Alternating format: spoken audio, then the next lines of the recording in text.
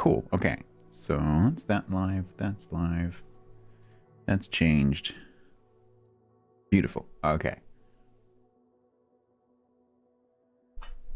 I don't have any like extra cams or anything set up for the looking at the hotess. I know people like that. I also don't have like a map inlay like I used to have right now, although I could do that in theory.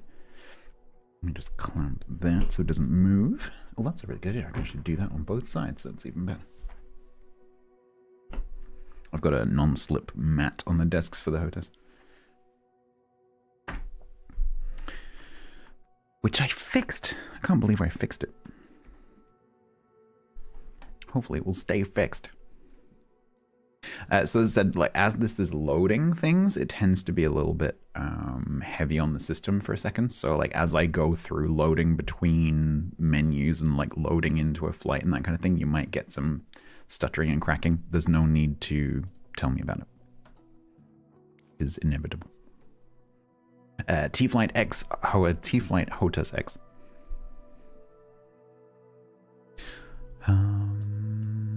Because that's all I can afford. Right, so what I was thinking about doing was I saw a little short from a guy called Mini Miniman, who's a YouTuber I really like. And he was talking about antecedent drainage. If I can find it again. So there's this place called the Devil's Gate. Yeah. Yes. Devil's Gate is...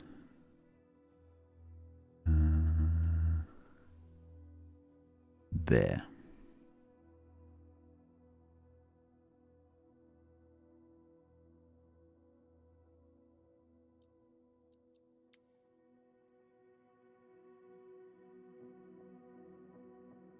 So,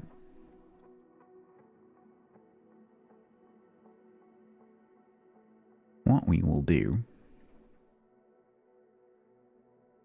so this is the, oh god, I researched all this stuff earlier and I tried to remember all the names and now I've forgotten.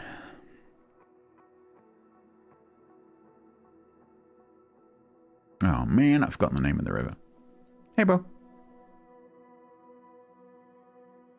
Used to work on the time flying, really interesting. I think it's quite common. A common little private jet. Oh man, I can't remember the name of this creek. Crap. And I don't have the arm space to be able to open loads of tabs and whatever. Oh well. It shall just be the river. This river. That river. This one here. The geology in this area is insane. But not as insane as what I'm about to show you. Where are we going to fly from? I'm going to just do what I did earlier, which is to take off from here.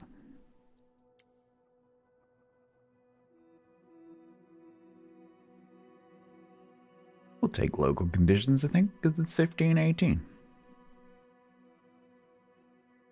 Oh, no, it's not. No.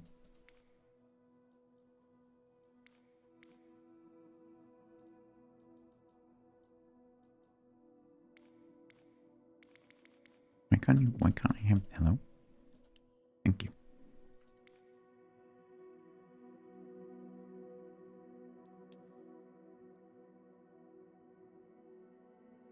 Yeah, 1519, beautiful. Sweetwater, thank you, Brett. Yes, this is the Sweetwater River, which flows into, which is a tributary eventually of the Mississippi. So this is a tributary of this river over here, the Lilla something, and that So this is the North Lillo whatever river that flows into this reservoir, and then that flows into the main Lillo whatever river, and then that flows into eventually the Mississippi. It's the Mississippi Basin. Doesn't really matter what the river's called. But yeah, if anyone wants to find this, it is north of Rawlins. If you find Rawlins, Wyoming, and then you find this sort of like dotted ridge here, we're just going to be flying over that. And we won't be able to see it, but the Rocky Mountains start just over there, and that is going to be relevant.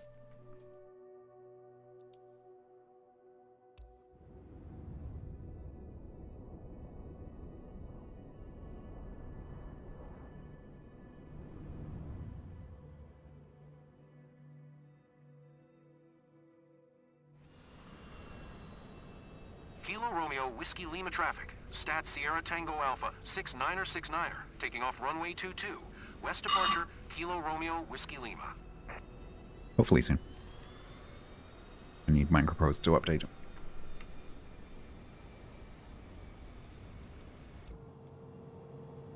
All right. Welcome to the plane. I don't know why it turns off the crew every time. You can have a co-crew. For some reason it turns off with every new flight, and I cannot be bothered to turn it back on again. Plus, she's a bit creepy anyway.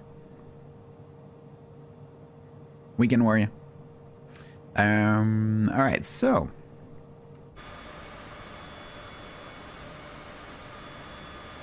I think we'll go just a little bit quieter with the engine, because I'm going to be talking about geology.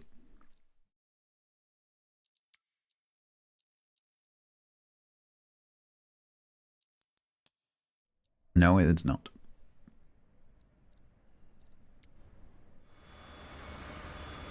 Hang on a minute. Is the bug with the B-17 just a bug?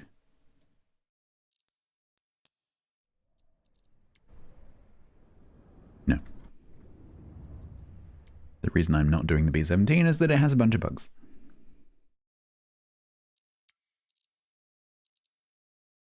One of which is you can't change the volumes. Which is kind of annoying. So we're going to wait until the update.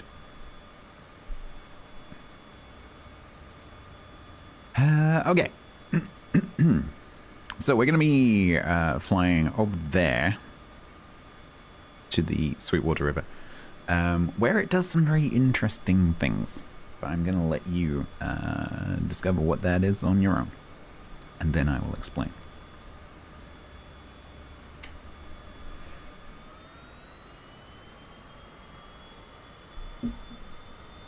I've changed some of my buttons around, so I need a cheat sheet to remember what I changed them to. I'm going to be trying to do trim, and it's going to be the wrong buttons. Parking brakes. Does it flow uphill? Almost.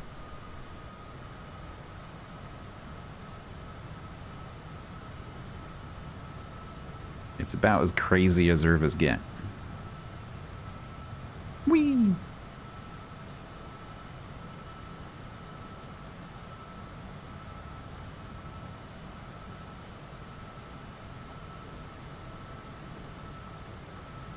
I need to scratch my nose.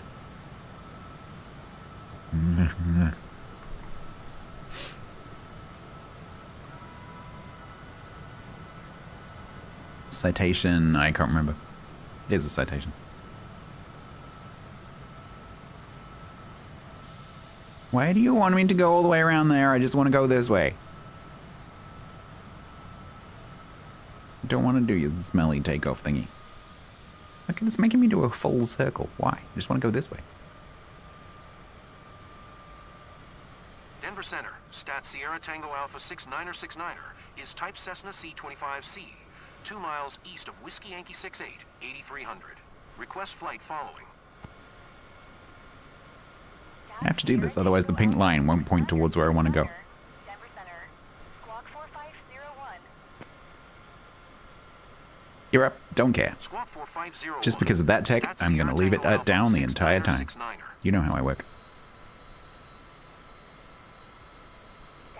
Sierra Tango Alpha 69er 69er. Radar contact 3 miles south of Kilo Romeo. I'm not flying the plane to fly the plane. I'm flying the plane to show you geology. 3018.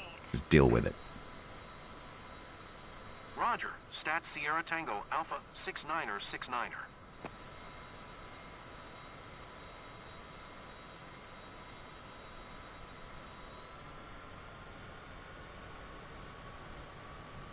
Game, please just point me towards where I want to go.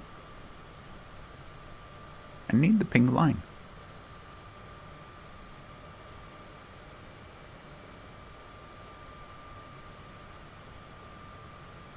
Yeah, that blame tech?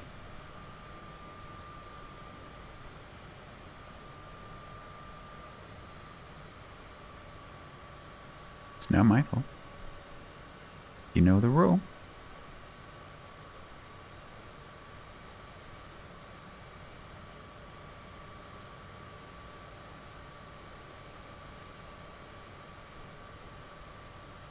It's crabbing like crazy.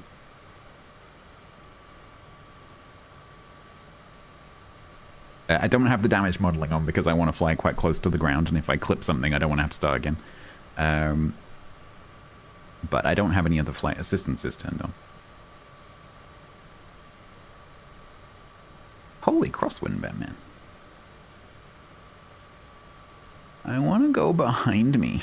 Why is it pointing this way? Oh, no, I am going north. Never mind. No, ignore me. This is the right way.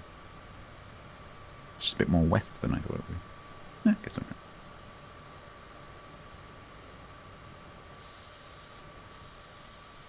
Admire stratigraphy.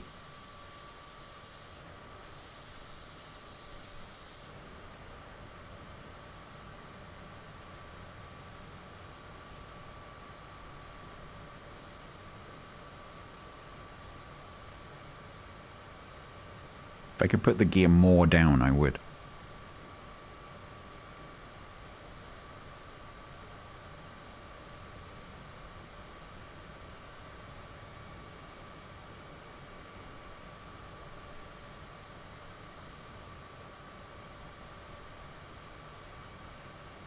You smashing the gear button?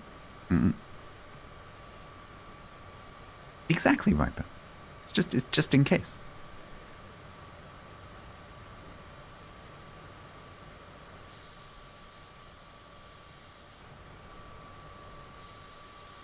Rocks.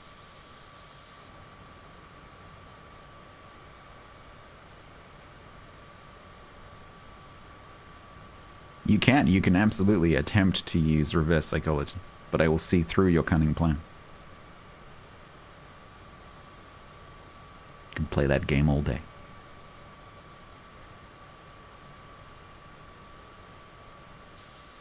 No, this is just, I don't want to start talking about it because then I'll end up talking about the thing that I want to talk about in a minute.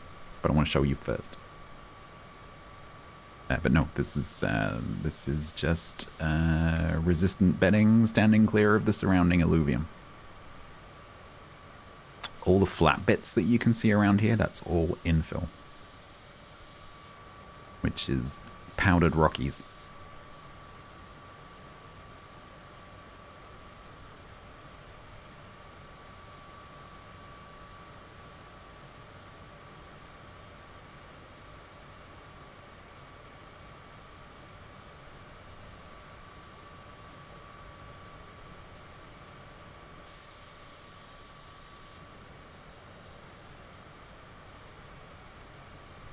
This is performing great. I'm impressed. Oh, it took ages, yeah. Bunch of dinosaurs, wheelbarrows, took them forever.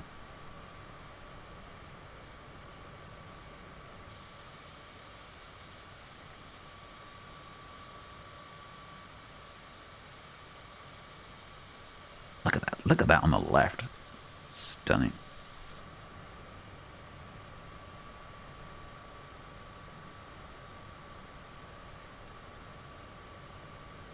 Okay. So there's gonna be some alarming flying later, just so you know. So if you're the kind of person that cares about this kind of thing, probably best not to be here. So I want to go high first of all to give you like the general situation, and then I'm gonna like go down. And honestly, a plane is probably not the best. I probably could have just done this in Google Earth, but never mind. So I want to be fairly high to show you the general situation, and then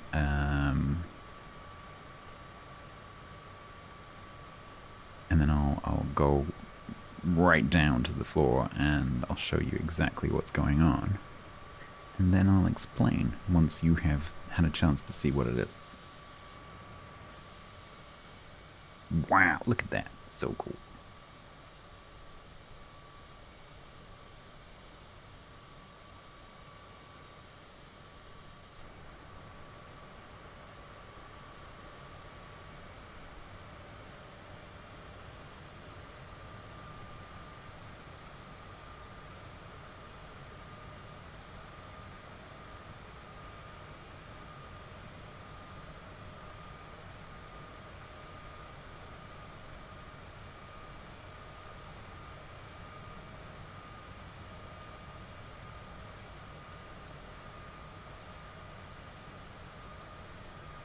Okay, now I'm actually trying to raise the gear and my button's not working.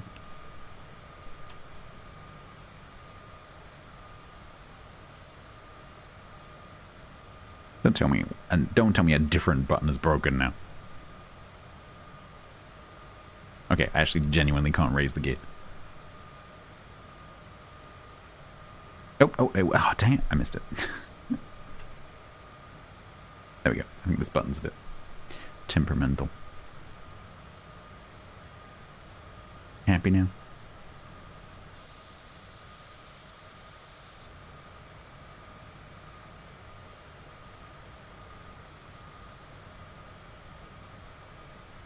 That's Sierra Tango Alpha 69er contact Salt Lake Center on 133.25. Good day. 133.25 for Stats Sierra Tango Alpha 69er.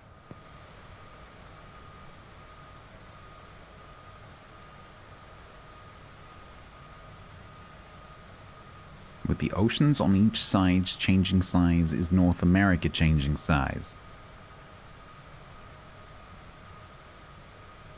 So you're making an assumption as part of that question that because the oceans are changing size, North America is changing size, which is not necessarily the case, because North America could change size without the oceans changing size. But in this case, yes, would be the very simple answer to that question.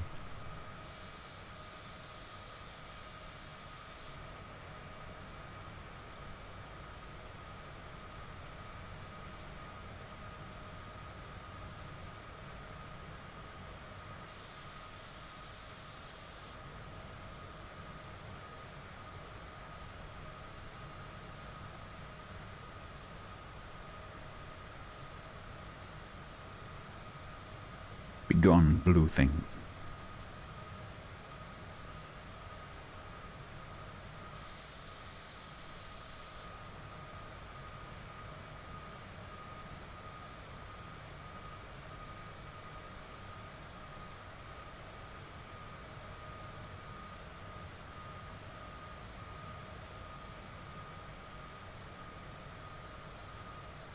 But that's not losing a lot of land into the water is not the same thing as the continent changing size.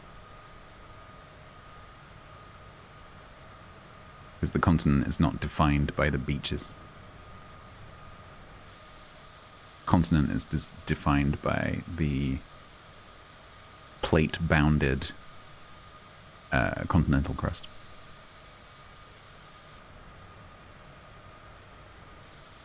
Alright, so I am way higher than I should be.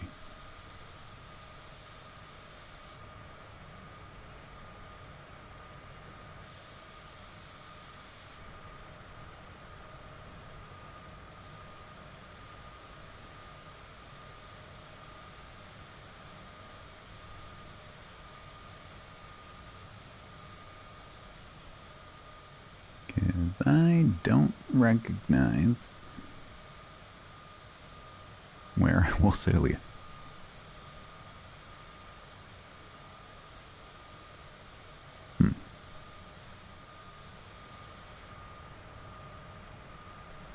I'm way higher than I was earlier, and I can't see the landform that I'm looking for. I can see generally what I'm looking for, but not specifically what I'm looking for. It's down there. Oh, I see it.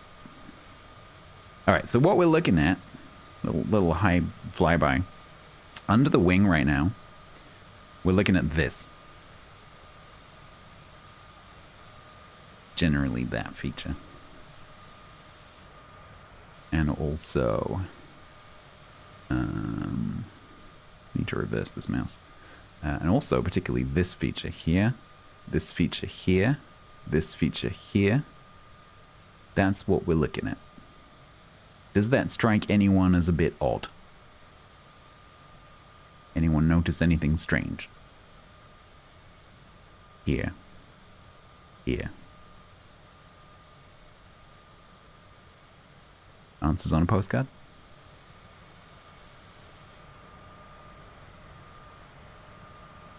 Exactly, it looks like the water broke through a dam. Do rivers normally do that? It's a bit of a leading question.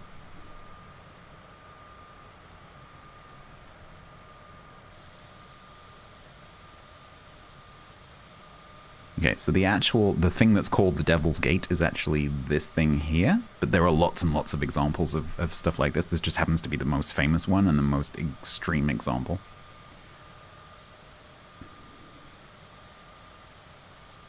So this is an extremely rare landform, globally. In this area, it's quite common.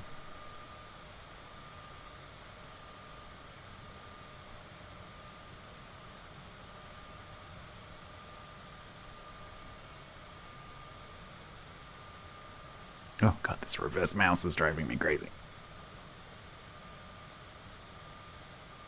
Yeah, but that's not how... So this is not a glacial dam.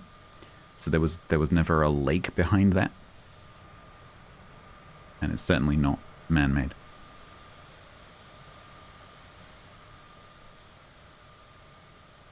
The hell's the reservoir gone? Oh, I think I know what's happened since I came up here. I think the photogrammetry has downloaded, and so the landscape looks way more real. Yeah, that's what it is. It's either because I'm at a different altitude, or because the photogrammetry is downloaded. The landscape looks very different to how it looked when I was here this afternoon. That's really interesting.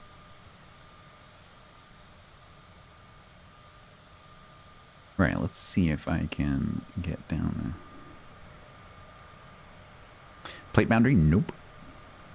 No plate boundaries anywhere near here.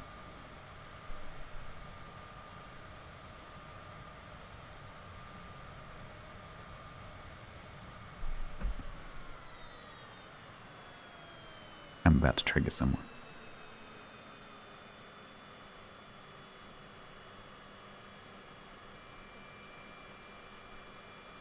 Incorrect altimeter setting. Yeah, that's not our major problem right now, to be honest.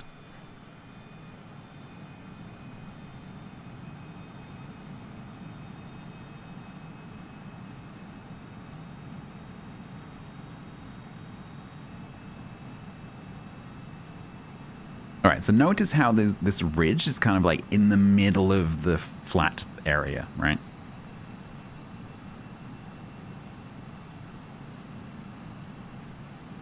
Maybe we could stop and use the drone, actually.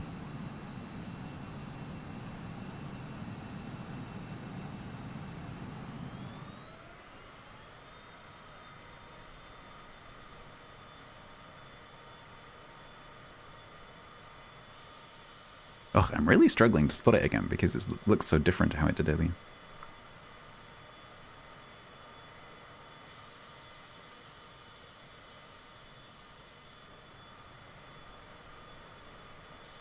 I'm trying to find, like, I can see lots of examples of the landform, but I'm trying to find the exact one.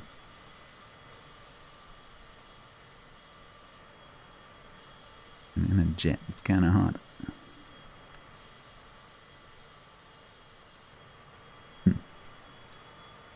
I'm really struggling.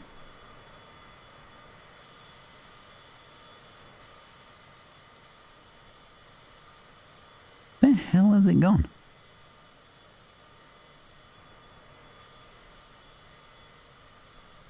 that it? I'm seriously struggling to find it.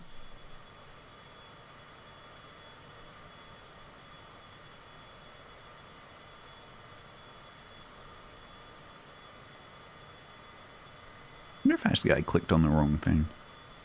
I'm in the right place. I'm expecting to see a reservoir over there, and it's not there. Unless that's it beyond those, because those circular farms were not there this morning.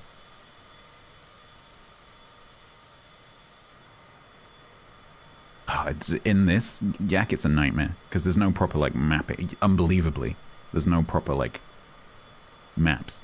You can't just open a map.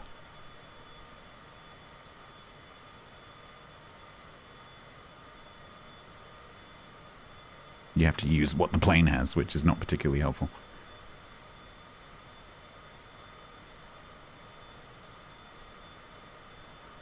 Let's follow the water and see if it takes us there. No. I might have to... hang on. Is that it?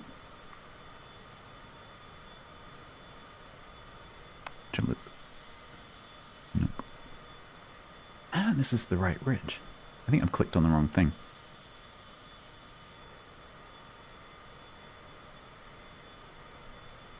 No, that is definitely the right confluence. Heck, we might have to go and do this in Google Earth. The problem is I can't stop, that's the problem.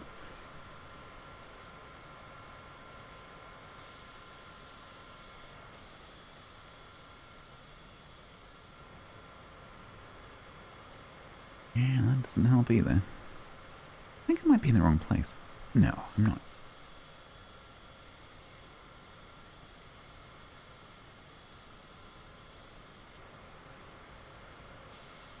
Yeah, what we're going to do is we're going to end the flight. I'm not convinced that's the same place.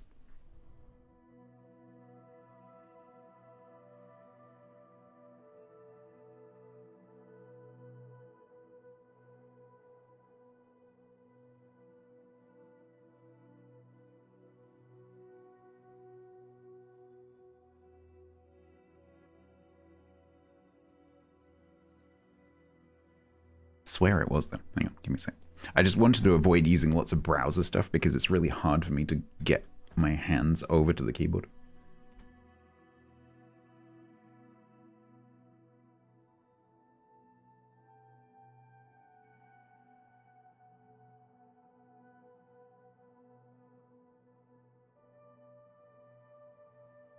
Alright, so...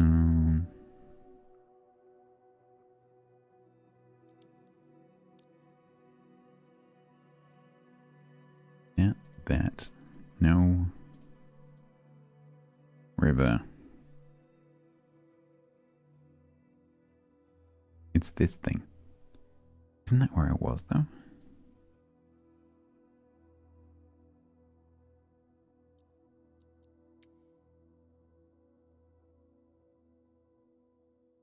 Alright, tell you what, let's... oh no, I was there. I was over here. I clicked on the wrong ridge. That's why I was confused. Right, what we'll do then, we'll spawn in here.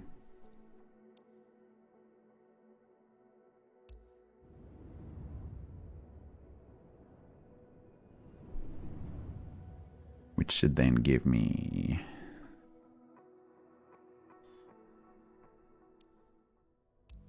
I love how it just goes like, here's the plane. Salt Lake Center, Stat Sierra Tango Alpha 69er is type Cessna C25C for 3 miles north of Kilo Romeo, Whiskey Lima, flight level 415. I don't really want to be at 40,000 feet, game. So we want to go that way? Salt Lake Center, Squawk 5167. I think. Squawk 5167, Stat Sierra Tango Alpha 69er. Let's Autopilot. Stat Sierra Tango Alpha 69er. You go down. 47 miles north of Go down. Romeo, Whiskey Lima. Flight Fall out of sky. Go. There we go. Roger. Stat Sierra Tango Alpha I love how my co-pilot's just like, yeah, whatever. Just talk to AT. Will you go downwards? I'm trying to make you plummet out of the sky. Please, please do so.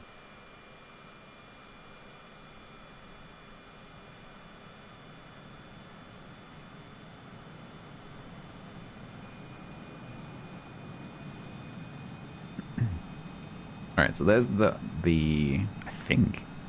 Yeah. There it is. I can see.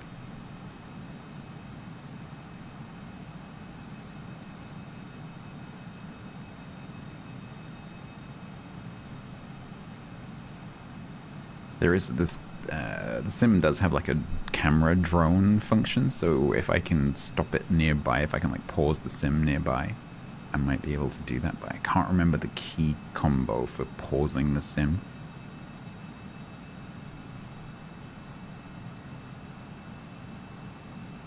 Okay, so this is the Sweetwater River, which, as you can see, has some amazing meanders. You will definitely see some oxbow lakes down there, for sure. You can see all the paleo channels as well. It's a little bit braided here and there.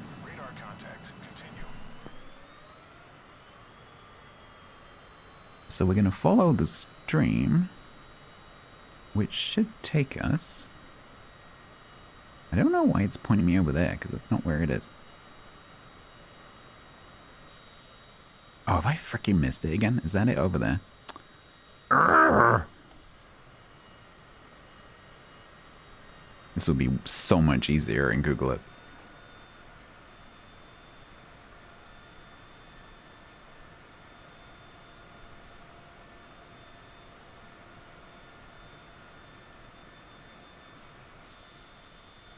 Yeah, I think that's it behind the tail there.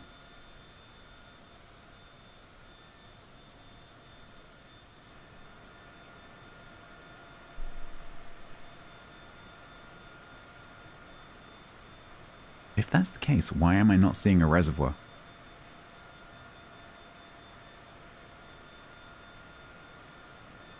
I think maybe, like, so this morning I definitely had a different lighting texture and it was painting the water in very differently. No, I think this is it. Right here, on the left, just above the wing. Yeah, it is. So this is Devil's Gate. I'm not sure why the nav's not giving me it. So that, just above the wing there, is Devil's Gate. That slot down there. Sorry, that slot there. And then the river carries on. So it comes up to this ridge, which is made of granite. It goes straight through the granite ridge, and then carries on as if nothing happened. That is not normal. Rivers don't do that. If a river flowed up against that granite ridge, it would go around it, normally. So the question is then, why? Why is that the case? How can a river flow up to a granite ridge and cut straight through it?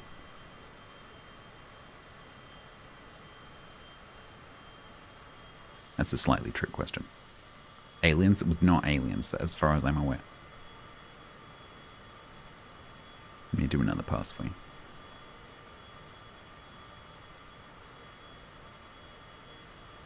Chasmo, that's a good guess. It's not quite right, but you're on the right kind of lines. You're almost right.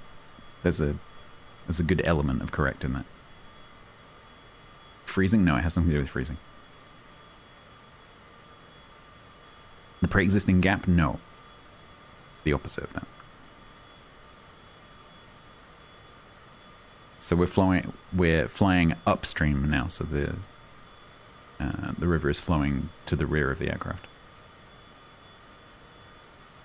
The Rockies are ahead of our nose, beyond those hills. Some sort of rock weakness? No.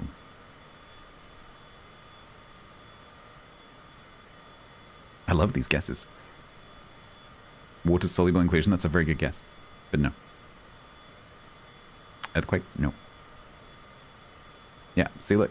See how strange that looks? The river, to me as a trained geomorphologist, that looks like really weird. God, I promise you, God had nothing to do with it.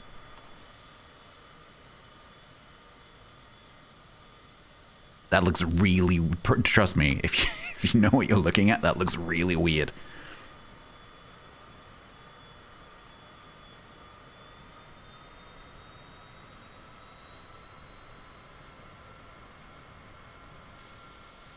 It's even cooler than, some of you have got close, but it's even cooler than you are currently thinking. Well, at least if you're a geologist. You might go, oh, that's really boring. Okay. So let me see if, can someone do me a favor? Can someone Google what is the default key press combination? I don't know what you would search for. To put, actually I can look it up. Settings, controls.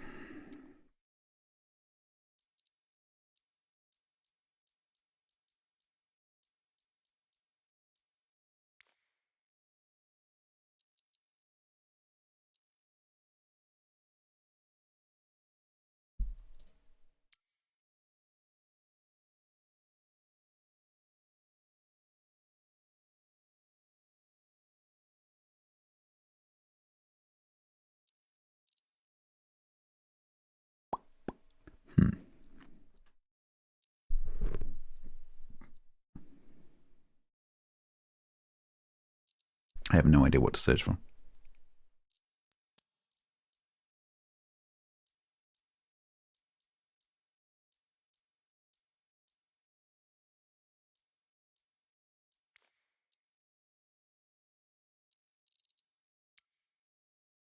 This game has so many controls. If any of you ever played War Thunder or Elite, Microsoft Flight Simulator makes those look like a console game. Active pause, thank you. I think it might just be in the top menu. Toggle active. It's freaking P.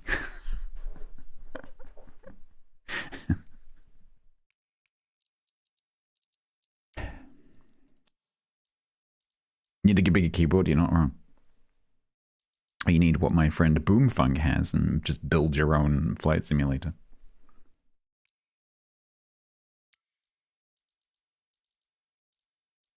Then this would be so much easier in Google Earth.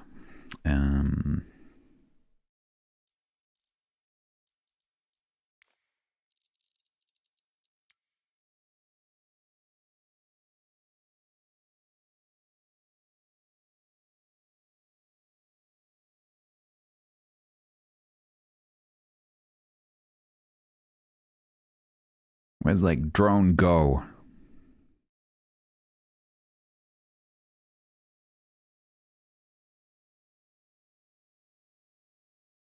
Drone activate. Go gadget drone.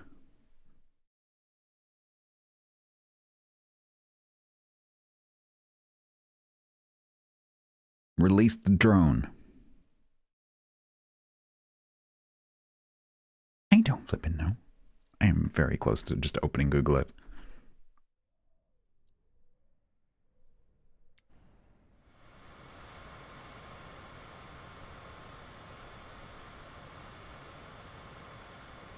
Yeah, it's really weird because the plane kind of floats. Can we do it via this?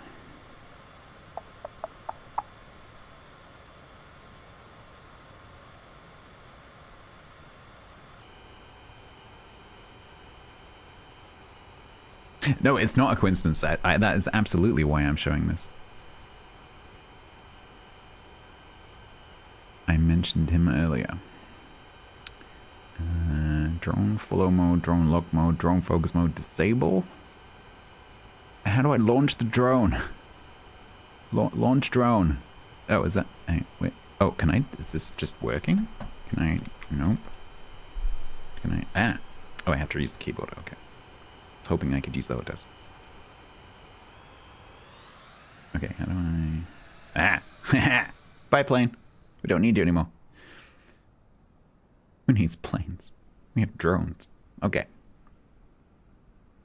So. River.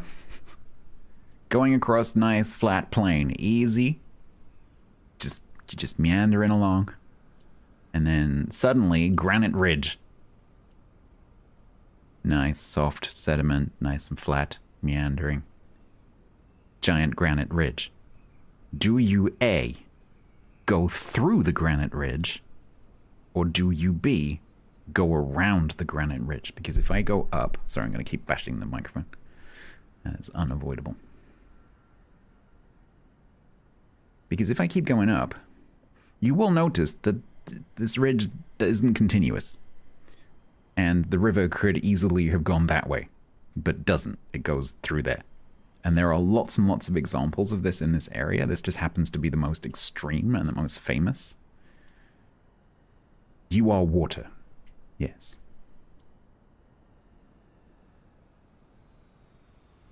Ah! The question which a geologist would ask is, or the way that a geomorphologist or a geologist would look at this landscape is not how it is now, but how did it get like this? Was it always like this? Of course not. Was this actual map? This is a real place. So this is Devil's Gate in Wyoming. This is the Sweetwater River. Thank you, Brett, for looking that up. And this is quite a famous place. It's like a national monument. There's a visitor center over there somewhere, and you can go and walk. And this has puzzled a lot of people over the years, and there were some of the early colonial pioneers who went and tried to map the North American continent. They came across this, and as they were trying to like plot out the state boundaries and measure things and make their way west, they came across this and like, that's weird, because at that point it was the birth of the geological sciences, and they realized that this was strange because they walked up to it and they could literally see that it was open over here, and yet this river is cut through this granite ridge, which is very, very strange. And you don't see this in many places in the world. Elsewhere, you would see the river flowing around the granite. So what's going on? And I'll fly you further along the river, and we'll look at lots of other examples of this. What's going on is, over that way are the Rockies. You can't see them from here, but they're over there. Huge mountain range. And this ridge is actually a much, much older mountain range. So this is a paleo mountain range that existed long, long before the Rockies. And from a previous orogeny. And when the Rockies popped up, what happens when mountains are very, very new is they get eroded very, very quickly. Just because of the way physics is, nature tries to smooth off any corners. So if you take a cube of material, or like a pyramid of material, like a rock, if you take like a jagged rock and you start kicking it down the road, if you do that for a few weeks, eventually this rock will become rounded. And if you do it long enough, eventually it will become a perfect sphere. That's how erosion works, essentially. So if you take a very new, jagged, pointy mountain range like the Himalayas are right now, because that's a very, very new mountain range, the fact that it's so high and the fact that it's so pointy means that it undergoes a lot of erosion very quickly, because it's sticking up, and nature doesn't like that. And so weathering happens, rain falls on it, you get freeze thaw, and the mountain starts to crumble. But that sediment has to go somewhere, and where the Rockies went on this side of the Rockies is here. So this alluvium that you can see here, this flat expanse.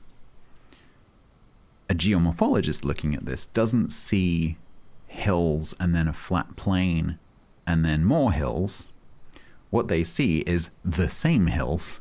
So it's these hills going down under and then coming up again with stuff filling in the gap in the middle. Because what's happened is the rivers taking that material down off the Rockies over there, long way away, hundreds of kilometers, have carried that sediment the only direction that they can carry it, which is into the interior, onto the Great Plains. And the reason the Great Plains are, in this area, the Great Plains, is because of that sediment. It's because it's eroded Rockies. And that sediment is deposited because when you have a fast-flowing stream that is full of sediment, when it gets to a gentler gradient and it slows down, it dumps its load into the land because it doesn't have the energy to carry on carrying it. And there's some very complicated maths about how that works, but basically as rivers go along, they drop their sediment. And that sediment dump filled this in. It completely covered this old mountain range and was like way up in the sky, like way above where I have the camera right now, because there was so much material coming off the Rockies. But then the rivers are still flowing over it, and eventually the Rockies get eroded down to a point where the erosion is decreasing because they're not as proud. They're not undergoing as much erosion, and so the erosion is slowing down. And so then suddenly the rivers don't have any sediment in them, or don't have as much sediment in them.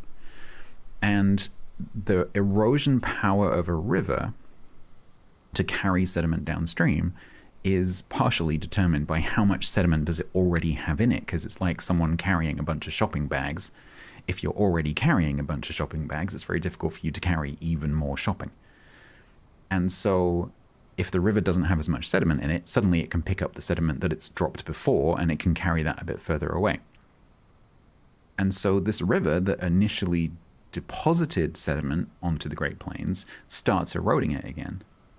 And the level comes down as that river meanders backwards and forwards. It starts to carry that sediment away. But don't forget that underneath that layer of thick sediment are these old hills. And so imagine now you are the river flowing across the plain that looks like this. Ignore the hills. Imagine a completely flat, featureless plain with a river meandering through it. And the river is cutting down, just very gradually, just taking a layer of sediment off at a time over millions of years, until the meandering bottom of the river hits this granite, which is buried under the sediment. When it does that, the river, because water is extremely powerful, the river does cut through this a little bit more slowly than it can move the sediment, but not that much. And not enough to make it divert around, because this is still like just being uncovered by the river. It's not like it's sticking up. And so the river is just kind of like tickling the bottom of the river on the top of this granite and just eroding it. And believe it or not, that's enough erosion power over a very long period of time for the river to just carry on cutting down through the granite. And so the reason that this river is cut through this ridge and many other ridges in the region, carrying on as if it had always been flowing that way, is because it has always been flowing that way as far as the life of the river is concerned. And so it just had enough erosion power as it eroded down through what is now the sky. And it eroded and eroded and eroded, hit this, it just kept going. And so the reason that it cuts through it is not because it met the granite at the bottom here and then cut through it. It's because it met it at the top when this was all full of sediment, and it's just carried on cutting down. And that process is what we're looking at the middle of right now, right? So this plain is still eroding, that material is still being taken downstream, and this ridge is still being cut through. We're in the middle of this. And this is an extremely rare landform. This just happens to be one of the places in the world where this happens. It's also happening in the Himalayas as well, the Indus Valley particularly.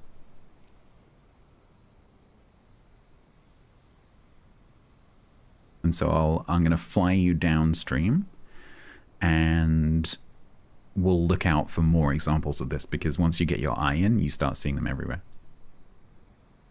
But this just happens to be the most famous example. So this is the Devil's Gate in Wyoming.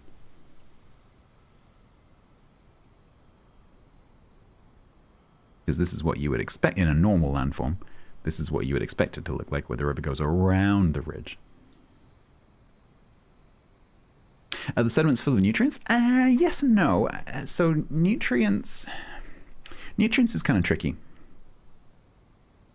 I'm not a biologist, I should preface with that. Because plants need minerals. But plants also, like the biosphere kind of supports itself, right? So I don't know if you've ever seen Andy Weir's or read Andy Weir's Mars, The Martian. But there's a very scientifically accurate book. You couldn't, for example, take a plant to Mars, put oxygen around it, and then just kind of, or carbon dioxide in this case, and then just shove it in the Martian soil and hope that it grows. Because the plant has evolved in an ecosphere and a biosphere that has molds and bacteria and nitrogen fixing organisms. And so rock is not all you need. You need the biosphere to be there as well to do particularly nitrogen fixing. So yes, there are nutrients in freshly eroded rock, particularly volcanic rock, which is why lots of towns and civilizations have grown up around volcanoes, particularly in places like South Asia and the Mediterranean. If you think about the area around Rome or Santorini, those kind of volcanoes, Martinique, those kind of volcanoes tend to have quite dense population around them, lots of farming going on. Because it's really good soil, it just also happens to be extremely dangerous. But there's enough time in between the eruptions sometimes for a proper little civilization to grow up.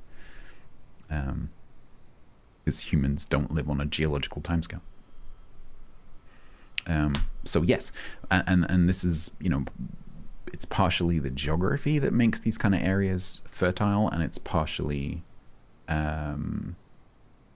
the soil nutrients, because they're flat, which makes them easy to farm, because you can't farm on a mountain easily, which is why mountains tend to be more pastoral farming, because animals can go up lumpy bits but tractors can't. And then the flatness and combined with the soil nutrients. Yeah, a very short one, is true. Okay, so let's try and go back to the plane somehow, and I'll fly you further downstream. I'm not sure what happens if I press P. I hope I go back to the plane. Nope.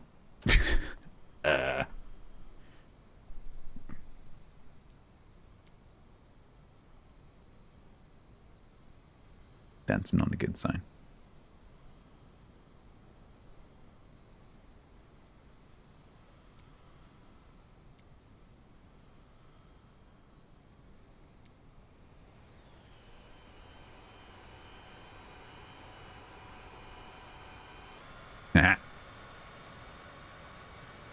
Okay.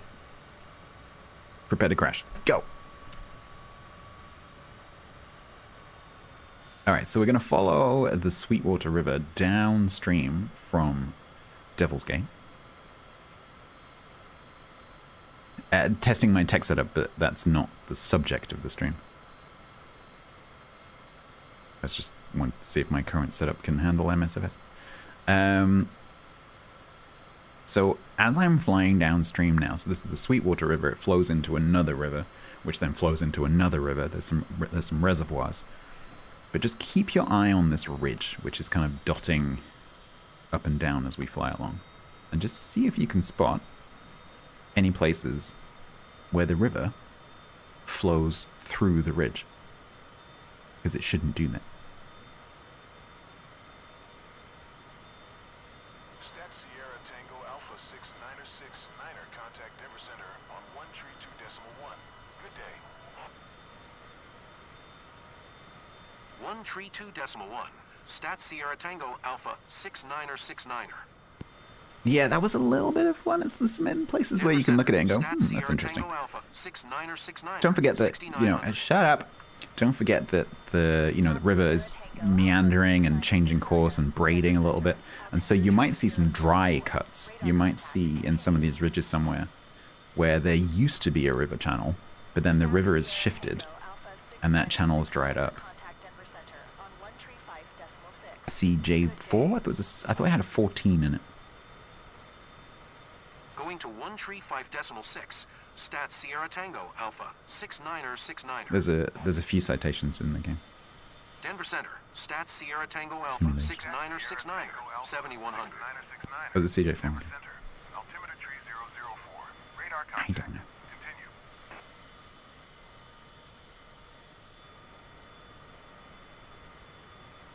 I just like this one because it's easy to dick around with like this. Because it doesn't, the plane doesn't really care if you do stupid things with it. So I happen to know because I did it this morning. If I follow the reservoir, because there's a dam downstream. I forget the name of the dam. It has the same name as this reservoir that we're flying over.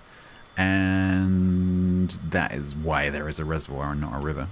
But the river's course is obviously still there.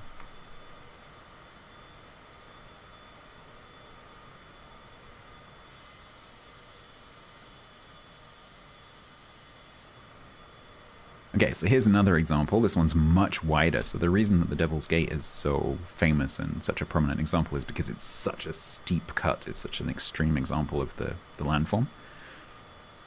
Whereas this one is not. So this, interestingly, this landform just underneath us, that is not a cut.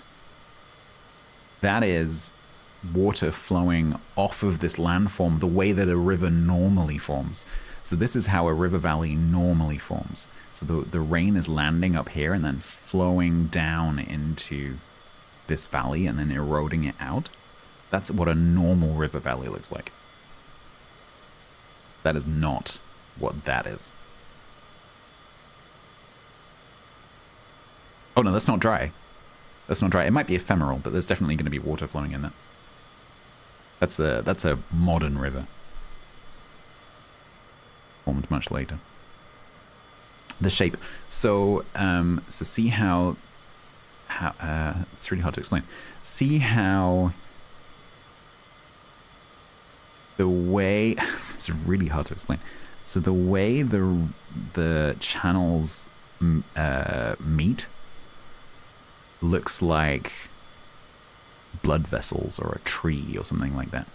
So I believe this pattern is called dendritic, meaning tree-like. So it looks like tree branches or probably more like tree roots, the way they kind of all join in together. So if you start with a flat surface and you pour rainwater on it for hundreds of thousands of years, that water will find the lowest path to go down to even lower ground. And that is a positive feedback loop. So the direction the water goes is the direction that the erosion happens in. And that channel will start to form and then get deeper and deeper and deeper and deeper. And that's how a river valley forms. This is the process, although here it's cutting into granite. This is the process that happened in the sediment here that cut down and eventually found this granite ridge and then cut down through the granite.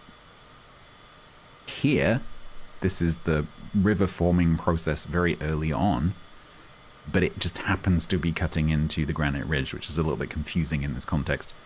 But this is what an early, young river valley looks like. No, I think this is granite. certainly that is granite. It doesn't really matter in this context. Whereas this is cutting directly through the granite ridge. This is granite. This is all granite. And this is one of those cuts. It just happens to be a lot wider. Probably because the channel that the tributary that cut this was probably a lot bigger.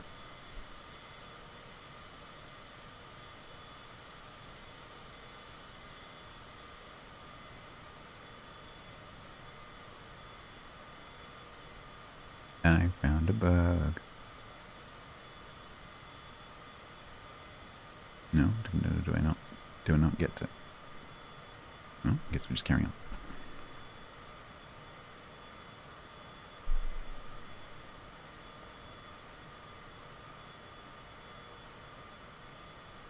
So this bit underneath us right now, that's one of these antecedent cuts. That forming on the left there, that's a modern river valley.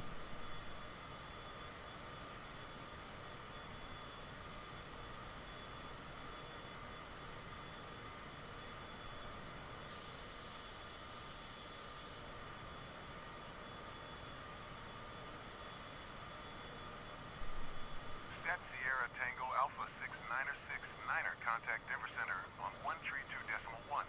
Good day. And there's another one coming up over here. 132.1. Stat Sierra Tango Alpha 6969er. Denver Center. Stat Sierra Tango Alpha 6969er. I think that's one of the dams over there. 300. In fact, that might be the dam. Alpha 6969er, Denver Center, altimeter tree 004. Yeah, don't forget that this is... so one of the problems with Microsoft Flight Simulator is that the simulation is so realistic that you forget that it's satellite imagery. So don't forget that this isn't what it actually looks like. This is satellite imagery being laid over a bathymetric radar map. And so in reality there may be a lot more vegetation or a lot less vegetation, because Microsoft does like to stick trees where there aren't trees. But yeah, in this case I think it's pretty accurate. Because this is in the rain shadow, and so it doesn't get much rain.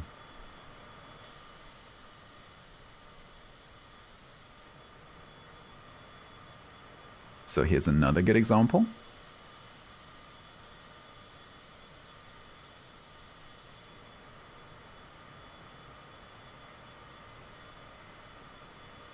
And there's another good example.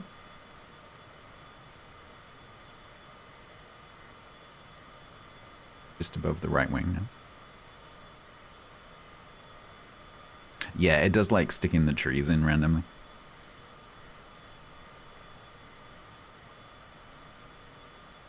Let's see if I can get a good view of this one. See, that's a very similar one to the Devil's Gate. That is really weird.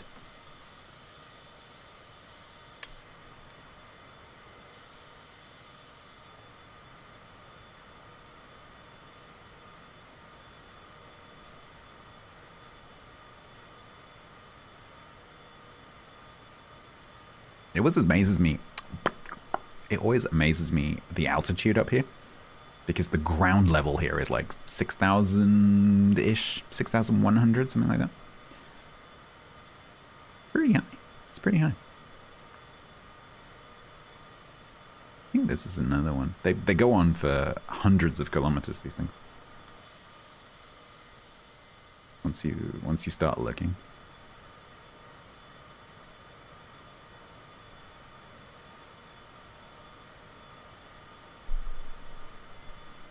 This is another like little mini one.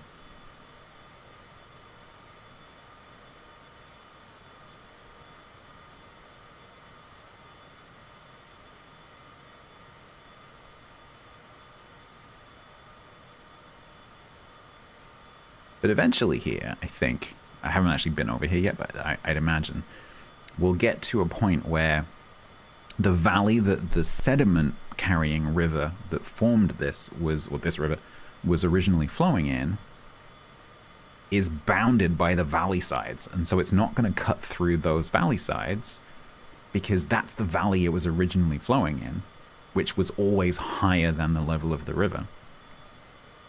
And so you'll reach a point where it doesn't flow over something. It goes around it, which is how rivers normally behave. But I don't think this is that example. I think this is another one of those gorges. Yeah, it is.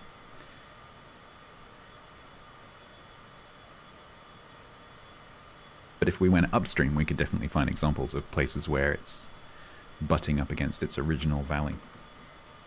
Yeah, so here's one of those beautiful gorges. Is that the name of this dam?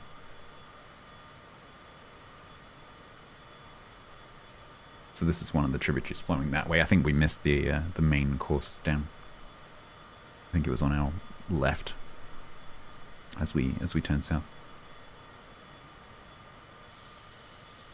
They are gorgeous, yes.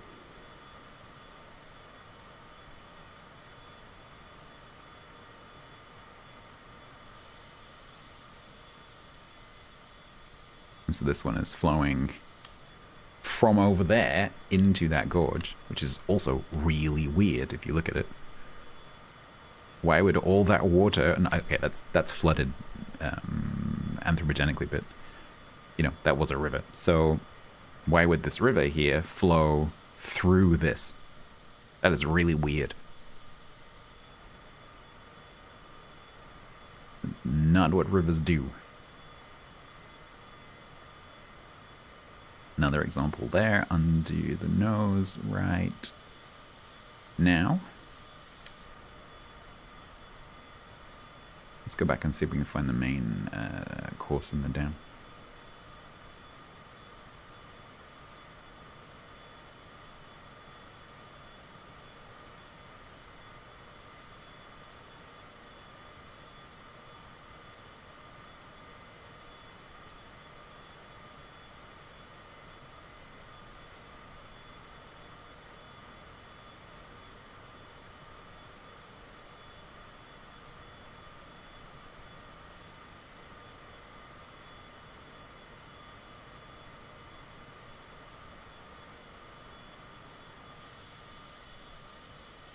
It's very cool. It's even like kept its meanders. It's just the way that it's cut down through the granite is just incredible.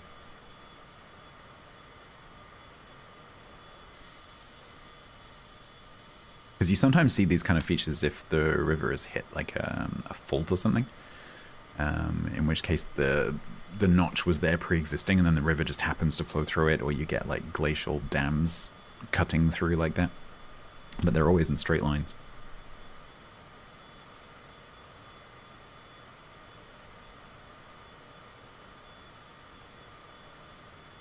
Okay, so let's go back and see if we can turn right and find that main course down.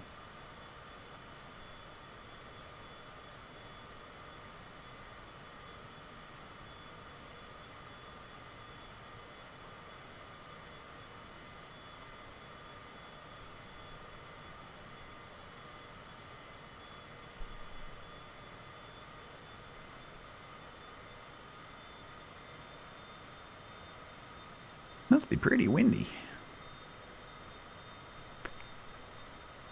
That's not me.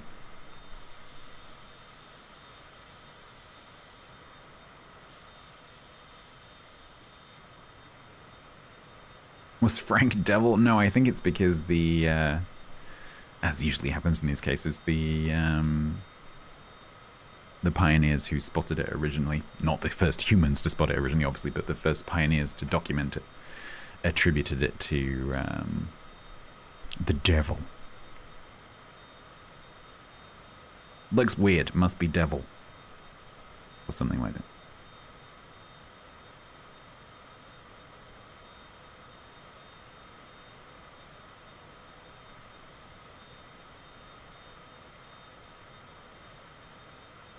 Exactly. Yeah, it's a bit out of character. He enjoys it on the weekends, though.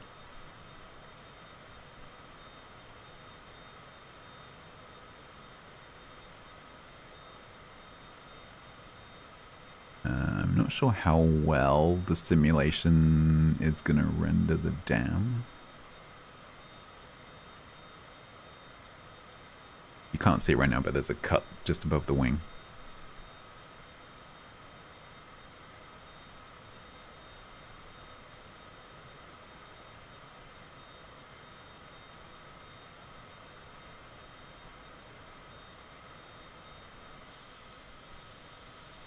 There you go. It's another one of those notches.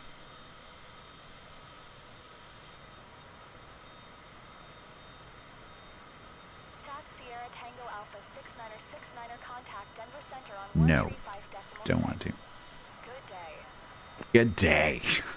Why'd she say it like that? 135.6 for Stats Sierra Tango Alpha 69er.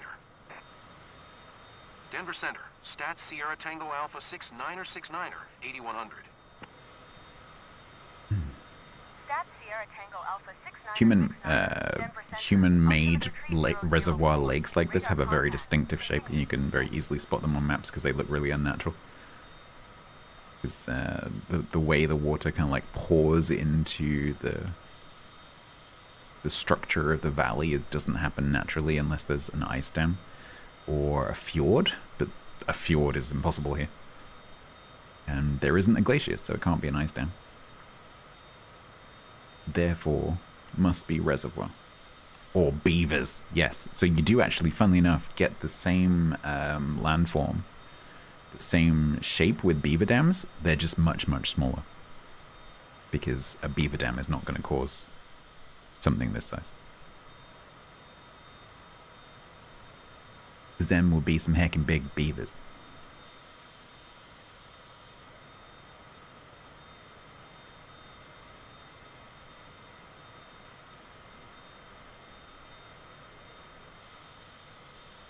Oh yeah, so we came from just over there. Haven't seen the Norwegian beavers, true. So just above the nose, just in front of the nose there is the dam, I think. And then we get back into the natural river course. Because of course, when you make a dam, you do actually affect the erosion. And over the course of hundreds of thousands or millions of years, that's definitely going to affect the way that the river affects the landscape.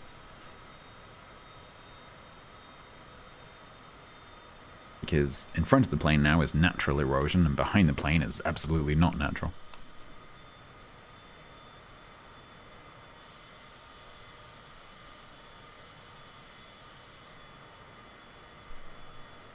And even downstream is affected because the river flowing into the reservoir dumps its sediment, which actually increases erosion downstream. It's one of the big problems with dams, is that downstream, the river is completely starved of sediment and starts to massively erode. It's a big problem in places like Egypt, where the flooding of the Nile Delta has essentially stopped, and the sediment is being stripped by the river because it doesn't have its own sediment. Okay, let's see this gorge. This gorge is amazing. So this is actually being eroded down through sedimentary rock now, because we're out of the granite.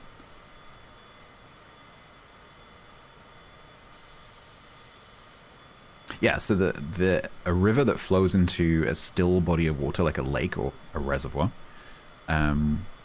loses all its energy because it kind of like, it's like a runner kind of getting to the finish line. It kind of goes, ugh, and relaxes. All the sediment drops out.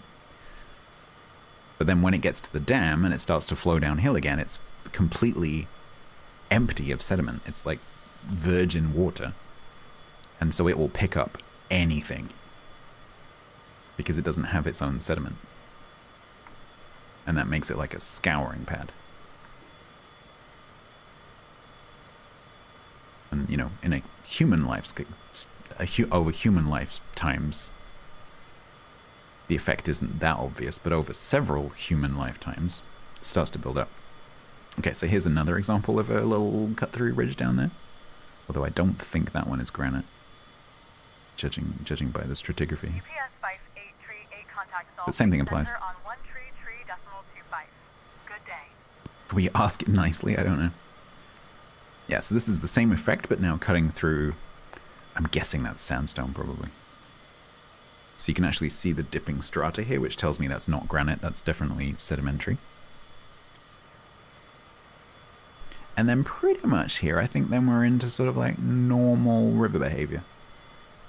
Not because it doesn't have the potential here to do the same thing, because it's still cutting down through the plains and it's still taking that sediment downstream to the Mississippi Delta. It's just that there's no paleogeology underneath the sediment for it to cut down through. Stats Sierra Tango Alpha 6969er.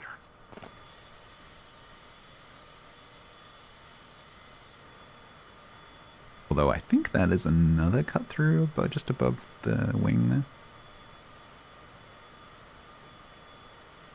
Or just above the tail. We shall investigate.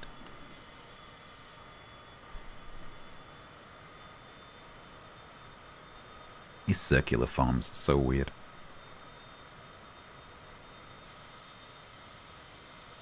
Cargolux 251. Maintain present altitude.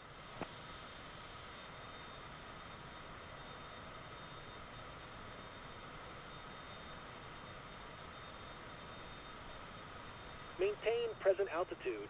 Cargolux 251.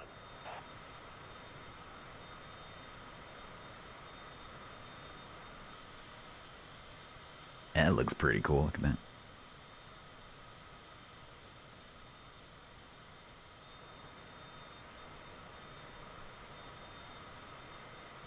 Oh yeah, that's definitely a cut. So this is back into the granite now, I think, judging by the look of that. That's the continuation of the same ridge.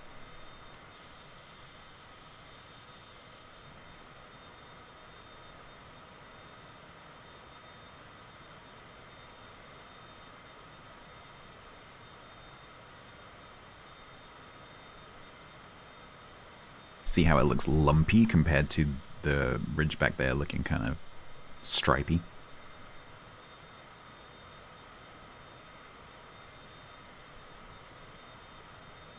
Although I might be wrong.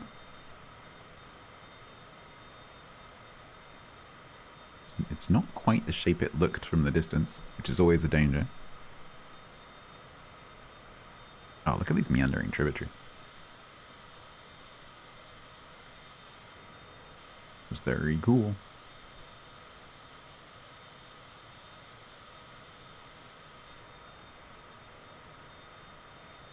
Yeah, I think that's granite.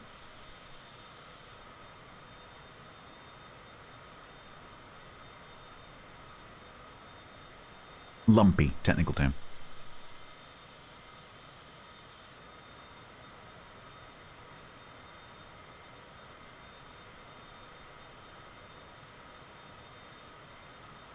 Yeah, and then that, just under the wing there, that orangey rock, that's sandstone. That is around this granite inlier, probably. Although, actually no, I think I'm wrong. Nope, that is sedimentary. It's very difficult to tell.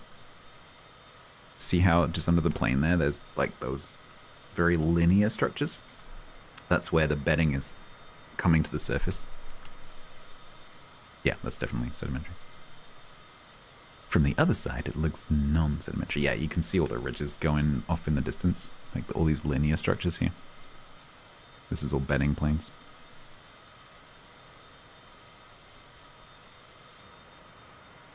Loamy, good word.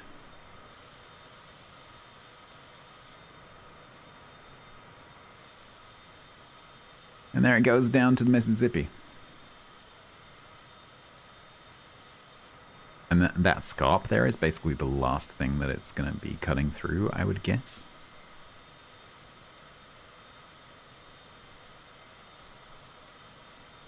And then we're into the Great Plains proper, which is pretty flat and pretty farmy. And pretty loamy.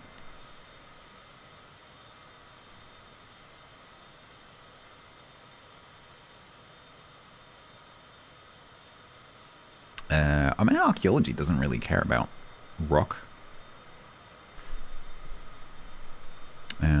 Most archaeology will happen in soil, because obviously for rock to form, it does happen, But for rock formation to happen around something that is anthropogenic, either that stuff has to be freaking old, or the rock has to form extremely quickly. Did you perhaps, parathermal, mean paleontology, not archaeology? Are my flaps extended? No. Would you like them to be? Because I can do that.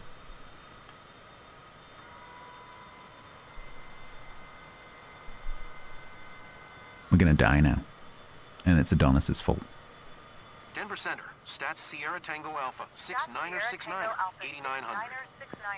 Denver Center, altimeter tree 0. It was 0. It's now 35. And we're all gonna die because of you. Stats Sierra Tango Alpha, 69er 69er, No. contact Casper approach on 120.65. Everyone's gonna die because of Adonis. Going to 120.65. Actually, I think the plane's gonna sort itself out. Actually, I'm not touching the controls right now at all. Now, can you see the flaps?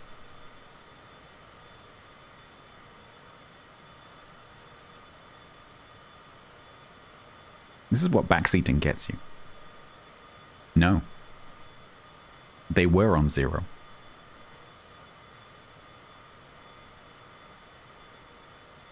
They're now on 35.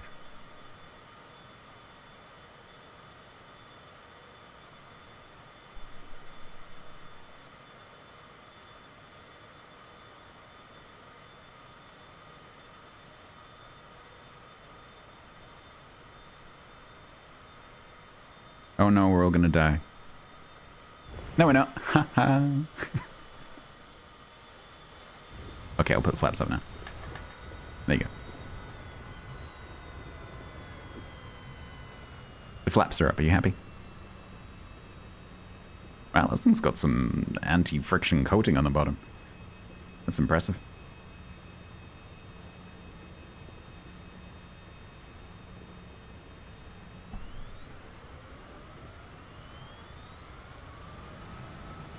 Not sure the physics is particularly accurate,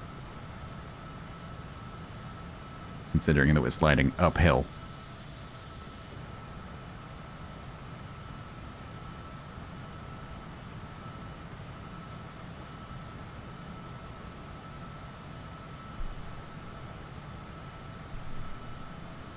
Not entirely sure why I'm still moving.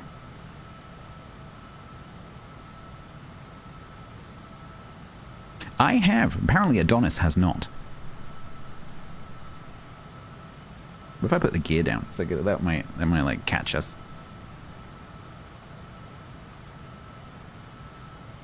Oh. Hey, we stopped. Oh no, we're going again. Oh. That is kind of pretty.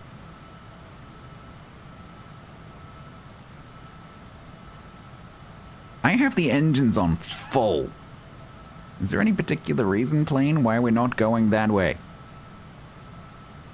Hello?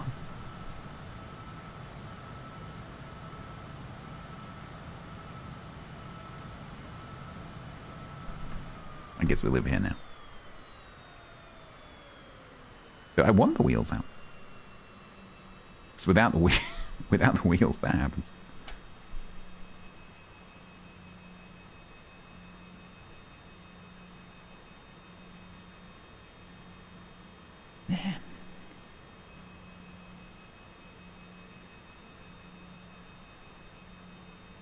I thought we were in the Great Plains. Apparently we're on the ocean. Did you remember to pack the rockets, Grant? Because I forgot to pack the rockets.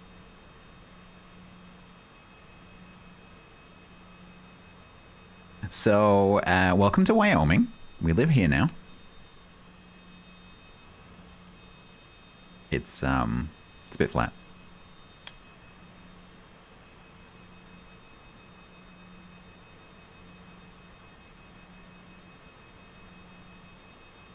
It looks like Wyoming. Probably looks pretty similar to where you are, right? It's kind of around the southern continuation of the bit where you live. Backseat and kill them, exactly. Yeah, I'm pretty sure we're screwed.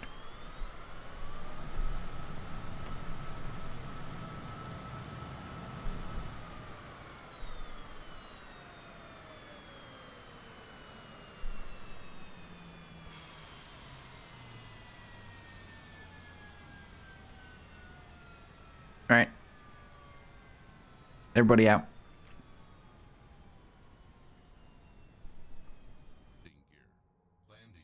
Landing gear. Landing gear. Landing gear. Sounds a bit like Tiger.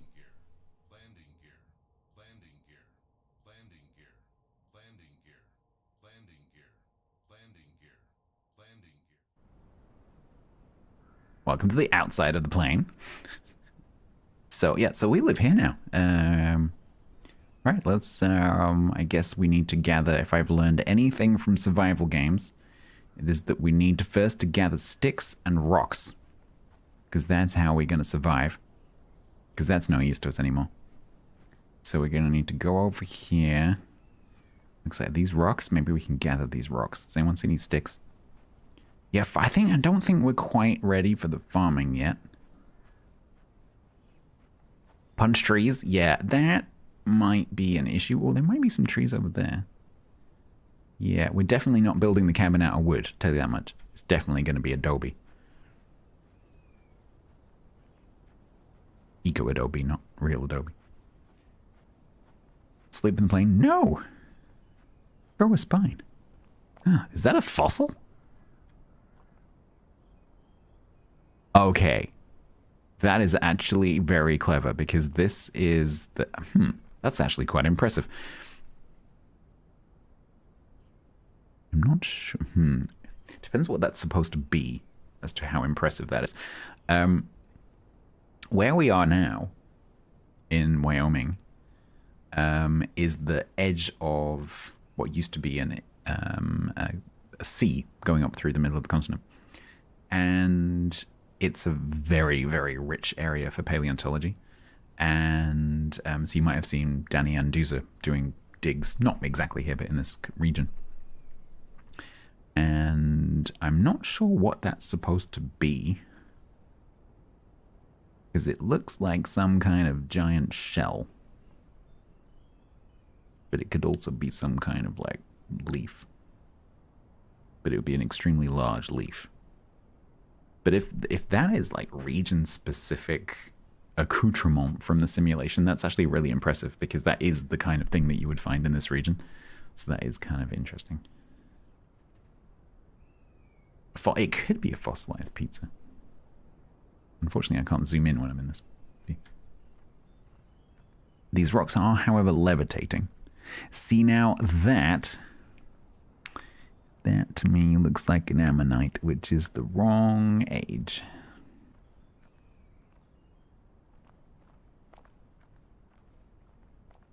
However, the fact that they have fossils is kind of impressive.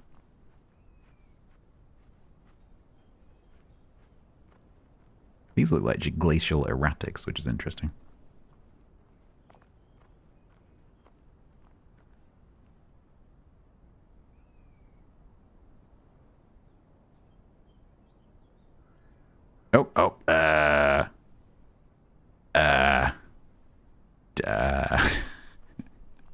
I don't... Who got the plane pregnant? I'm not testing anything in MSFS, I'm testing MSFS. I think someone just spawned a plane. Or was that you? You do realize that you parked your plane under our plane, right?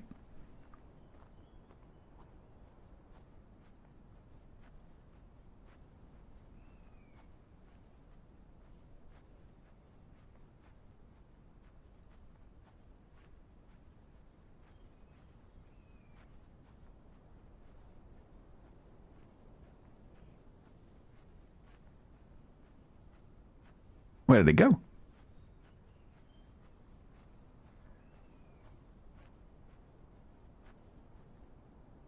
I swear there was a plane here right now. Did you despawn again? did, however, kind of lift us out of the Earth. So, no, this is our plane.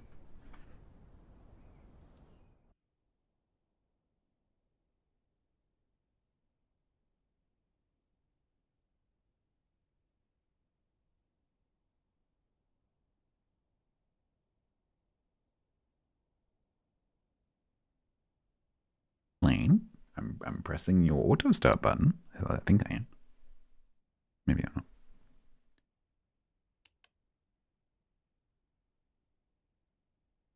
I can't remember what the auto stop button is. I think I separated it from the auto stop. Oh yeah, I remember. Hey!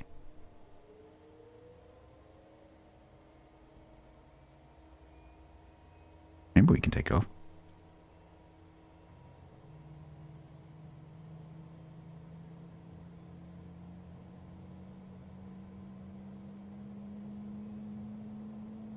Now that we're back on our wheels.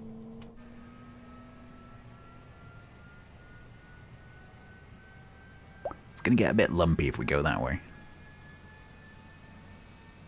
Yeah, maybe that way?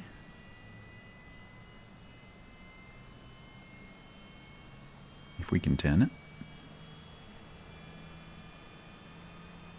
Should we give it a go?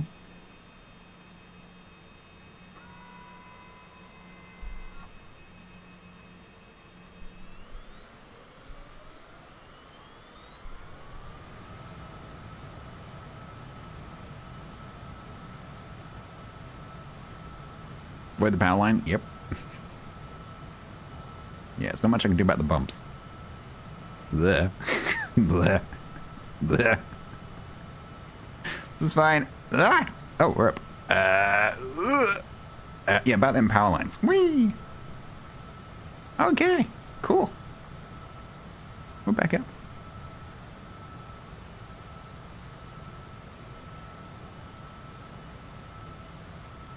This adventure was brought to you by backseating.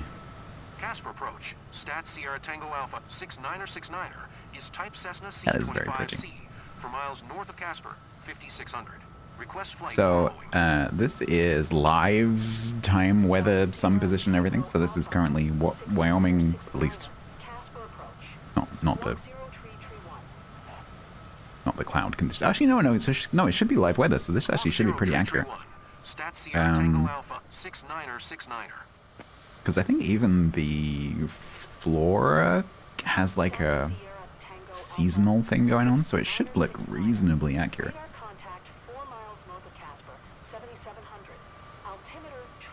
Exactly, Sam.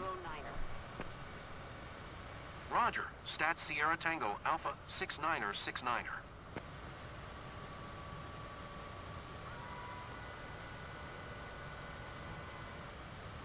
Before we have to go on another adventure.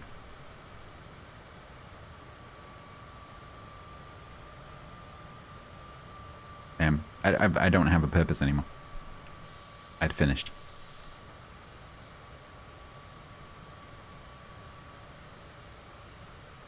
Although I was considering flying upstream.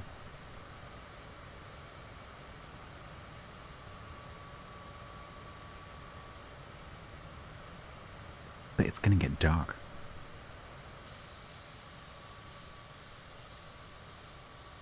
Is that a runway?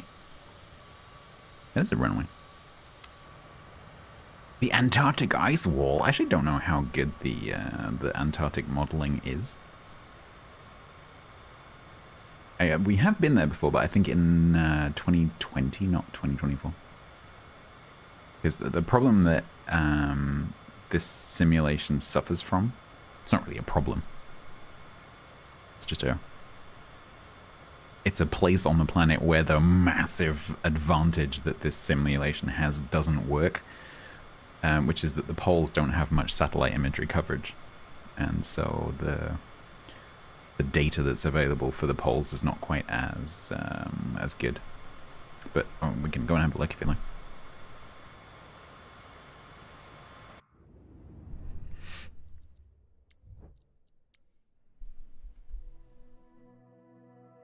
That was Wyoming and Devil's Gate.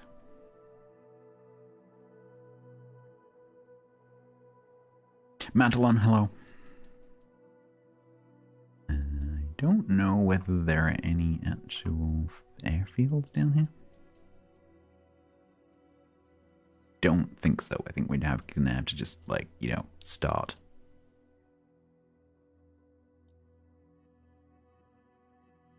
And my day has been pretty awesome. Played some party games earlier with my friend Tiger and some of our other friends. So it was pretty nice to celebrate his birthday.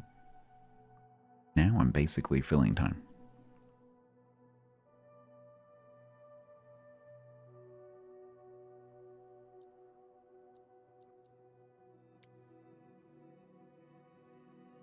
Uh, 35,000 new.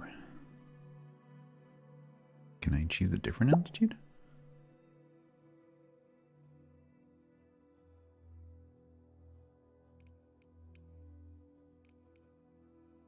Or am I going to have to plummet out of the sky again?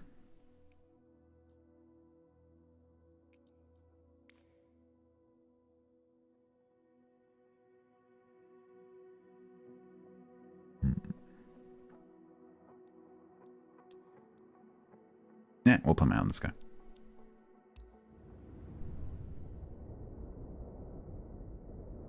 Now my internet connection is going to have a fit because it has to download Antarctica. Ooh, get empty.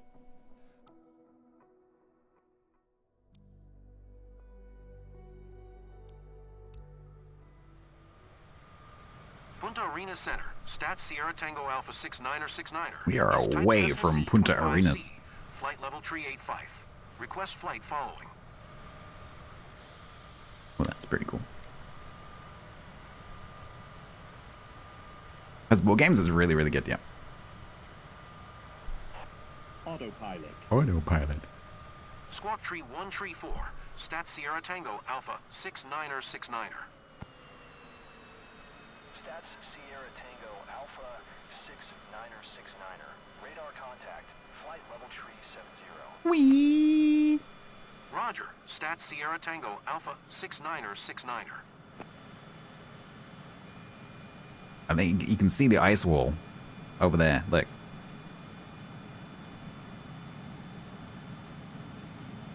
Meow. I have no idea how low the cloud base is going to be.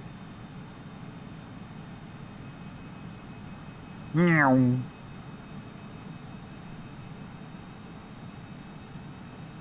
That's pretty cool.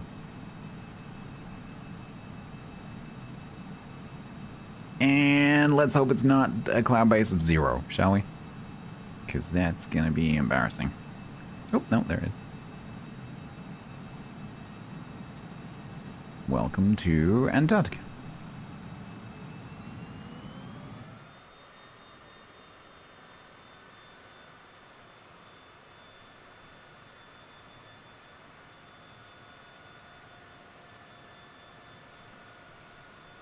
It's pretty small, yeah. Complete lack of ice wall. Yep.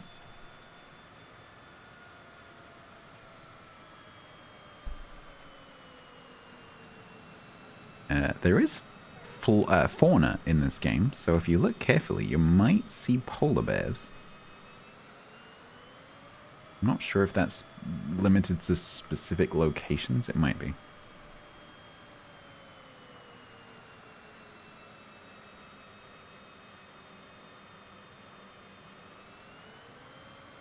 Penguins? I don't know. I've got a funny feeling that the fauna is limited to specific, like safari sightseeing places. No, that's true. You shouldn't see polar bears. Because the name literally means no bears. That's a good point. Should be called With Penguins.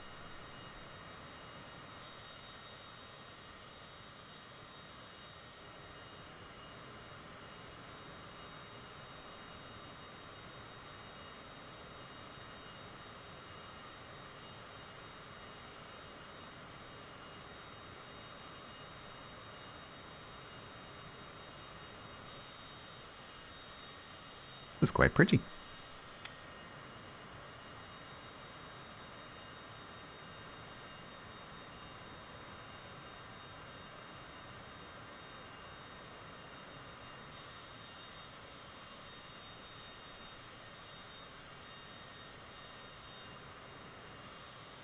I told Piper it was a CJ4. Honestly, never listens.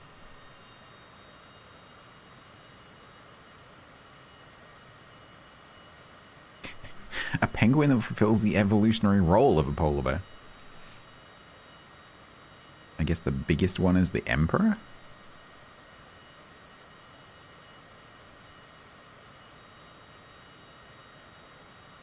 Interesting valley.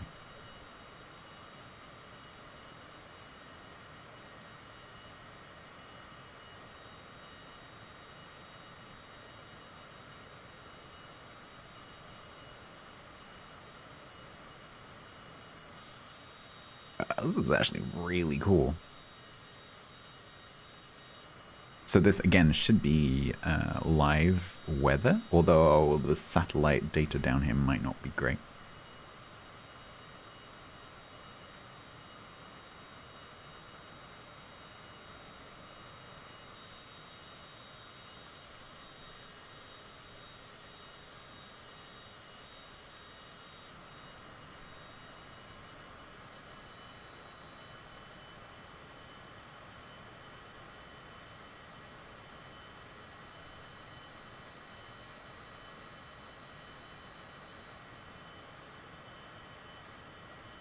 I wonder how well, like, the glaciers and stuff look.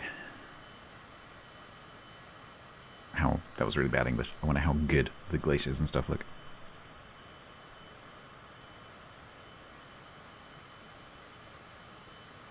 Because I think this is the carving end of a glacier here.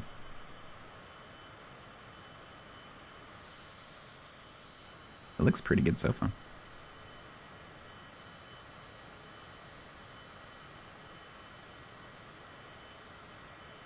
Very different kind of valley to the one we were just looking at.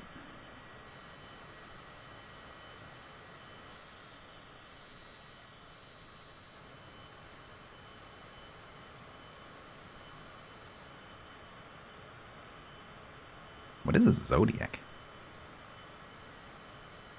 These are players.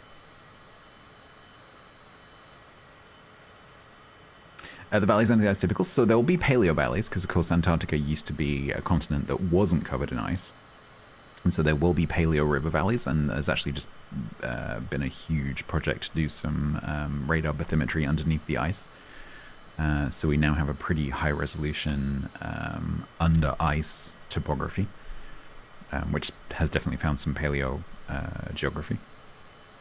But those river valleys were formed by rivers. Ice doesn't form the same kind of valley because of the way that ice physics is. The valleys that are caused by glaciers, and you can see the beginning of it here, like this form, so that the shape of a valley that's been carved by ice is the same shape as if you get a rope. So imagine holding a rope tight between your fingers, or a string, and then put your fingers towards each other.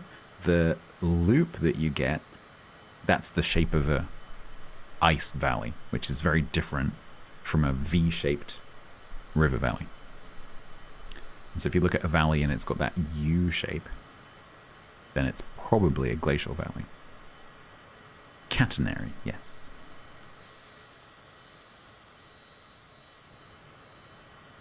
But there will be V-shaped valleys under the ice, but they weren't cut by ice.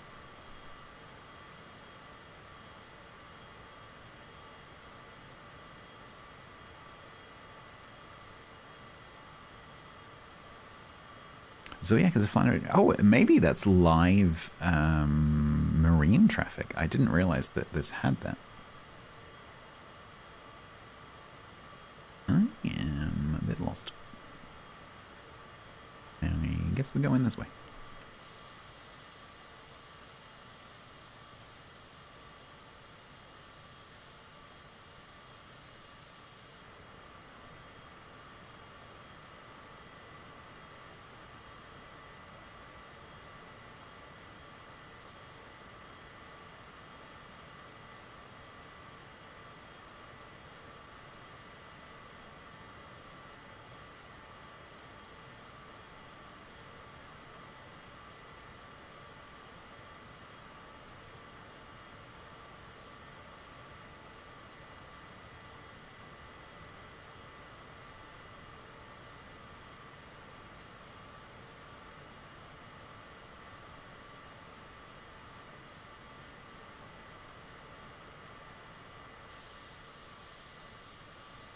Yeah, see how over there, like, the topography is a bit low res.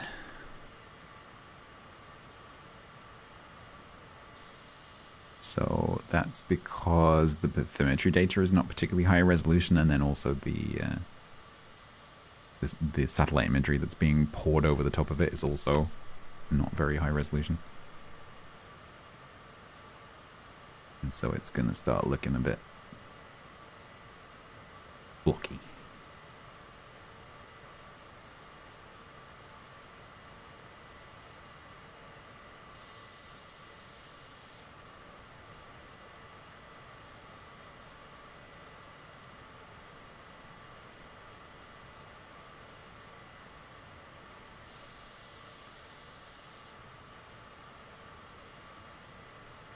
It's really weird because the water looks really good, and then you look at the land, you're like, oh.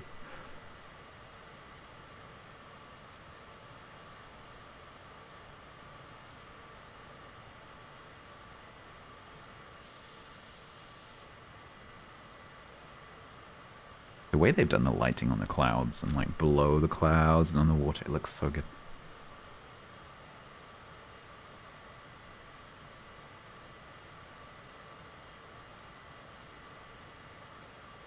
Yeah, the land does, for sure.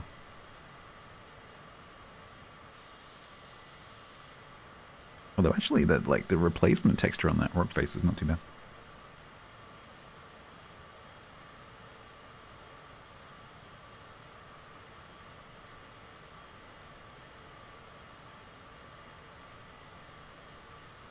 Red Baron.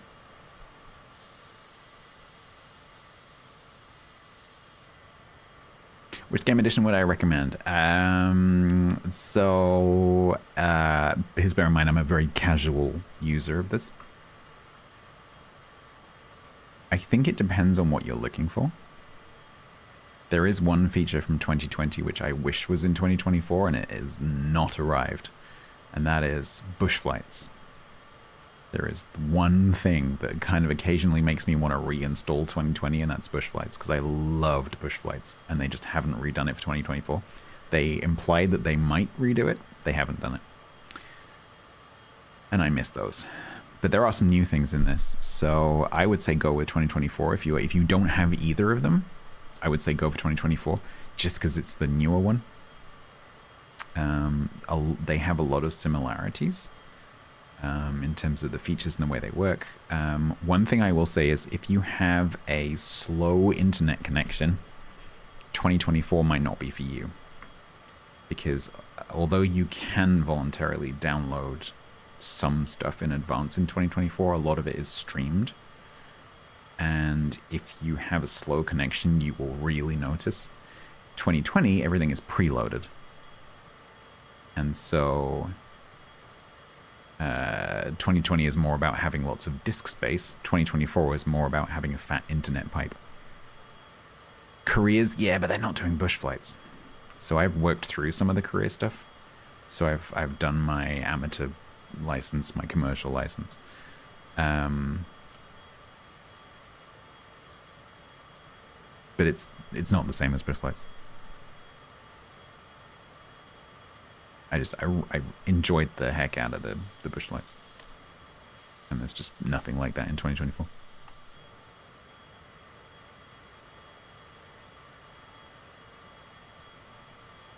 Yeah, look at that. The edge of that. That's not great. Because I don't think that's... Yeah, I'm not sure. I'm not sure how accurate that bathymetry is.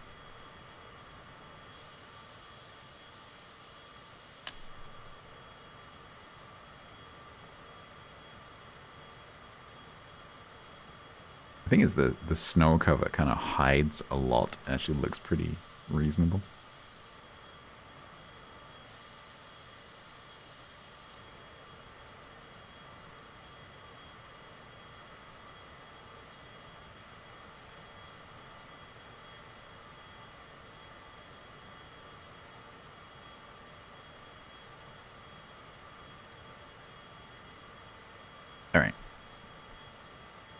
Enough of low pixel Antarctica. No ice wall.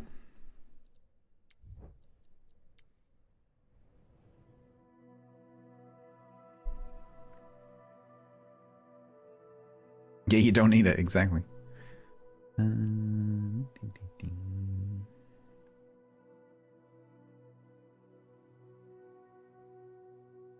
Let's visit one more place. It's kind of weird.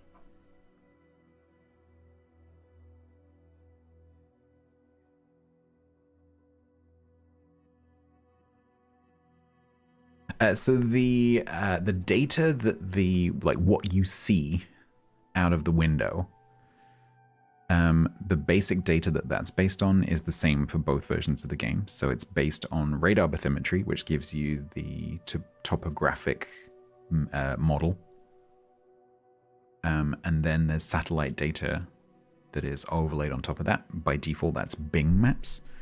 Although you can replace that, some people like to replace that with other mapping services like Google. But by default, it's Microsoft's data. But the difference is in how it's delivered to you, because in 2020 you download it up front, whereas in this it streams to you as you fly, and a lot more. And like the content packs and things like that, when you install the content packs in 2024, they don't download unless you manually install them, but they will stream to you as you're flying. So if I have purchased the free world update for California, as long as I've got it on my account, if I go to California in 2024, it will stream to me as I'm flying, and I'll see all the updated like buildings, and Los Angeles will look really cool and all this kind of stuff. In 2020, that's not the case. So in 2020, if there's a world update for a particular region, unless you specifically manually go and install it, you are not seeing that content. And I've seen a lot of people who have commented like, oh, London looks amazing since the London update, and then you ask them if they installed it and they haven't, and they're actually just seeing the normal base game content. And that's the big difference between the two, is that in 2024 you don't really have to install anything, as long as you go and grab it. You still have to go and grab it. So what's interesting is the way that Microsoft have done this, you don't get any of the updates automatically. You have to go and actually acquire them through the marketplace. Otherwise you don't have them. So you have to go into marketplace. So for example, for the world updates, go to world,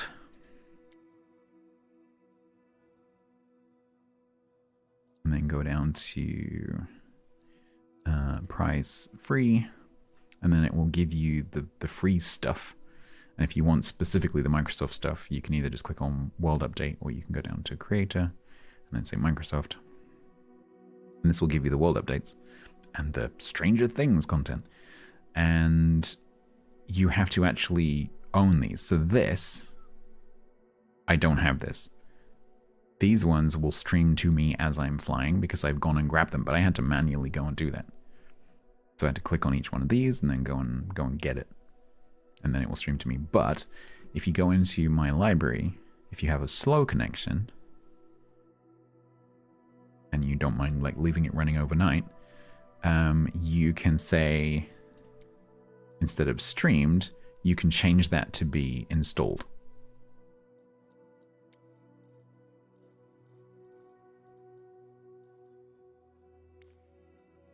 So you can say download behind me then, and then it will actually install the content.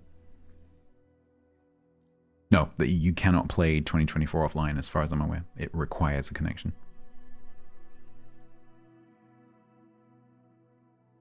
What aircraft? There's loads.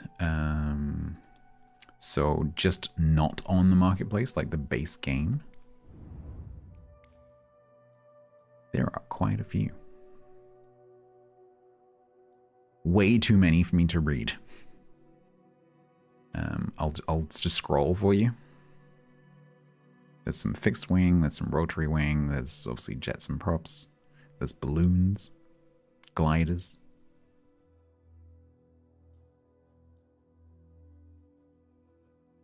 seaplanes, little quadcopter things.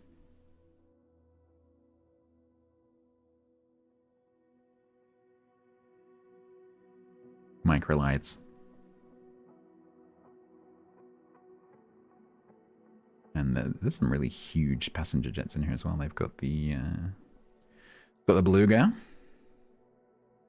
the Skyship 600, a DHC.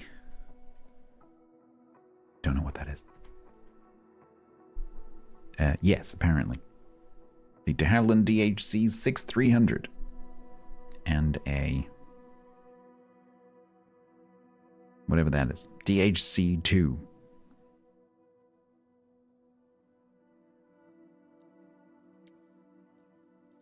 I also happen to have been given, which is the reason I'm testing MSFS, the MicroPro's B17G. Unfortunately, at the moment, it's got a few issues, so I'm not ready yet to actually show you this because it's got some bugs. But they've told me that there's some fixes coming. So once they've addressed the issues, then I'll be giving that a whirl at some point. We'll try and take that on some scenic / historic flights. It is, however, I have flown it. It is kind of tricky to fly, but you would expect that, right?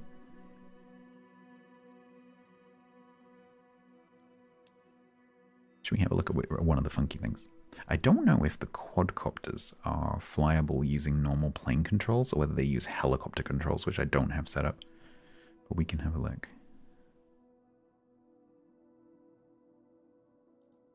Let's have a look at the Jetson one. I really love the Icon A5 for doing like sightseeing because it's so slow.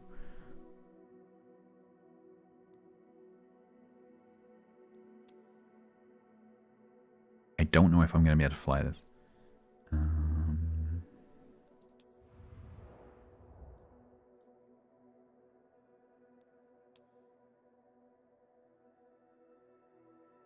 it's going to be daytime. Let's go to San Diego for no particular reason. Where's a good place in San Diego? The helipad at Kunzi.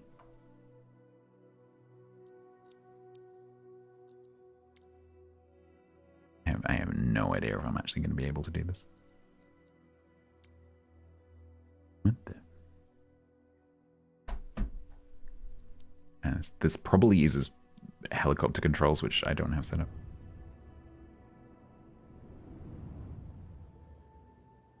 Nah, it's so diddy.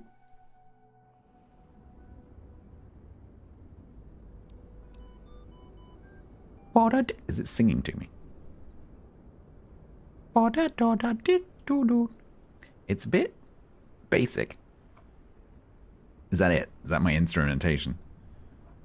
Mode basic, you're not kidding. T-Core 301. Okay. Arm passed, that is good. Battery 100%, that is good. Battery, I hear batteries are important.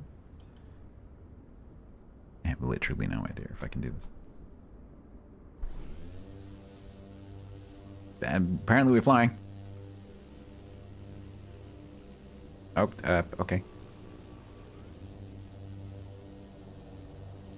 Apparently I can actually fly this. Sort of.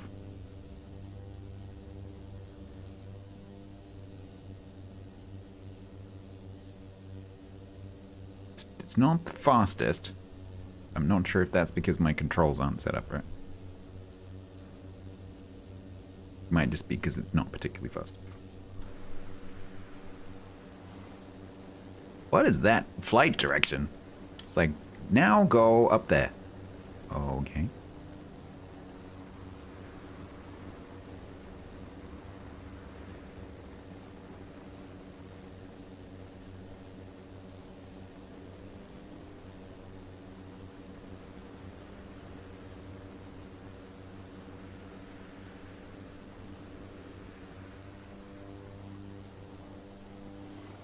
This is actually really easy.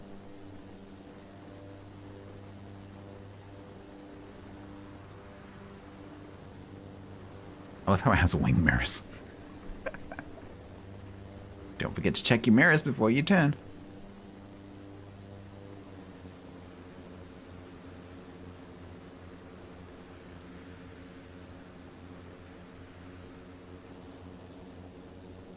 It's pretty cool. This might be my new geological city sightseeing aircraft. Because we can just stop and hover. Battery 91. That took 9% of the battery to get from just behind us to here. That is alarming.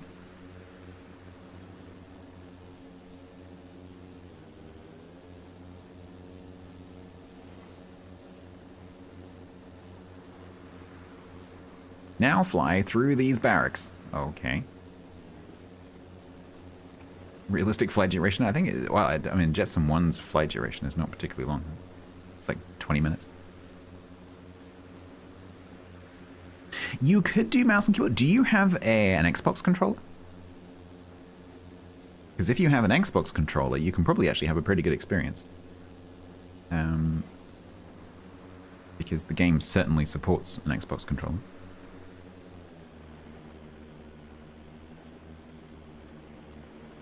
But yes, no, you can do keyboard and mouse. It might be a little bit fiddly. But I think, like most things, it's just a case of getting used to it. But I've tried a controller and it works great. So if you either, you know, have one or can borrow one.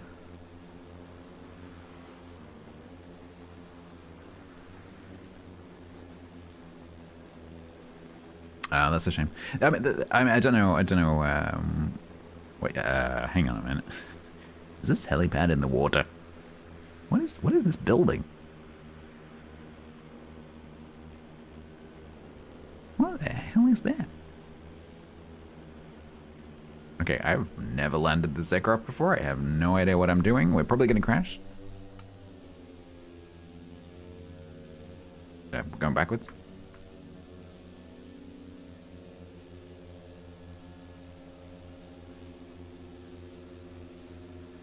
Yeah, the stick's on a controller. I mean, you don't have quite as much control because the movement is obviously a lot smaller, but it's good enough. You just want to go for a little fly. And bonk. Oops, missed. Yeah,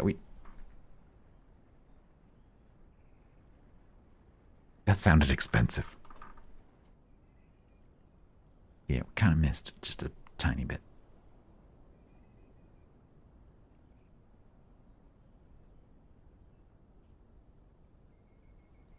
It's carbon fiber. It's kind of strong. It's fine. I wanted to see what that building was. Takes off really quickly. What the hell is this? I know it's not modeled very well. What the, like, in reality, what is that? Why is it in the middle of a lake? Is it in the middle of a lake, or is that just the simulation going, I think this is water? Does anyone know?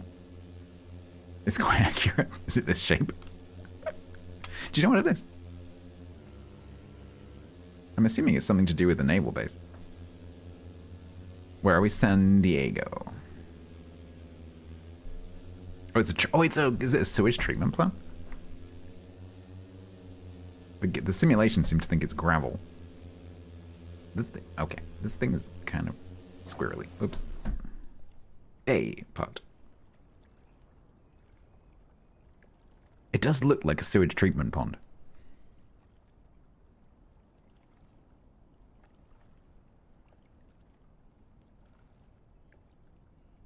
I am slowly sliding off. Let's stick those coordinates in Google Maps.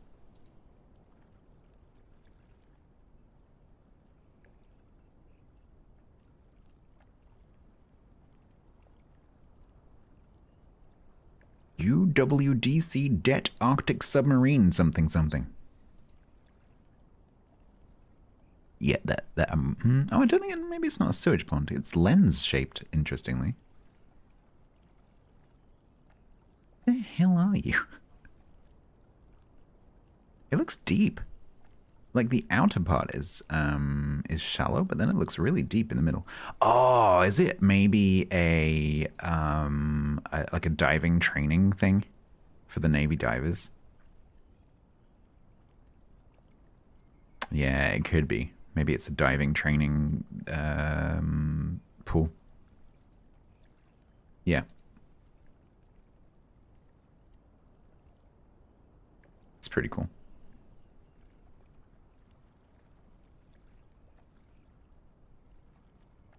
Point Loma, Cabrillo National Monument and Seafood. They have green spaces and live music.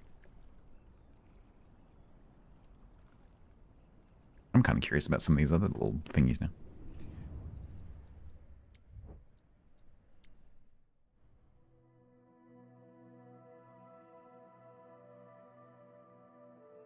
What's interesting is I have in the simulation settings, I have infinite fuel turned on, but it doesn't seem to apply to battery. I'm not sure if there's a separate battery infinity thing. Other. No, not other. Yes, other. Holy crap, is that an octocopter?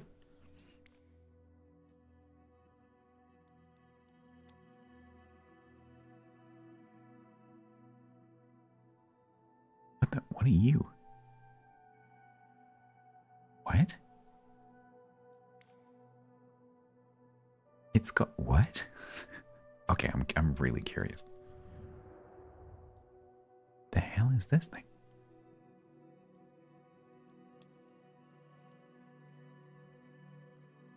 Let's go somewhere else. I love how when you select a helicopter, it has the helipads highlighted. Let's go to, I don't know.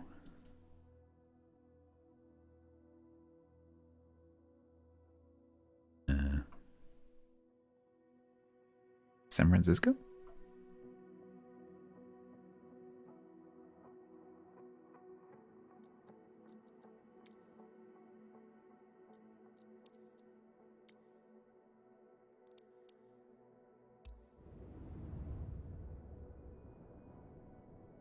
The Transducer Evaluation Center is a controlled environment, low ambient noise, and conveniently accessible transducer calibration and underwater acoustic test facility. It consists of a large man-made anechoic pool, 300 feet by 200 feet by 38 feet deep, containing 6 million gallons of chemically treated fresh water continuously circulated to maintain isothermal conditions.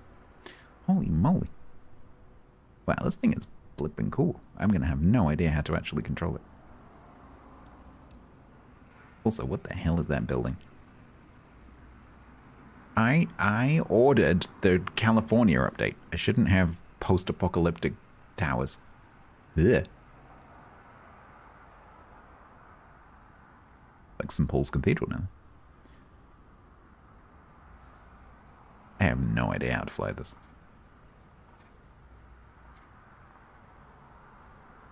Well, looks like it uses fuel, not battery.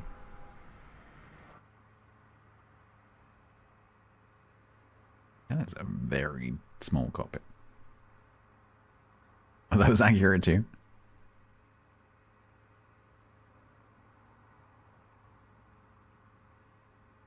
Interesting. Looks like a crane, like the inside of a crane controls.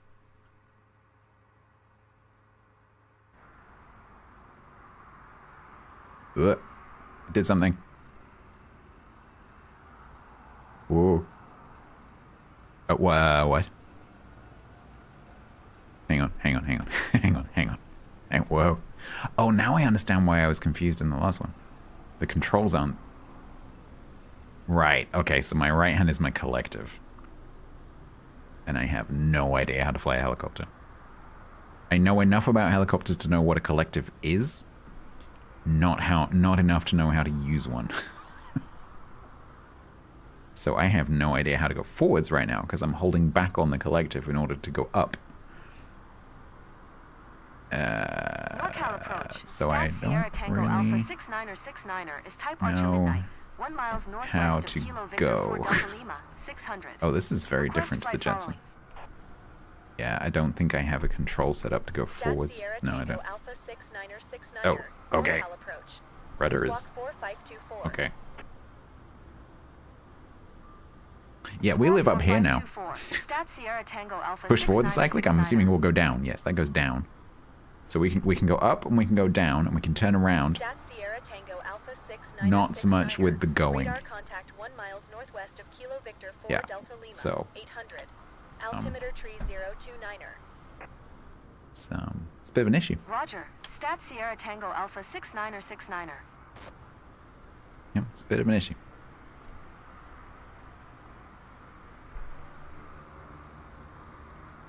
Yeah, I'm aware. If I could tilt forward, I would. But I can't. Because I don't have that control set up. Because the helicopter controls are obviously quite different. And this actually uses helicopter controls compared to the Jetson, which doesn't.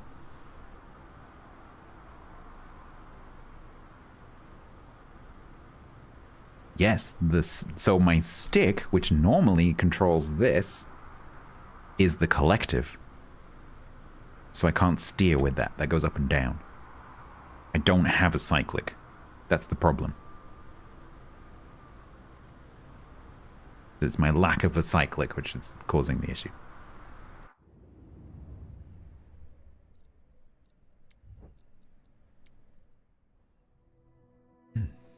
No, it's just that the there's a completely separate helicopter control schema which I haven't set up at all, and I'm guessing you'd be better off with a HOSAS rather than a HOTAS to do helicopters, obviously.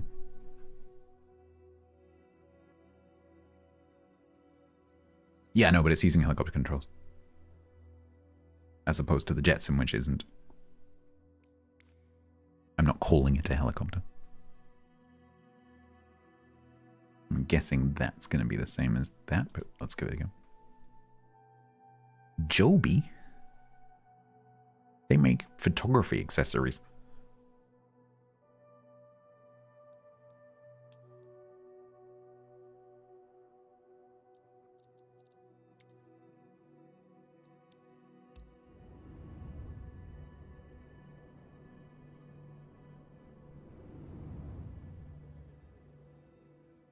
Oh good, another building.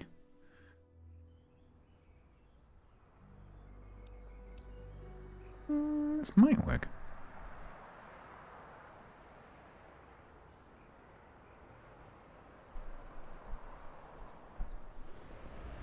Oh god. Oh, okay. Yeah, don't you find that learning the controls of an aircraft is the first time you fly it is a really great way to learn? 1 miles east of 18 Charlie November, 200. Request flight following. No idea what I'm doing. It's kind of cool the way that works. So as you build up airspeed, the props automatically turn to the front. Well, then you become a plane. That's really clever. Stat Sierra Tango Alpha 69er 69er. I like that. That's really cool. Stat Sierra Tango Alpha 69er 69er. Radar contact 1 miles north of 18 Charlie November, 1000. Altimeter tree 029er. Roger. Stat Sierra Tango Alpha 69er 69er. How you do that process in reverse, I have no idea.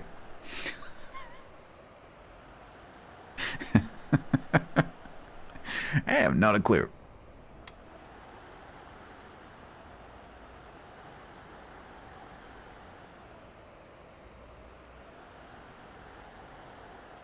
Yeah, the Reddit doesn't do very much. I'm not sure what that's even really controlling. Because it doesn't have a rudder. Oh, I guess it does actually. Kind of. Like, wiggling the stick around does almost nothing.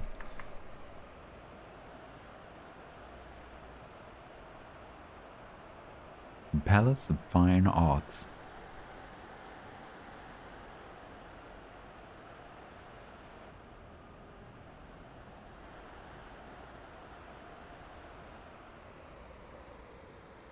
Yeah, it looks like they have live marine traffic now. That's pretty cool. Where are we?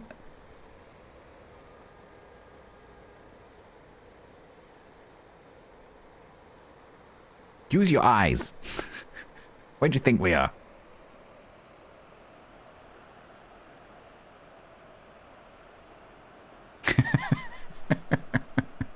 There's a giant red clue. Red Bridgerton, yes.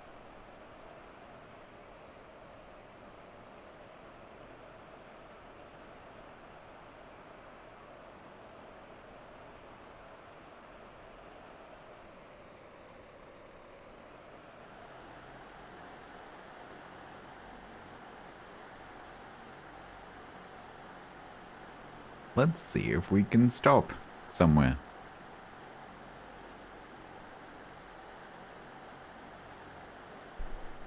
How does this work?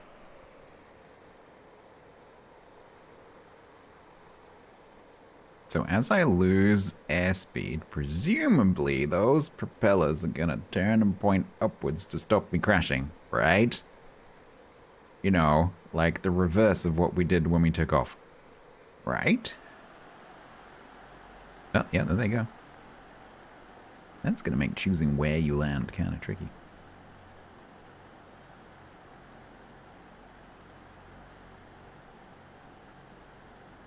That's a tunnel. Can we land before the tunnel? Flying rock. Okay, so how do I go down? Okay. Oh, this is really weird. Okay, I don't think these controls are quite optimal for this.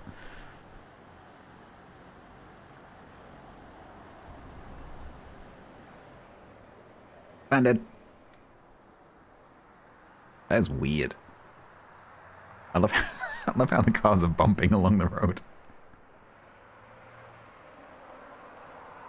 It's pretty funny.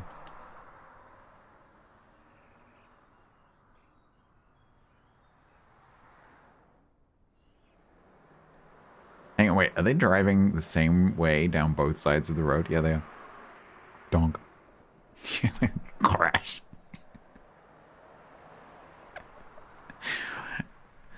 MSFS looks amazing as long as you don't look too closely.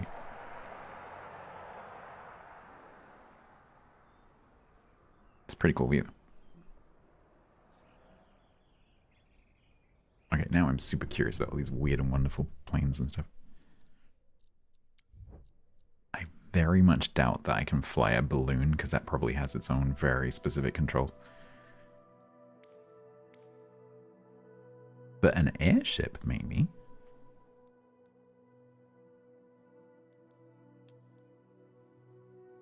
We're gonna need more space.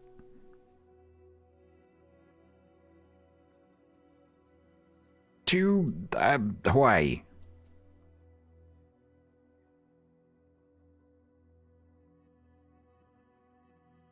Honolulu. Oh, it's not gonna put me in midair. I didn't mean to be a minute.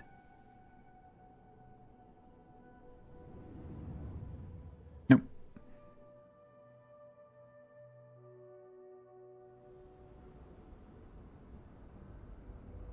Yeah, ready to fly is not an entirely truthful statement. Okay, we're off.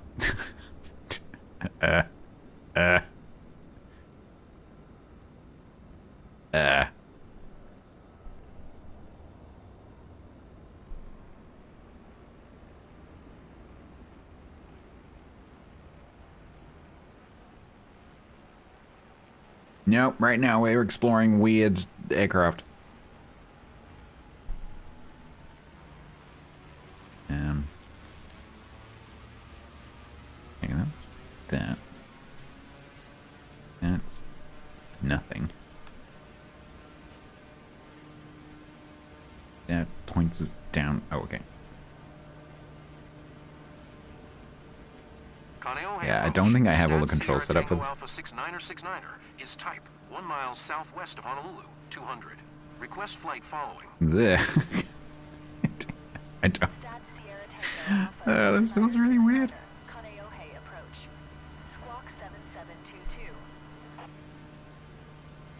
This feels really weird. Squawk 7722. Stat Sierra Tango Alpha 69er 69er. Yeah, just ignore me, tower. I have no idea what I'm doing. Sierra Tango Alpha 69er 69er. Radar contact 1 miles west of Honolulu, 200. Altimeter tree 005. Roger. Stat Sierra Tango Alpha 69er 69er.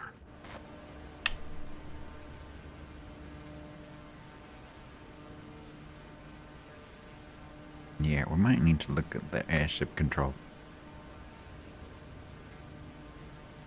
So that's my rudder, which would normally be the ailerons. The elevator is correct. And then I don't know what the normal rudder control is doing, if anything. I'm not sure how, or if I can control the fans to go forwards.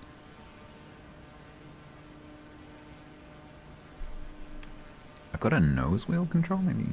No. Yeah, no, that's true. To retract landing gear? I mean, we could do that. Is that a thing?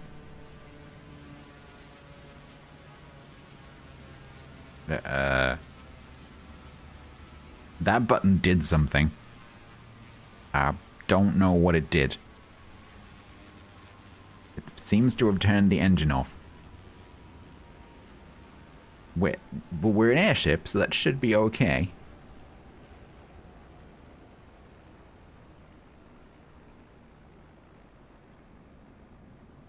How do we go down? Has anyone got an air rifle? We just live up here. Yup. Oh, instructions. Excellent. Envelope pressure settings, pressure warnings, some toggles. Oh, air valves.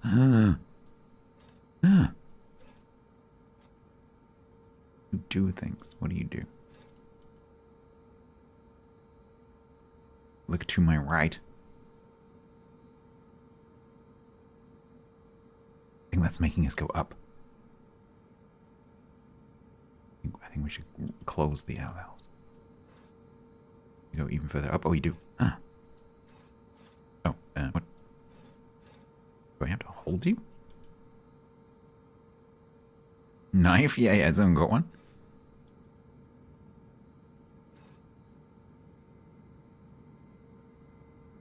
Ah, I think that is what that does.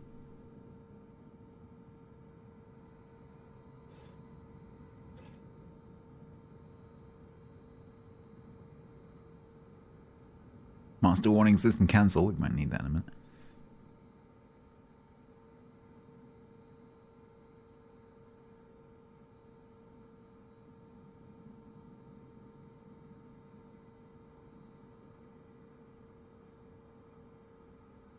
Rear damper.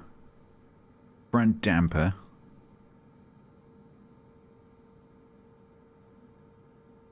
HE toggles.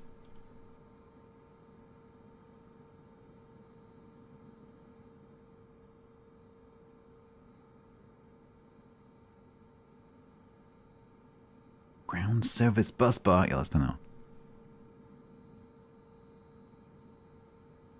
Port ballonet fan. How do I angle the port ballonet fan? Because that's... It would really help if I just had this control set up, but I don't. Bye, airport, bye. I think we're going to the Pacific. Help?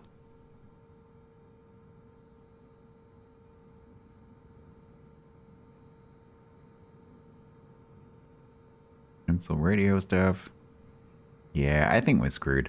Pretty much.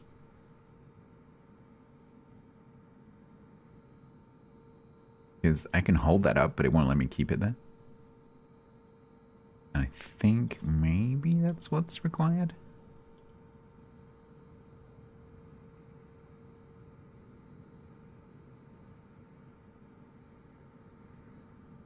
Fuel Cox.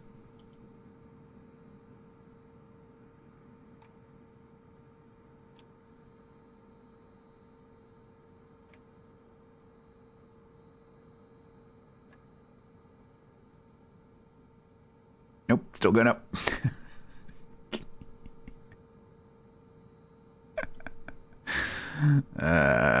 Standby fuel pumps both. Standby. Pitot. Reading lights, very important.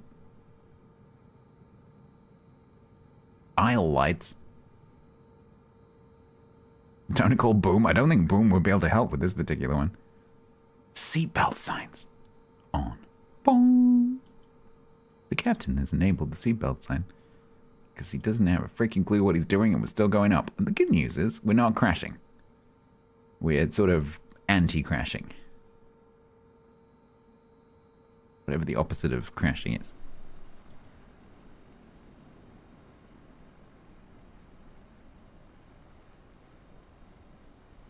Yeah, I think flying one of these with half the controls is not a particularly great plan.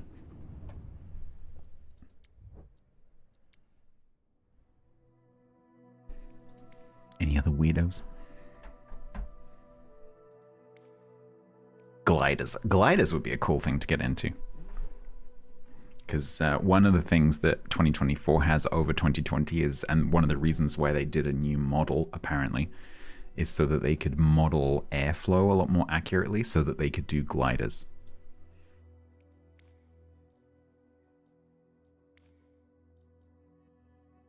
Whoa, that thing's really weird.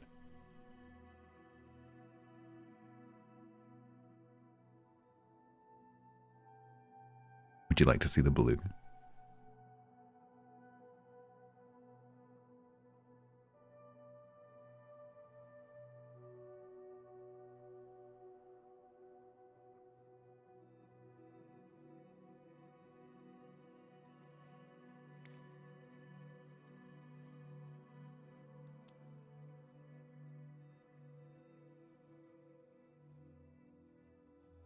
It's such an ugly plane, I'm sorry. It's very ugly.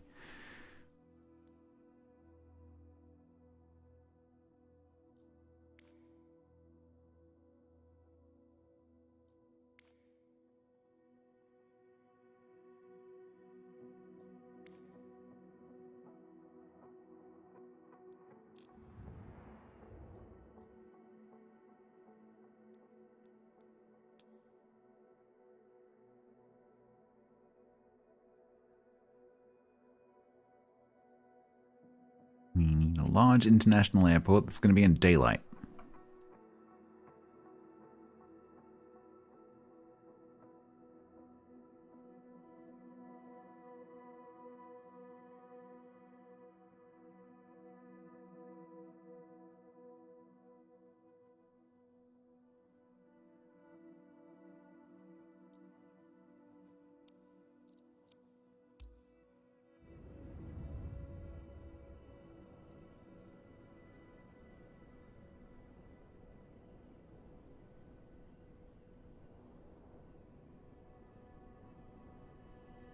It's loading.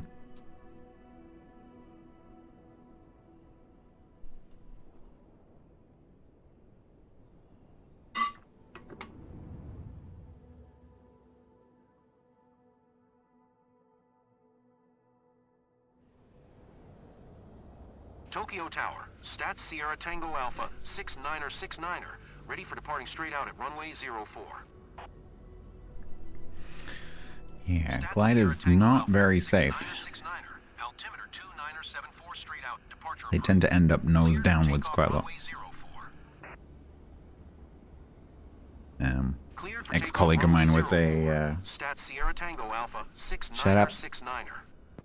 Ex-colleague of mine was a RAF policeman, and he said after his 35 years of being a policeman, he would never get in a glider because he had to go and see quite a lot of them. All right, welcome to Beluga.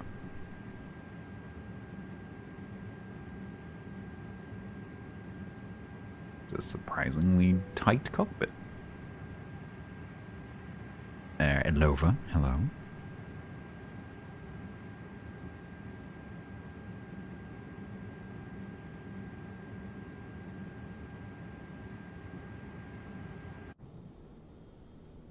YOLO. Fine, right? Let's just go.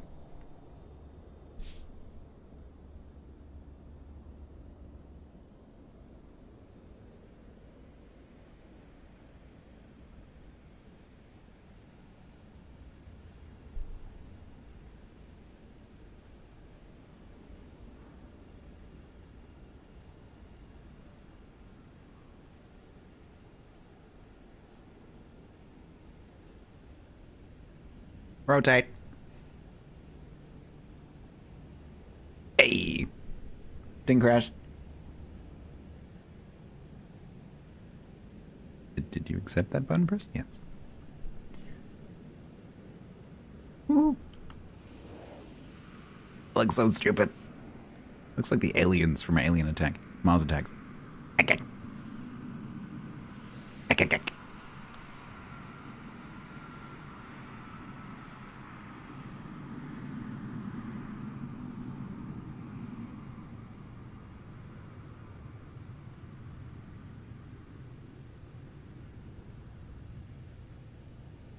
Tokyo Tower, Stats Sierra Tango Alpha, 69er, frequency change. Tokyo approach, Stats Sierra Tango Alpha, 69er, is type 2 miles southeast of Romeo Juliet Golf Lima Hotel, 3300. Request flight follow. I think you can get that C-Bang, but as a, you know, a third-party model, I don't think it's base game. But yes, that is definitely a thing. I've seen it. Squawk 6407. That's pretty cool. Stats Sierra Tango Alpha 69er. Stats Sierra Tango Alpha 69er. Radar contact 2 miles southwest of Romeo Juliet. Game, I would like to trim you, please. 5800. Altimeter 2974. Nope, no trimming for me. Okay. Roger. Oh, is it base Sierra game? Tango Alpha 69er. I must have missed that in my little scroll through. 69er contact Tokyo Center on 119er decimal tree 5. Good day. 119er decimal tree 5. Stats Sierra Tango Alpha 69er. Tokyo Center. Stats Sierra Tango Alpha 69er, 9400. Unfortunately, it's really cloudy in Japan. Contact Tokyo Center on 1 tree. And also, for some reason, it's not letting me trim the aircraft. So, although the tail is jumping up and down for some bizarre reason I don't understand. Would you like to see a beluga twerk? What is that? Why are we flapping?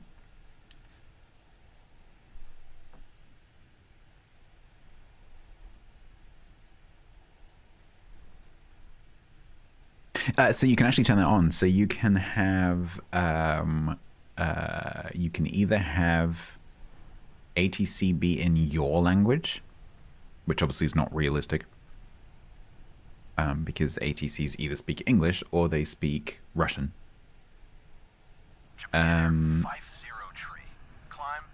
Which is why no one flies through Russia, among other reasons. Or you can set it to realistic, which means that they speak English. But as far as I'm aware, they all have American accents. But I think I've seen mods for that, where you can use different GTS voices. I'm pretty sure I've seen that as a mod. Let's see if we can find the right bud that's playing. Stats Sierra Tango Alpha 69er. Have the Airbus A350 in sight.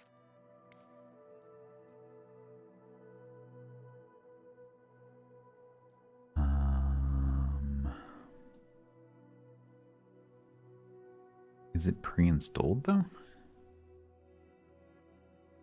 Because I feel like that would be pretty obvious. Oh, is that it? No. And it's too advanced.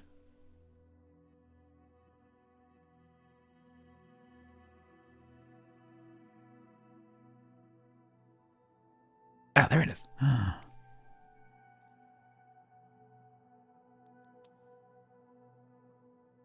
mean, cool liveries we can have.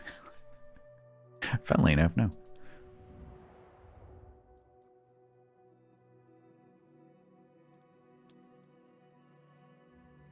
Right.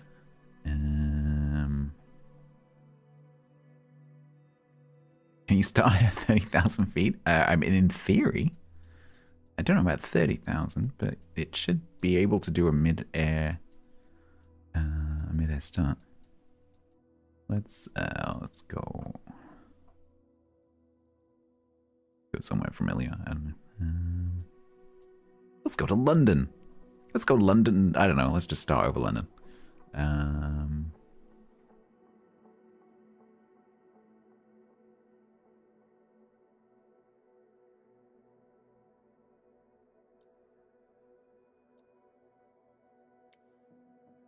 Airborne 50 feet. I don't know if you can choose your starting altitude.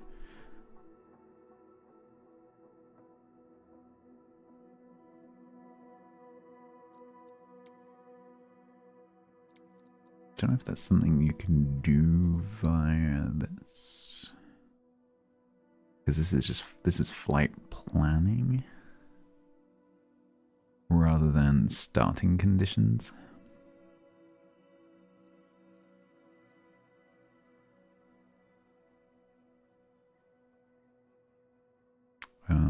If anyone knows. Yeah, take off from the peak of Everest and see how far you can like glide, essentially. That's not a bad idea.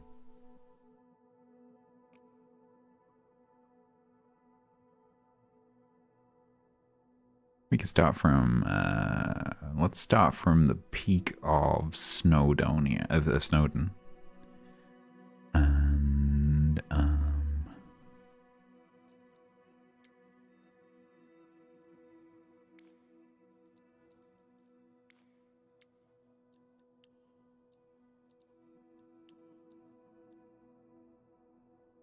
Blarney, Lamberis.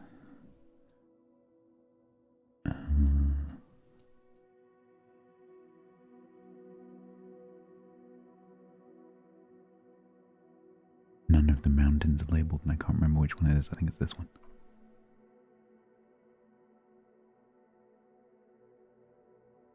So in theory, if we start at... Oh no, it's this one. If we start at the peak of Snowdon, which is there, at 30 feet. 50 feet. It's allowing us 50 feet. We might start inside the mountain.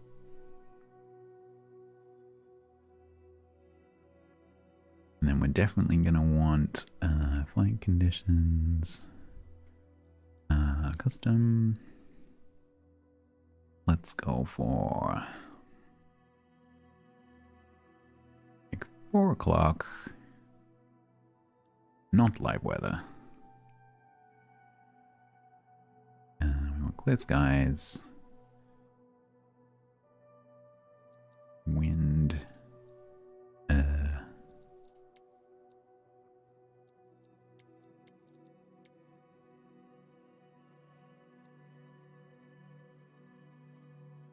Yeah, I guess that's no wind.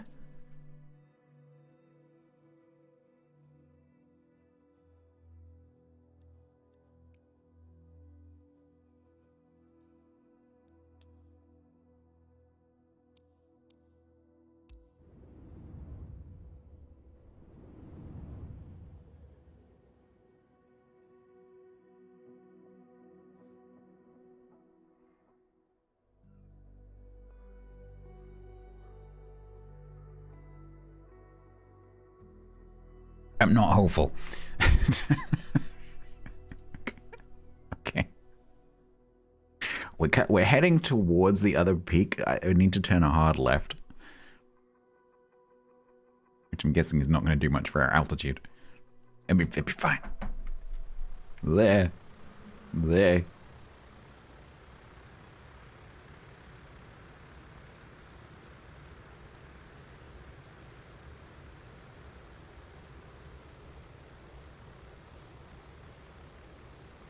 There. Okay. Trim is on -17 for some reason. No, ooh, wrong way.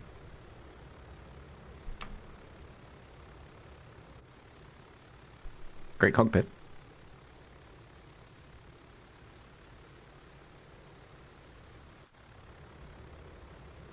It's actually surprisingly non-plummetty.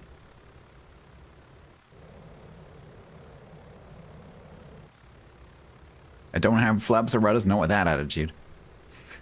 I do have a rudder. It's not doing anything. Oh, I see. Okay. It's linked to the ailerons. Yeah, I don't know if they've actually implemented that.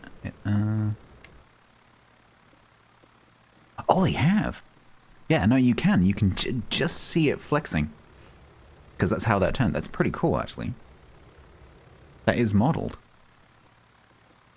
Oh, wow. That's really cool.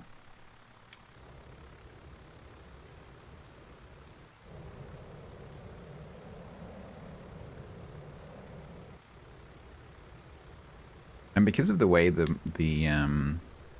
simulation works with airflow, it's not just an animation, it's probably properly actually modeled, which is very impressive.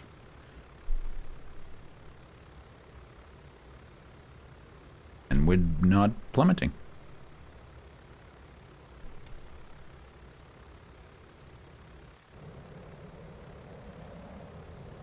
I don't think we could get back to the peak, but we're not plummeting. It's, well, I mean, we were 3,500, not anymore.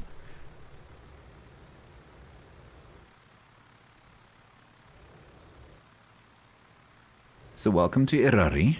Ser Oidva.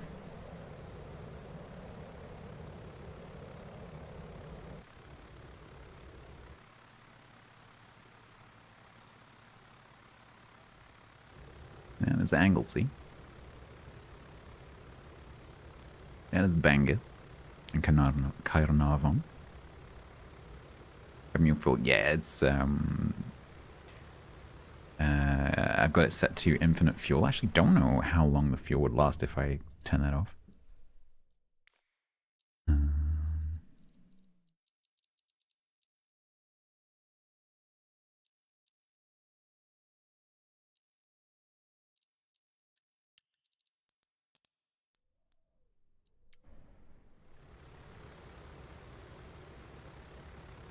$49.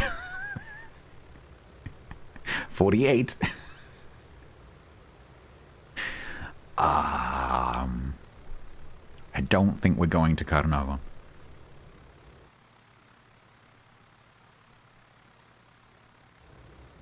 $45. What is the fuel tank?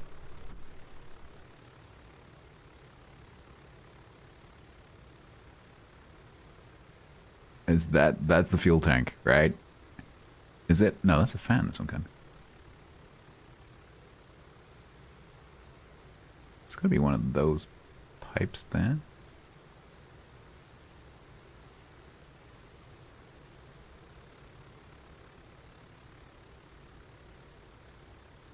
I don't know. I'm assuming that's airspeed, isn't it?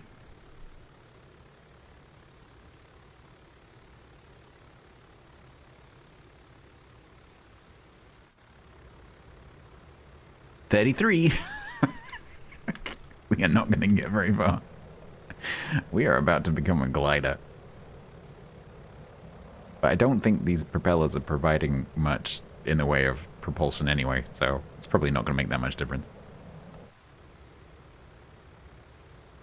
3.79 liters, but what's the like fuel efficiency though?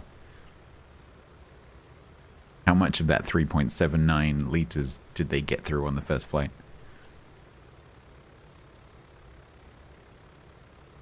I'm guessing this engine probably sucked it down quite a lot.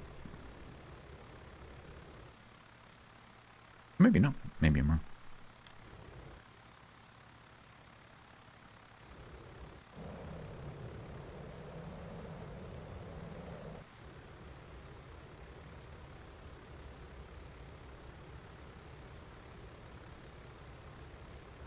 18.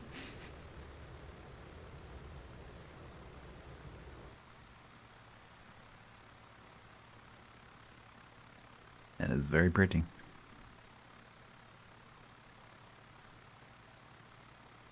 One of my favorite places in the world.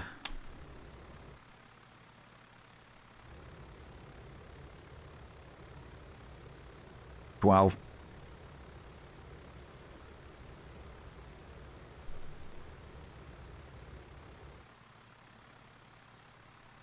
It dripped the fuel onto the engine block and then vaporized from the heat. Wow.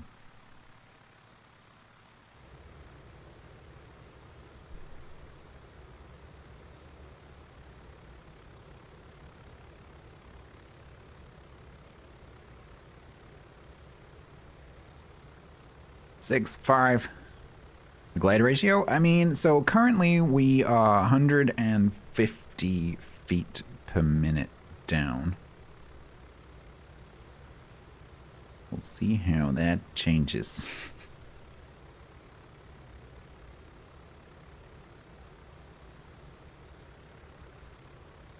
Just ran out of fuel. Yeah, it's not 150 anymore.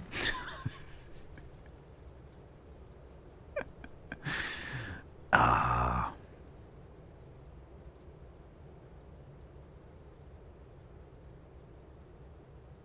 Yeah, I'm trimming.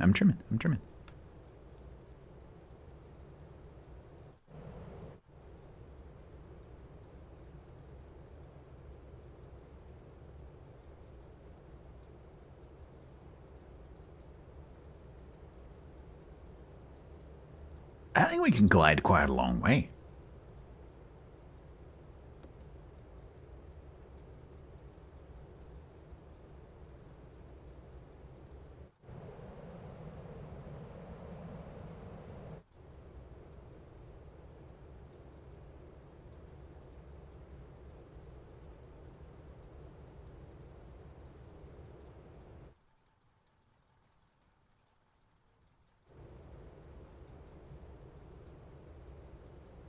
Holding steady, about 250.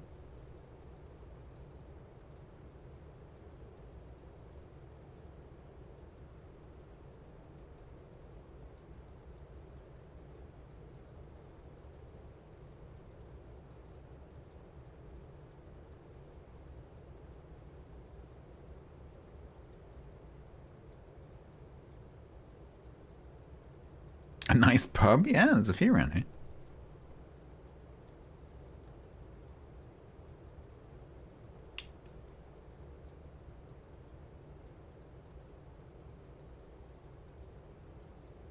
How is trimming up increasing my airspeed?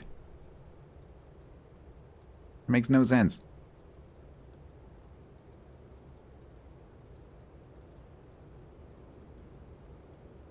Feather the props. Uh-huh. Is someone doing the Mac loop? I think it is. Yep. That's a fighter pilot doing the Mac loop. Very famous little route that the various air forces use up here to do training.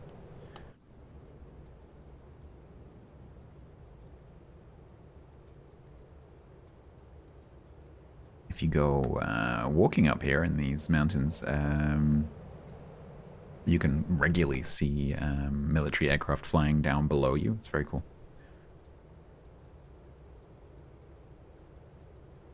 The Wright Flyer was actually in the UK during World War II. I did not know that. I'm assuming that was just because it just happened to be here and got stuck. Captain Red Eye.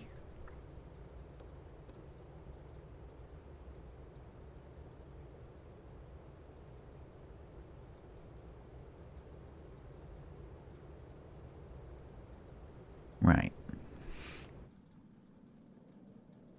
Oh, it's permanent. Interesting.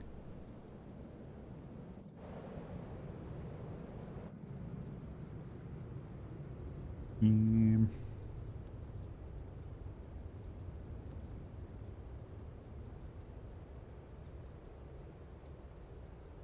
kind of...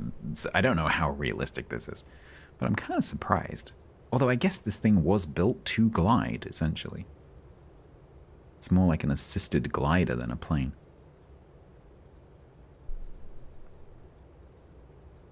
So maybe it is quite realistic.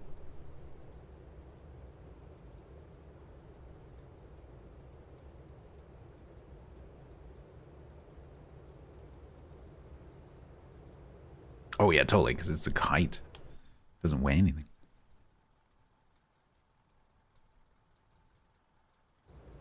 Safety features, you can get off quickly.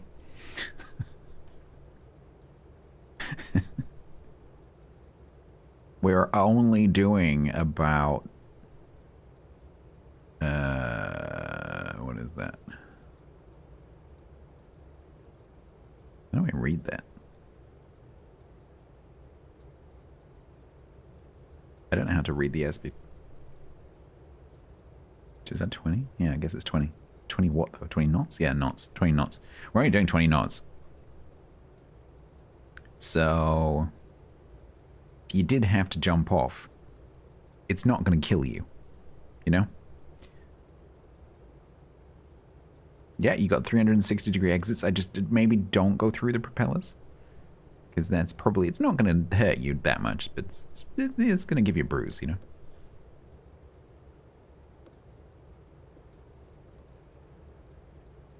No, I don't mean get out at 1,200 feet. I mean, like, just as you're about to hit the ground.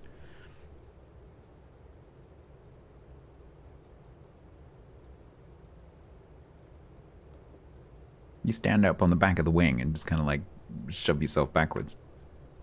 Give yourself a good shove. You don't want to be doing about 15.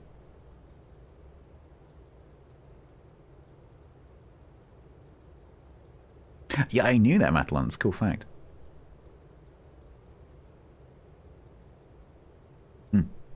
Yeah, I knew that. Ooh, I spy a nice flat field.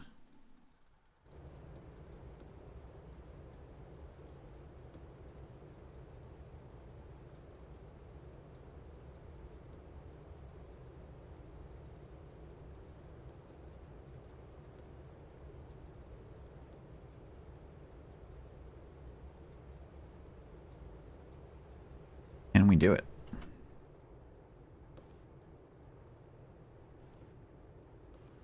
Oh, you can hear the mechanic, the mechanism. Pretty cool. Oh, that's very cool. You can see it very clearly now. That's very cool. I'm very impressed with that. Yeah, I'm not sure if we're gonna make... Oh, maybe. As long as I don't hit that tree.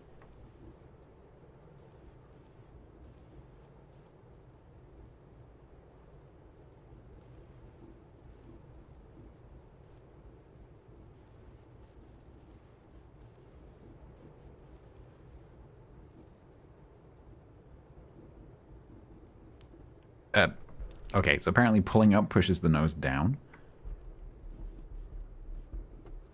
It shouldn't do.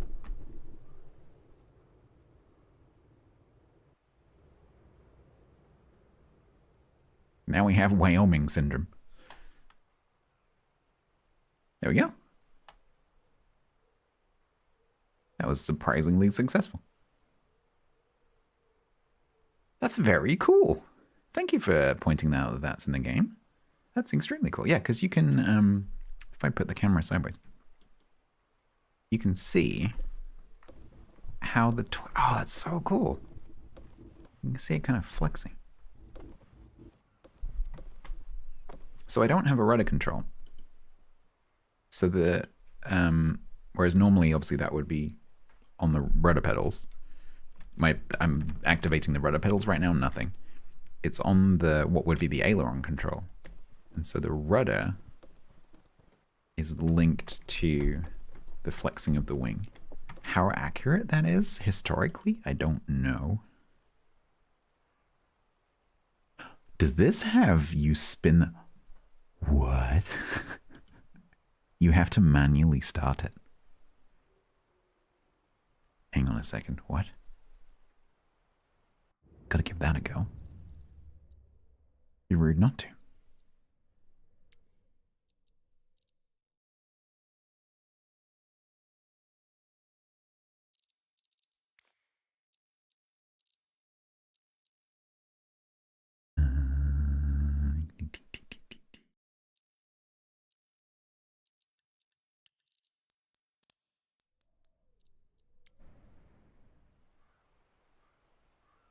Can I refuel from here somewhere? I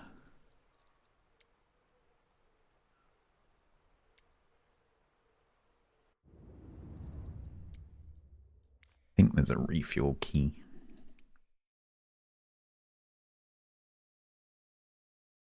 Repair and refuel. Not mapped. Dinosaur juice, yeah. I guess I'll just map it to that for now. Nope, no. Nope. There we go. I'll do.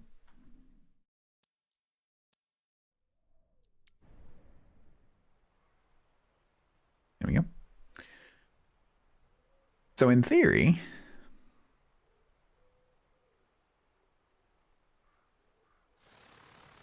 hey, that's cool.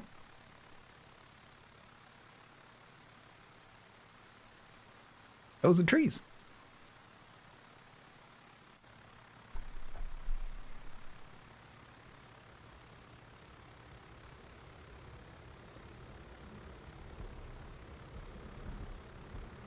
I don't understand this airspeed gauge. I don't think it works properly.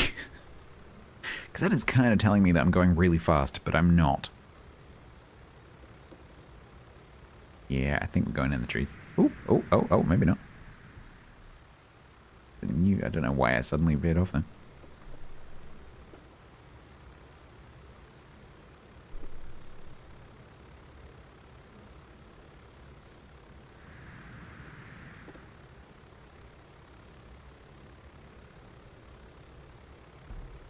What speed does a right flyer rotate? Oh, that speed apparently. Bleh. Sorry. We actually took off.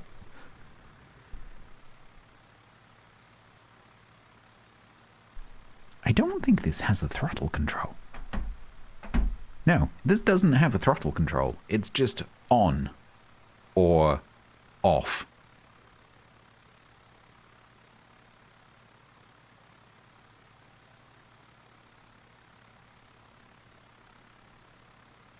Funnily enough, it doesn't have an engine auto stop button.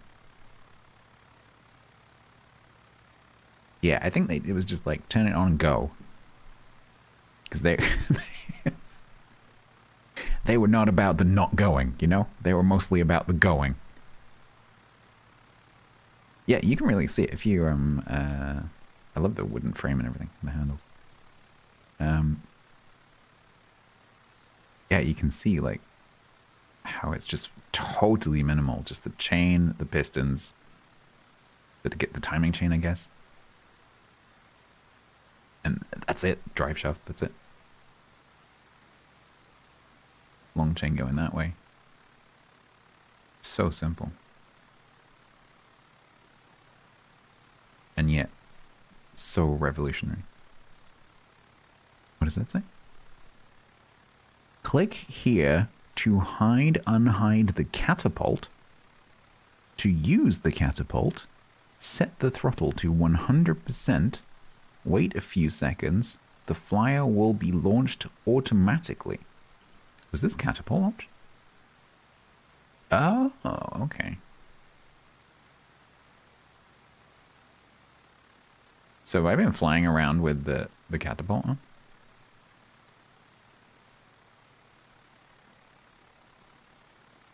I can't now unhide it. What it? Uh-oh. What? Hang on. What is... Oh.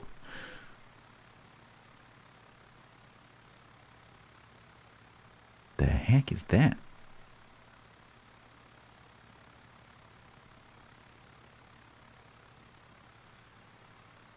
Okay, we have to reset into a field and try and do this. I was gonna, like, stop the stream a while back, but no.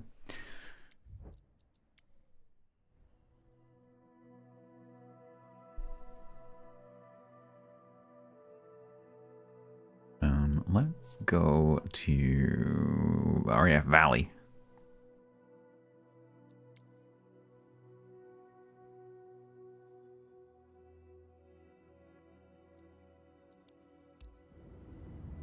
Weight go down, plane go up. I think that's pretty much it, yeah.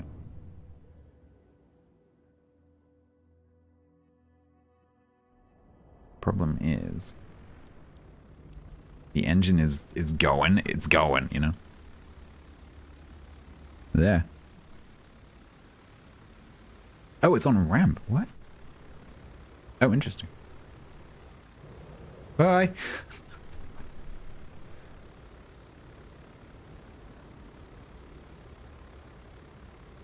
Whee. That is kind of cool. I don't know, there's just something... there's something kind of tingly about doing that. Wait! Okay, apparently the catapult comes with us. Not quite sure why.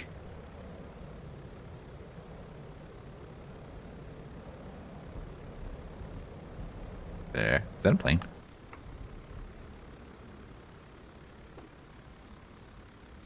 Yeah, you don't want to take off too steeply.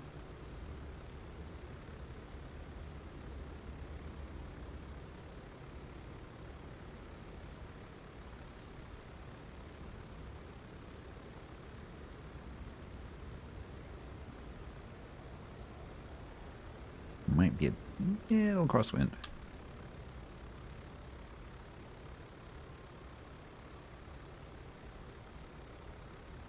If you have this, you need to try. Oh, that's kind of annoying. What plane's here?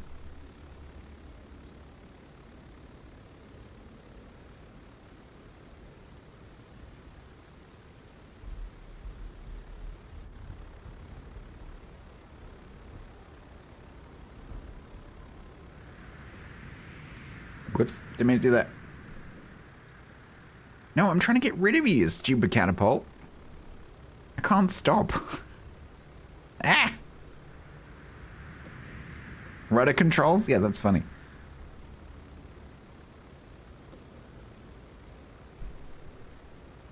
Oh, actually, I do kind of have a rudder? No.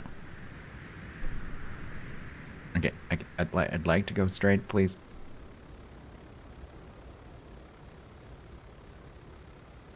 Sure as the catapult's going to come and try and kill me again.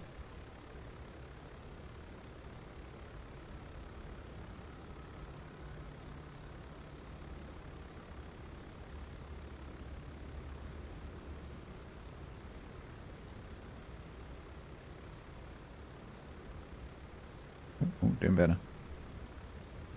There. Joke from Sam Thikosak. My wife got mad at me as she said I never thought our son could go this far. He nodded and said this catapult is awesome. Let's get our daughter next. What? My wife beamed to me and she said, I never thought our son could go... I missed the first part. Oh, now I crashed. If you have this, you need to try this. It's pretty fun. Can I stop the engine without having fuel go 0? Timer.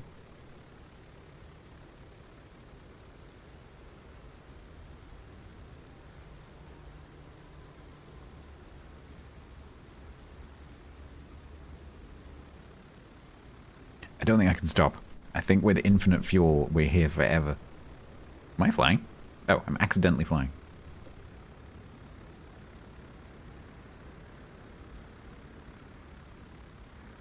Thanks, catapult. Now that I've turned that on, I can't turn it off. That's fun.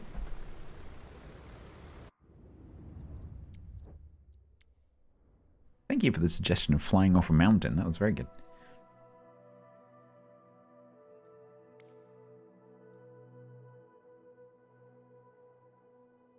Then there was also...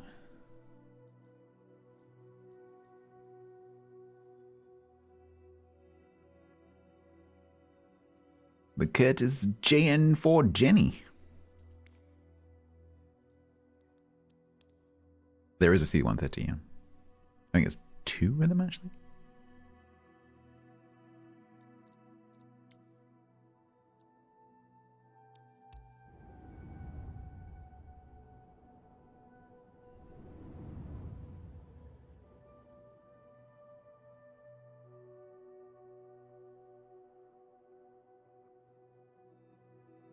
Nighttime, daytime. Valley Tower, Stats Sierra Tango Alpha 69er at runway tree 1 ready for departure. Straight out departure. Daytime.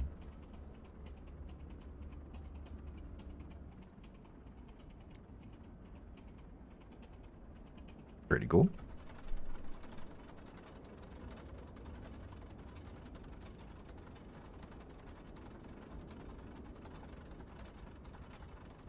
I'm not using any assistances, by the way, in terms of the basic controls, so I'm actually flying. That is a very aggressive rudder. Okay, we have actual ailerons.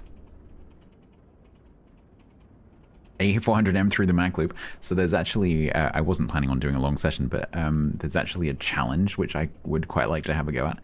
I've had a very quick go where you're flying I think it was an F-14? I can't remember which plane it was. You're going along the Grand Canyon, and it's a altitude / speed challenge. So basically, you have to go, like, it's about 30 kilometers, something like that. But you get points for being as close as possible to sea level. But there's also a time element, so there's, like, you get points for taking a long time, and you get points for flying high. And so you're trying to get as few points as possible. It's kind of fun. So I've kind of done it accidentally before on stream, just flying down there for no particular reason. But there's actually like a leaderboard when, like, you know, players compete against each other. It looks really cool. So anyone that has this could try and compete against me. I don't know if you can have live traffic while you're doing that. I'm not sure if you can do that, but certainly you could see each other on the leaderboards. Yeah, I used a 747. Probably not the best suited aircraft in hindsight.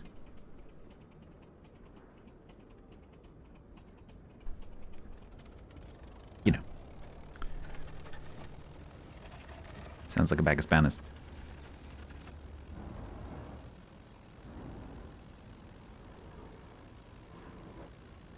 And we're...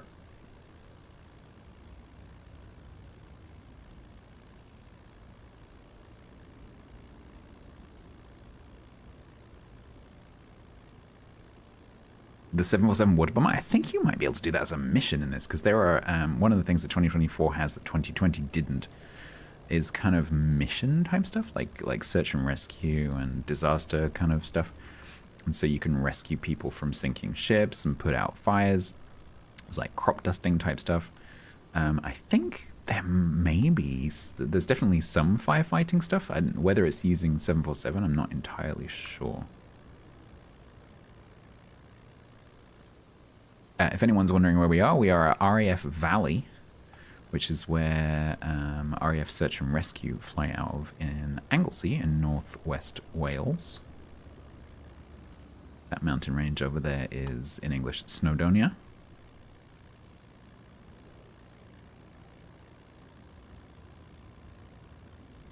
This is the island of Anglesey.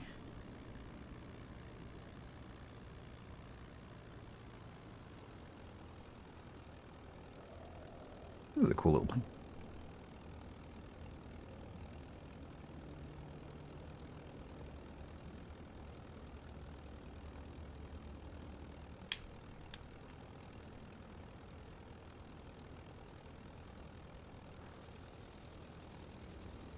South Wales to New South Wales is an extremely long way.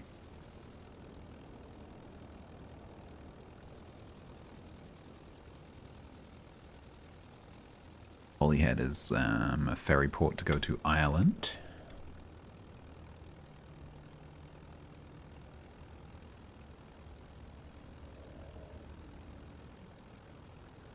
This is pretty nimble.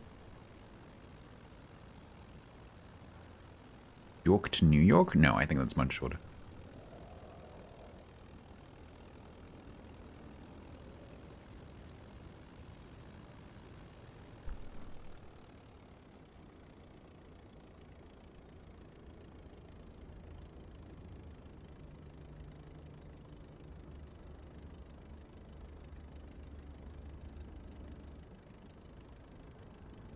Whee! Whoa. very squirrely.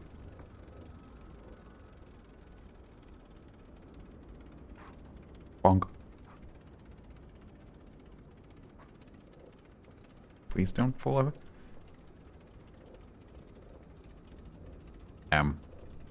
So this doesn't have any brakes. I assume they just stopped it by, you know, like catching it or something.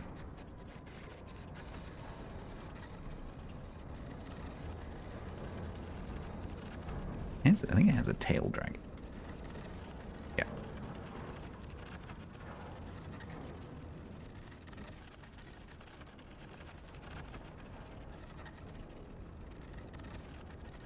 I don't grass. Yeah. Takes a while to stop.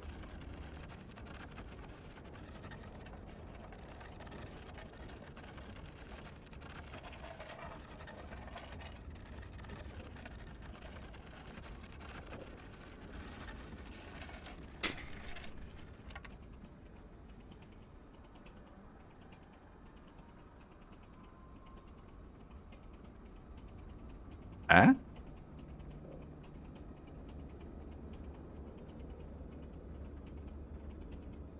I don't think it actually stops. I think you have to actually turn the engine off.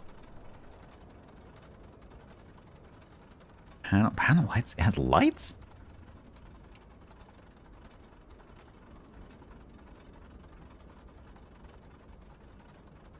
Purple. Yeah. That sounds squeaky. Stopped it. Can you fly anywhere in the world? Can I fly anywhere in the world? Yes, peace and quiet. I have the power to fly anywhere in the world. Squeak. Squeak. Missing the machine gun? Yeah.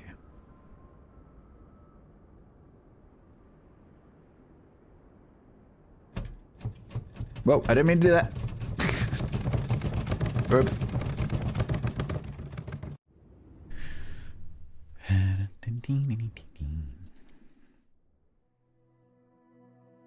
Let me quickly show you this challenge thing.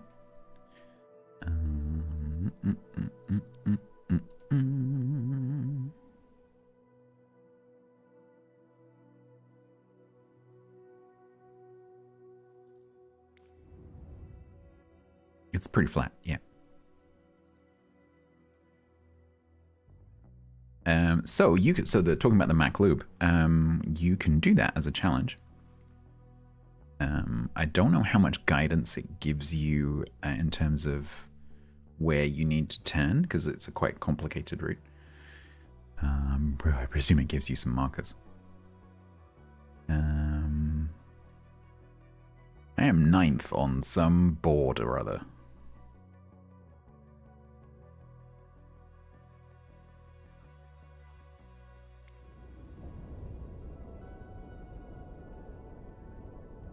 I was wrong. It's an FA-18E Super Hornet.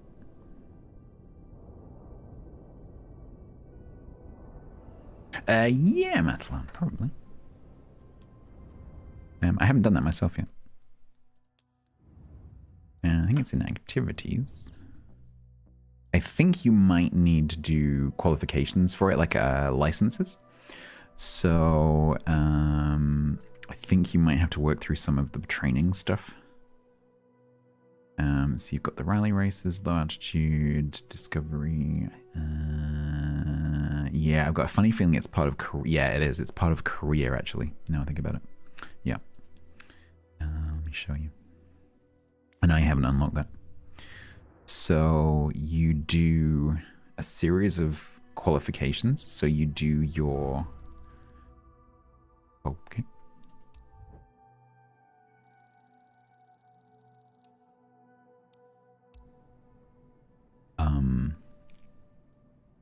So you do your certifications, and then once you get to a certain point, you can start to do specialization certifications. So I have done my PPL and my CPL, and then that opens up the ability to do different certifications for different things. And then eventually, like for example, if you go the helicopter route, Eventually you get to like powerlifting and hoisting and things like that, which is where that comes in. And it's part of the career. But exactly, so scoop endorsement will be for firefighting.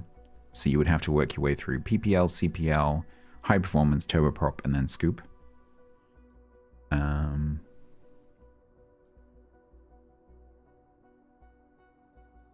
That's multi-engine. Tail draggers probably opens up the, what's it called? Like bush doctor kind of stuff, where you fly out to deliver medical equipment and like take a doctor out to the flying doctors kind of thing they have in Australia. So yeah, those kind of things are all locked behind these.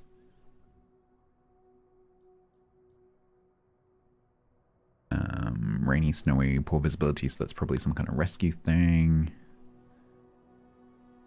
And so yeah, I think all that stuff is locked behind these. So unfortunately, it's quite a lot of work to get to that. I don't think there's a way of just unlocking it. I think you have to actually go through this. It's kind of tricky, although I will point out that much to the annoyance of some of my viewers when I did it, I managed to qualify for both my private pilot license and my commercial pilot's license in the same stream. So, if I can do it, you know, it can't be that realistic, you know.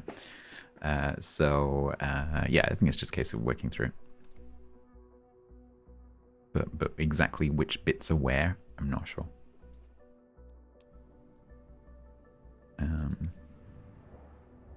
Maybe there's more clue in here. No worries. I was wondering that myself, actually. So this, because I've got just got my like basic PPL, CPL. All I really have is passenger missions, so like sightseeing essentially, and like little bits of logistics, like carrying a package or something like that. Carrying drugs, probably. I'm guessing.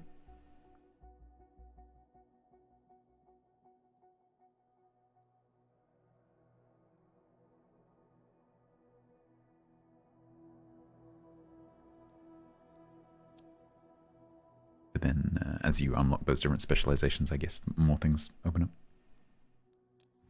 It's pretty cool with the passenger stuff. Like if you have a sightseeing thing where you fly someone up and fly them around town, you get marked on like gentleness basically. So you have to fly really smoothly, so you're not jostling your passengers, which is very cool.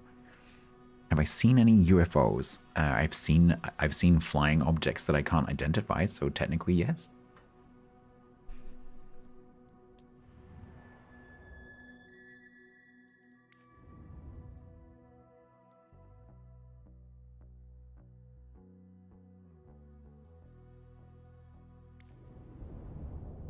UAPs. Oh, no, a third. Not sure what's going on there.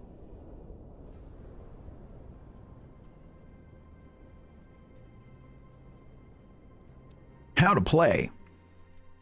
Low altitude. In low altitude challenges, the goal is to reach the end of the course while accruing the fewest number of points. Points are obtained every second by adding your altitude above sea level to your total points. Therefore, fly as low and as fast as you can. You are encouraged to try different routes through the course area to find the optimal path. The pilot crashes their aircraft. They are placed back on track starting at the previous course segment. Pilots can manually trigger back on track by pressing Alt-B. Obtaining a good score relies on striking a balance between flying low and flying fast, as the lowest path is not always the most straightforward. Scoring is determined through altitude and speed. Altitude. Every second, the pilot's altitude above sea level is measured. The lower the altitude, the fewer points they will receive, leading to a better score. Speed. The faster a pilot completes the course, the fewer times the altitude will be measured, leading to a better score. Quiet. Have you ever been in fog?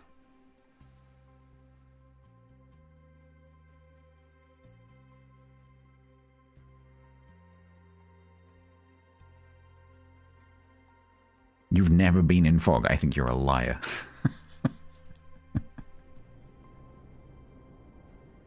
I think you're avoiding me saying, well, you have touch clouds.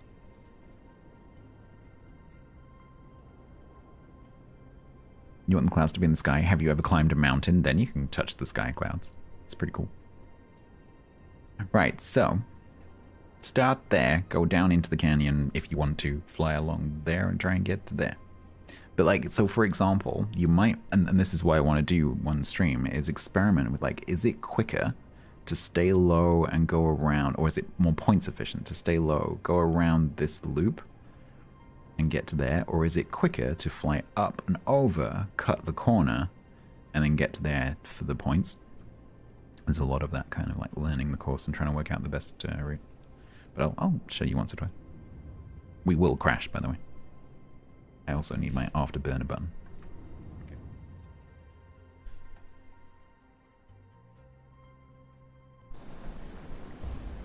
3, 2, 1, go! Whee!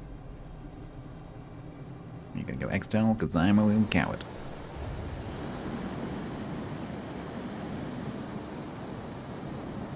That afterburner off or afterburner on? I'm not entirely sure.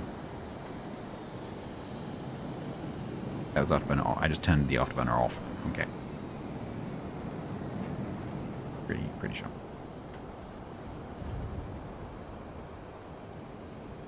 Can I turn it back on again? Does it have a cooldown? Yeah, I broke my plane. I didn't mean to. I can't steer now because I turned my, oh fuck. I turned the engine off. I can't turn it back on. Okay, I've got the afterburner back. Let's go.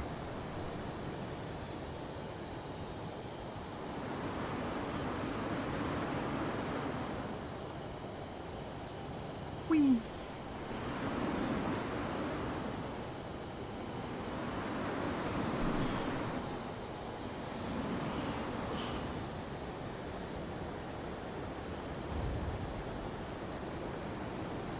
There. Yeah, we just broke the sound barrier. That's pretty cool.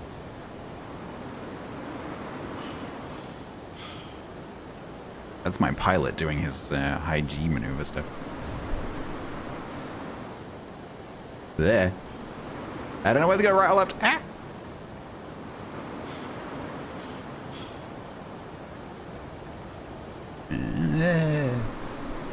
Where? Ah! I don't want to meet the rocks. Ah! Ah!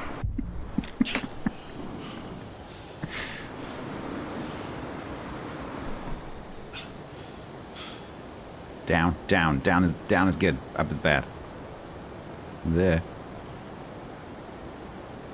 You blacked out? Yeah, we blacked out too.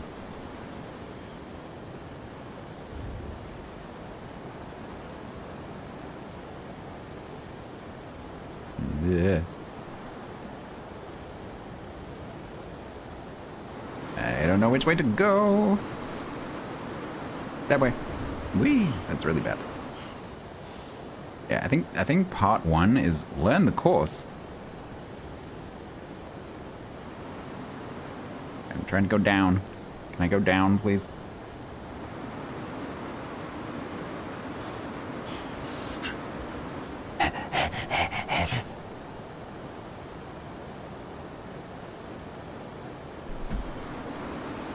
There. Boy. There.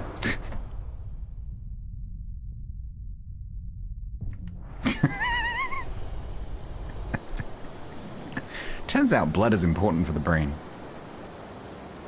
Who knew?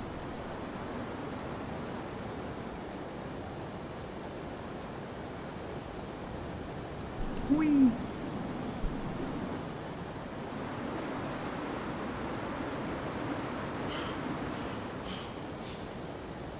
Okay, let's bleed off a little bit of speed before we take this corner.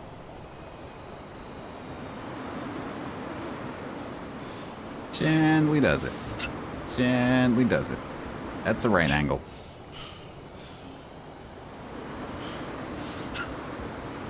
Go.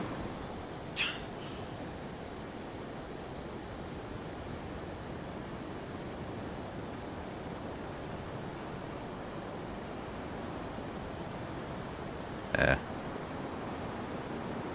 you might go this way. Bleh. Turns out, the ailerons make you go upwards when they're, you know, aligned upwards. It's a useful fact.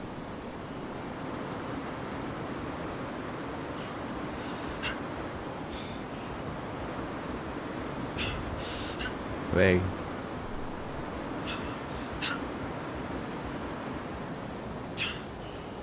There. There. Blah.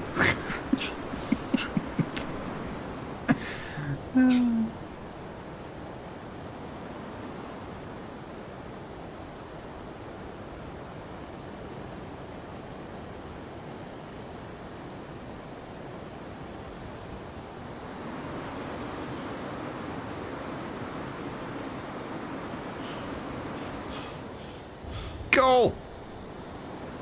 Mind the sheep. There aren't sheep. Sheep.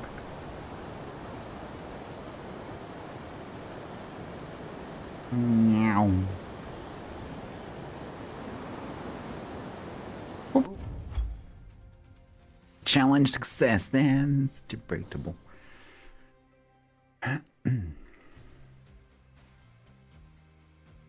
The world record is 126,000. I got 483,000. That's how good I am.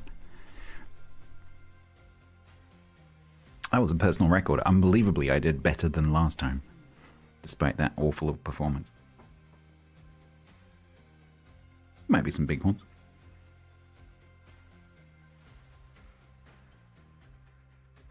So now I'm curious. Something I wanted to do. How many points do you get if you just stay like low to the surface of this surface and just go straight?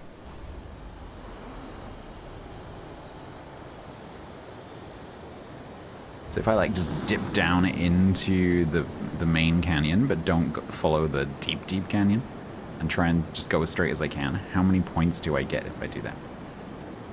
I'm curious. How much have they tuned this? So if I go this way? No, I'm not doing first person. Why would I? You can't see anything. It's because it's the reason I don't do the cockpit view because I get this every time. The reason I don't do cockpit view on a 2D screen is that I'm not in the cockpit, so I can't see what the pilot could see. And so I can't see anything. What's the point?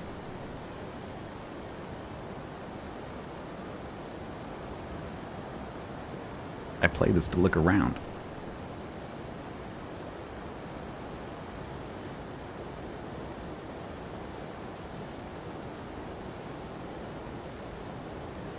Don't have binocular vision. I don't have like 190-degree peripheral vision. VR, yeah, in VR this is insane.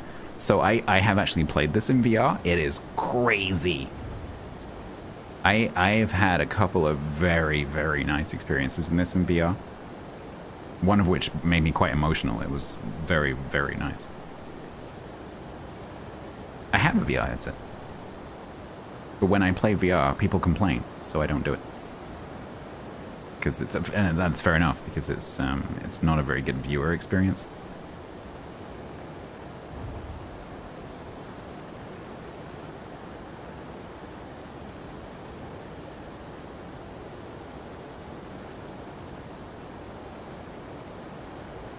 Exactly.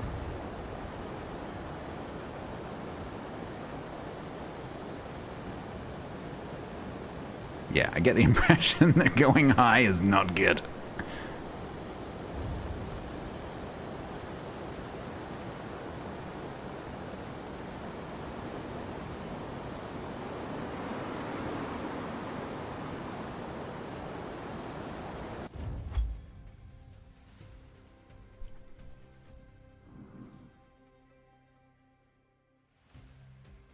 Funny thing is, it's not that much less. That's quite interesting, actually.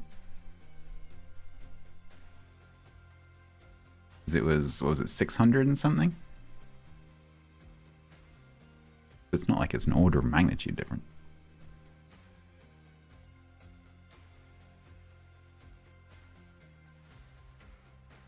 One more. probably MIP, undoubtedly. I'd be interested to know whether they're a real pilot or not.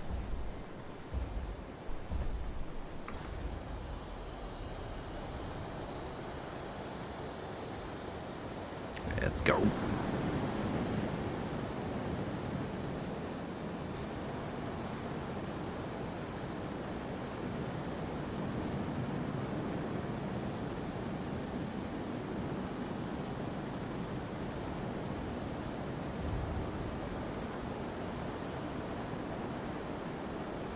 Ah!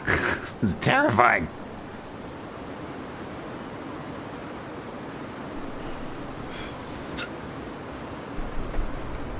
Whee! Get a bit of negative G, suffer that blood back in the head. Woo!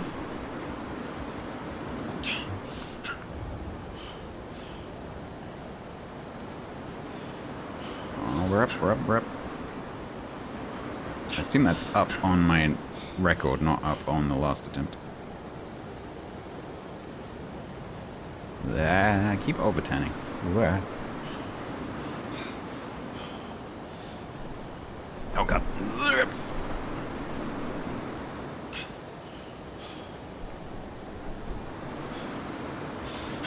It's the same principle as racing. You go too fast into the corner, you can't come out.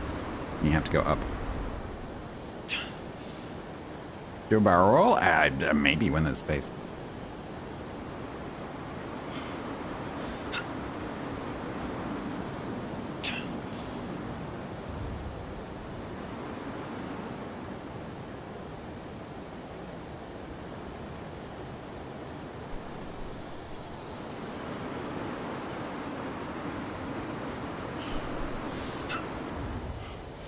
Whoa, ridge, ridge, ridge, ridge!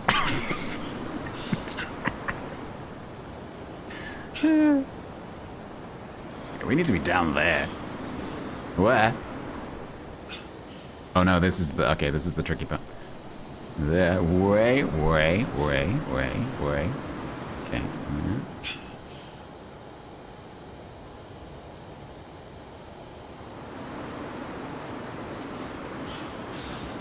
It's pretty good. It's pretty good. It's pretty good. Stay down. Stay down. Stay down. And another 90. Don't clip the corner. Don't clip the freaking corner. Ah! Oh god. Sorry, we died.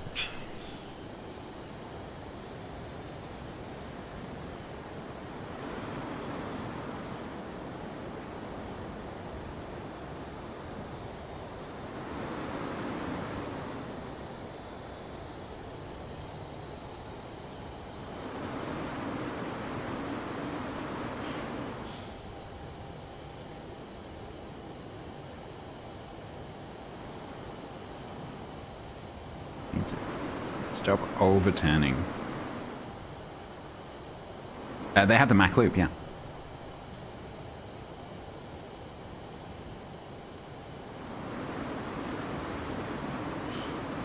Oh, I lost it. Frick, I have to do it again. Damn it. Oh, I was doing so well then as well.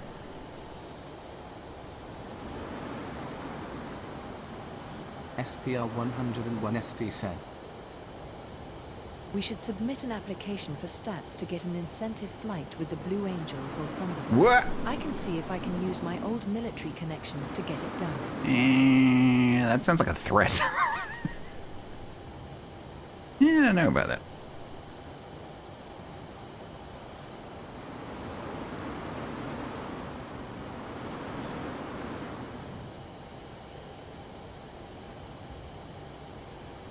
I have connections as well.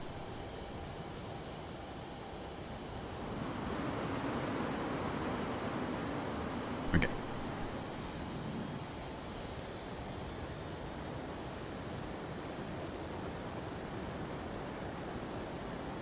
A U2? A U2 would be flipping amazing.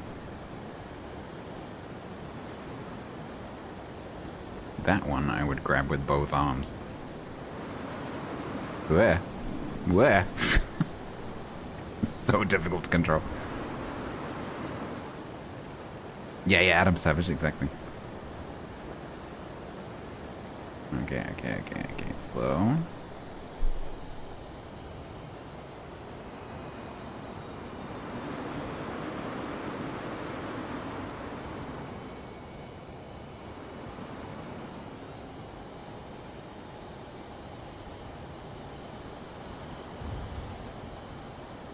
Don't clip the corner. I see what you did there. Yeah, you have to use the plane. So everyone's doing it in exactly the same conditions. So it's the same settings, the same plane. The only difference is your controller and you.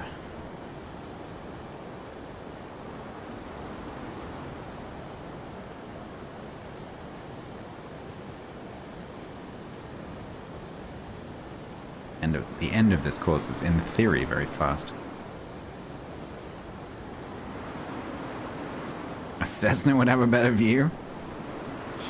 It might take slightly longer. Oh, we're doing good. We're doing good. We're doing good. We're doing good. Oh, can I be snazzy?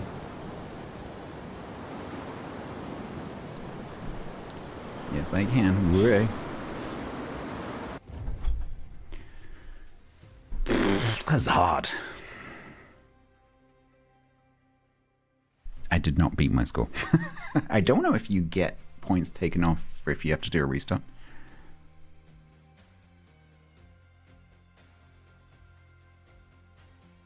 Because the first time I tried it, I didn't crash. Which is where that score comes from.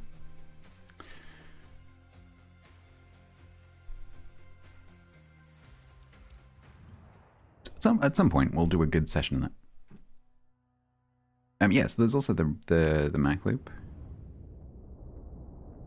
Also in an 18E. G'day, Madelon. Why is the map sideways?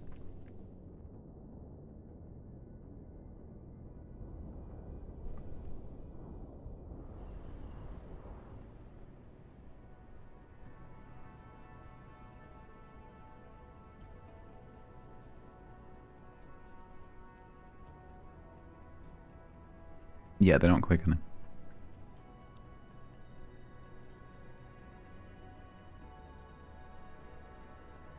Don't know whether it gives you any markers or anything. Hopefully it does. Because I do not. Okay, it gives you a little green. Don't put me in the cockpit. Don't put me in the cockpit. Don't put me in the cockpit. Thank you. Okay, PC, can we catch up? Thank you.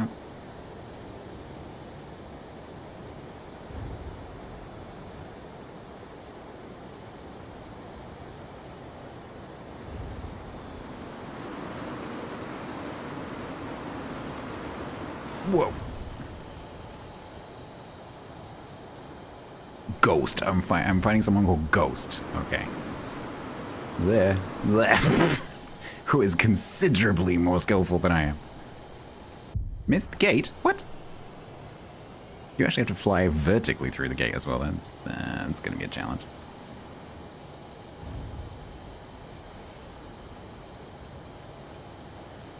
Oh, I like this though. This is very cool. This is not quite as intimidating as the canyon. Flat spin. Flippin' Okay, this is a lot harder than I thought it was going to be. Did that just let me cheat?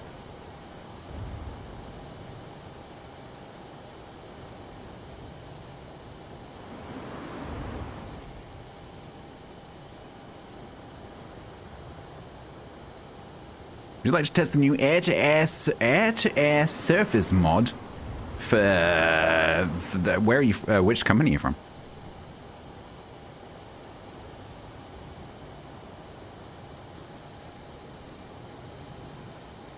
You realize you're trying to have a conversation with me while I'm doing the Mac loop, right? For the first time ever, by the way, just so you know.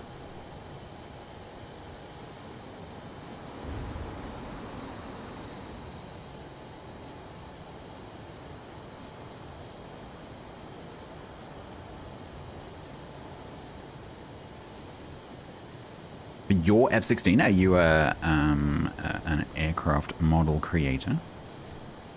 But are you from a company, or is this a personal offer? Are you, sorry, I'm talking business. Is this a personal offer, or are you just making me? Are you just a person offering me something, or are you a company offering me something? If you're a company offering me something, could you please email me? Thank you.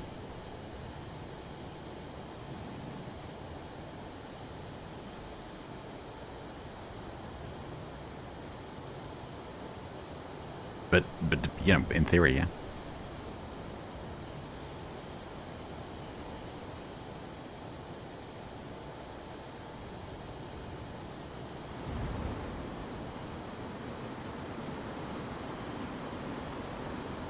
What? Oh. It's that side of the gate. Oh, not again.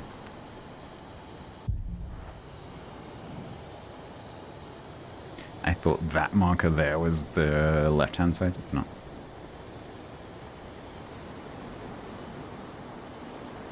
Ooh, that is a nasty turn. What the?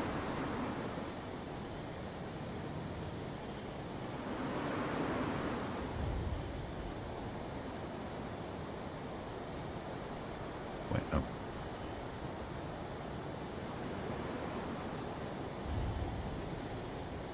That is a terrible turn. Lay.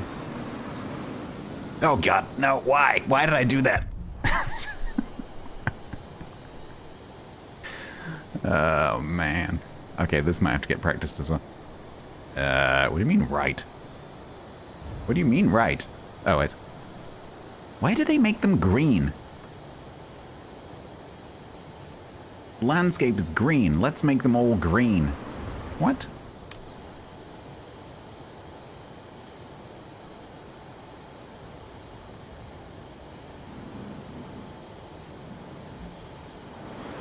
Stop making that mistake. Oh my god. 9 times out of 10 when I crash, it's because I do that. He says doing it again.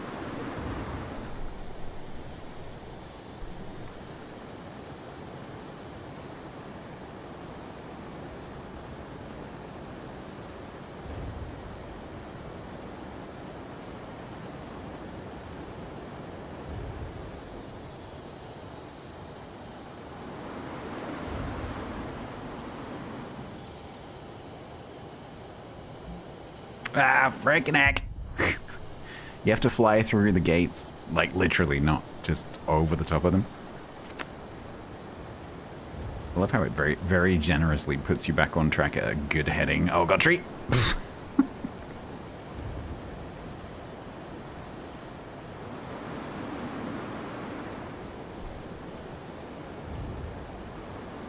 This is a long course. No, no, no, no, no, no! Fucking heck. Oh, man. I must have been inches above that. Yeah, no, there are planes up here all the time, but it's kind of... It's not constant, because they don't do it all day, every day. But it's fairly regular. But because of the way that the valleys kind of channel the sound, it's not as bad as you would think. Because... let's say you live in a house at the bottom of one of those valleys. You only really hear them when they're overhead, and so you'll get maybe like 3 or 4 times a day. You might just get like from, but that's it. They've gone. So it's a few seconds. And then for the people who are up walking in the mountains, it's really cool because you get to watch them all going around underneath you. I've seen that a few times. It's pretty cool.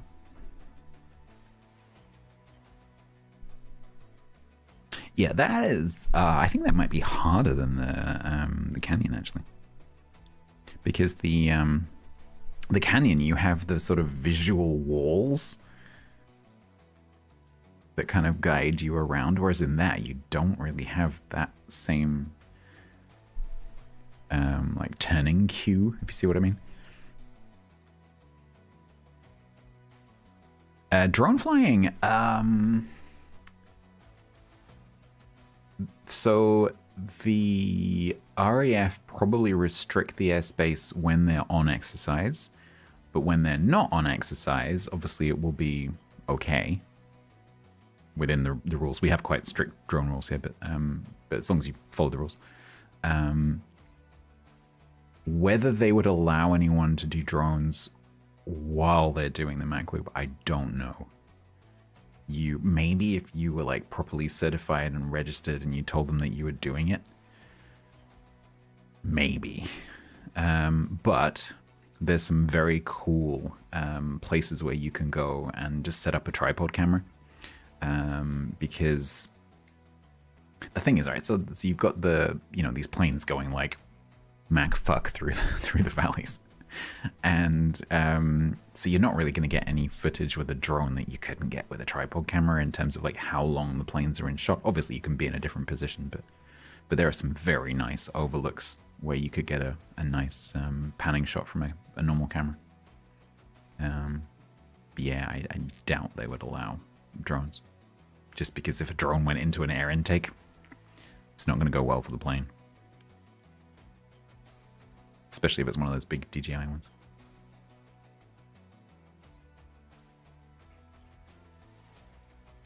Oh yeah, I've seen some pretty low ones up there. Yeah, I was doing Penavan once, and there was I can't remember exactly what it was. It was a group of planes. I think it was a Hercules, one of the two prop Herculeses, and then a couple of fighters. I don't know what they would have been. Probably Lightnings, I'm guessing. Escorting it, pretty cool. So they were all like turning in sync. It's pretty cool.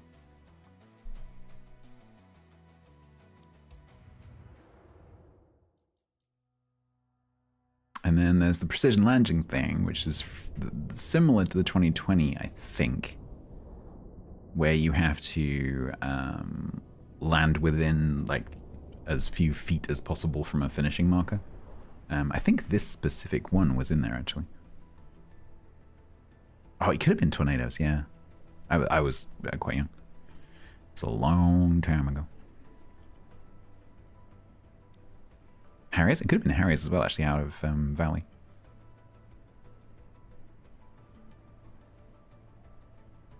Yeah, Lossy Mouth is similar, yeah, exactly.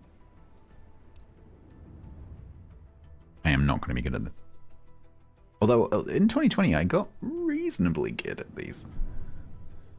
Like, reasonably good for a casual. Alright, we're in.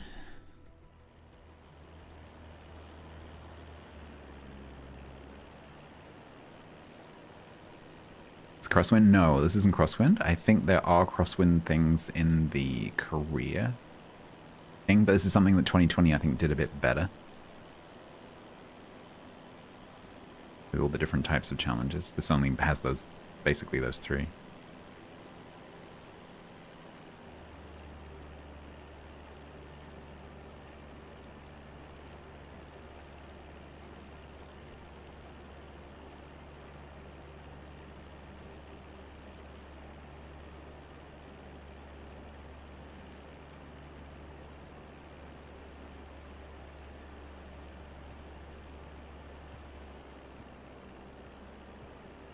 I have no idea what I'm doing.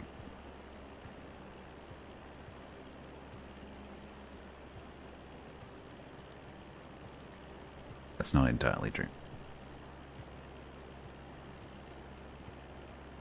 It's just mostly true.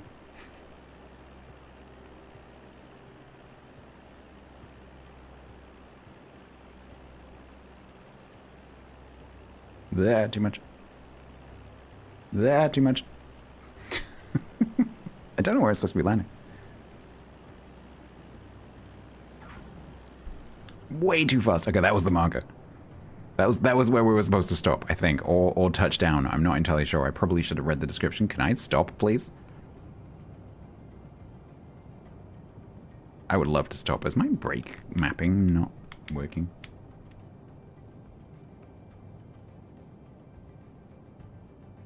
I need to check my brake controller mapping. I don't seem to have any brakes in anything.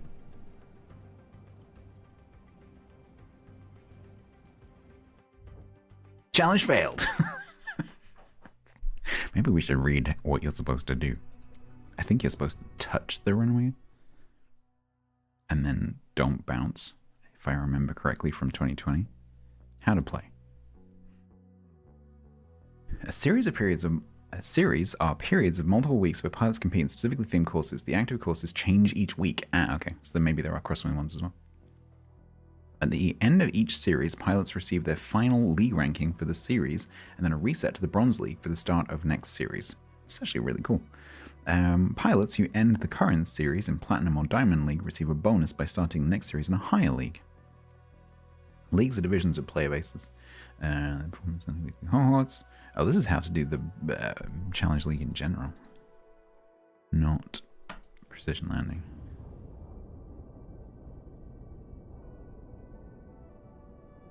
Are you not going to tell me how?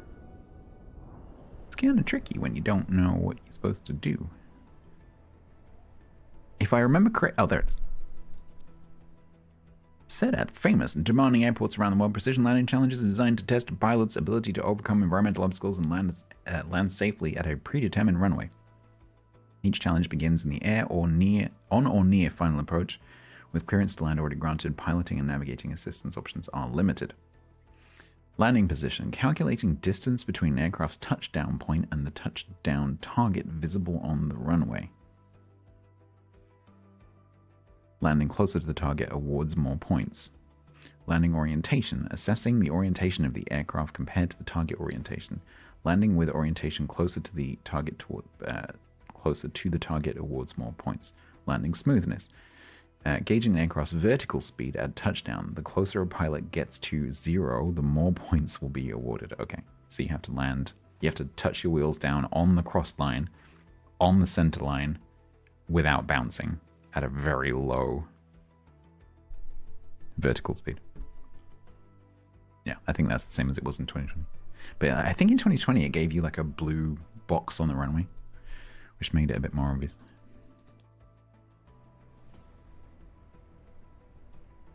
Let's have one more go. These are kind of addictive, these challenges. This is the last one. Last one. Because I'm hungry.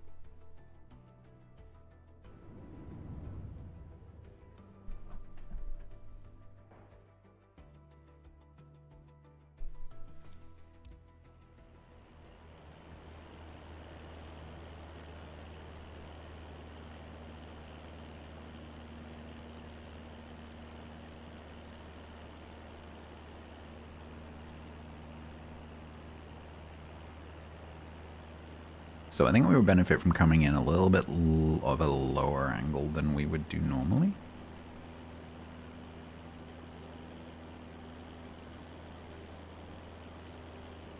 Slow.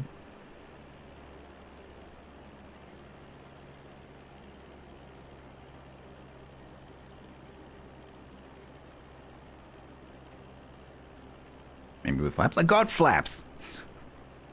Don't you start. Last time someone talked about flaps, we ended up in the Wyoming prairies, scrambling for sticks and rocks.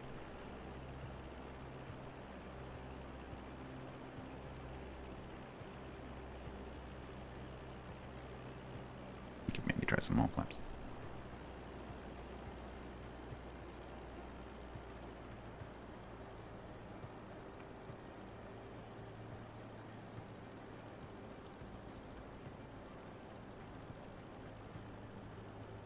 Got a bit of crabbing going on. Ugh. Can't see the line.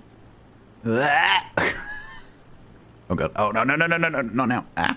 Oh god, this is really hard. Okay, that was terrible. That line is totally invisible.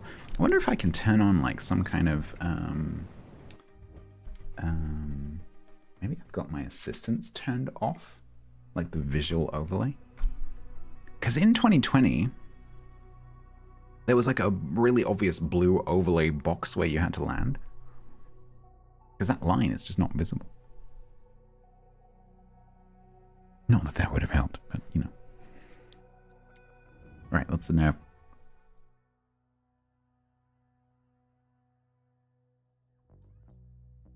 That's cool. We have to come back and see if there's different ones. End of the week in 1 day, 4 hours, so it's Monday morning, right? Yeah.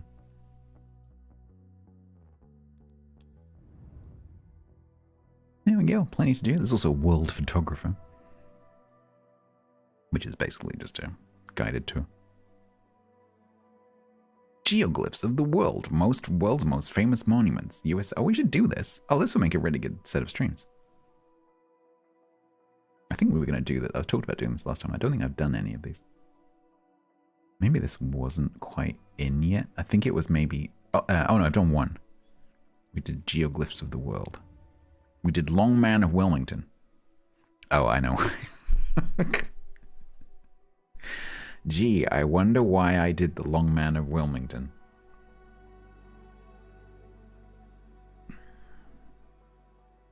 If you know, you know.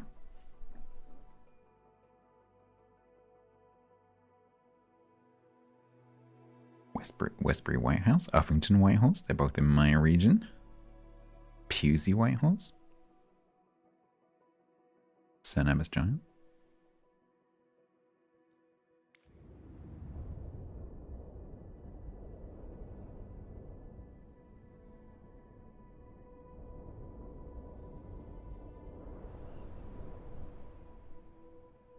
No, find 3 swords? No, I don't think so. Bonus, in close up while on foot. While on foot, so you have to land on a summer's day.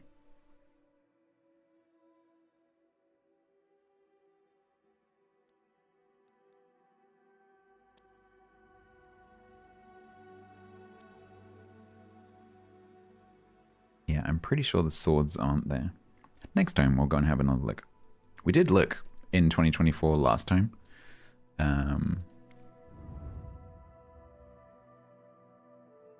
Or at some point. I'm pretty sure that they weren't there. So, where's Bergen?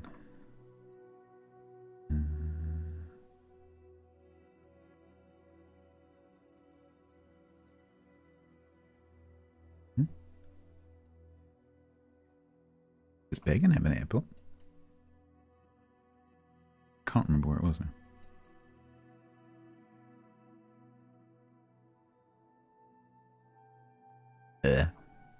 My geography of Norway is not great. No, it's way too far north.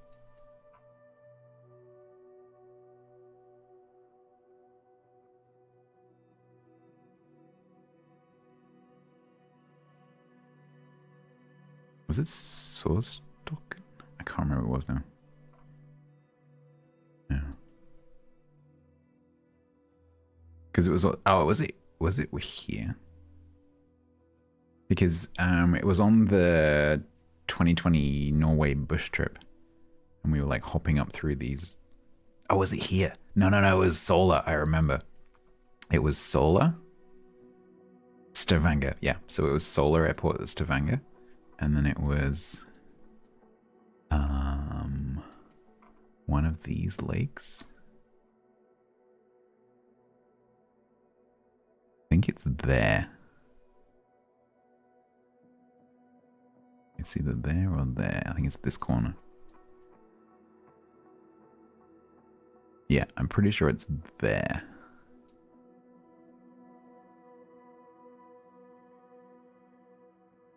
Great. Let's just go and have a quick look. Oh dear.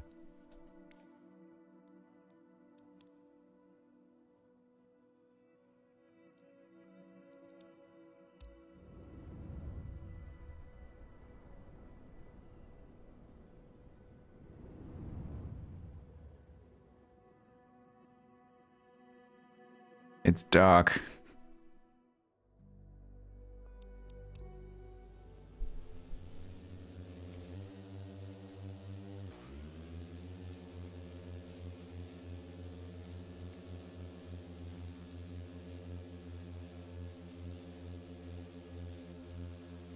I can see the shadow.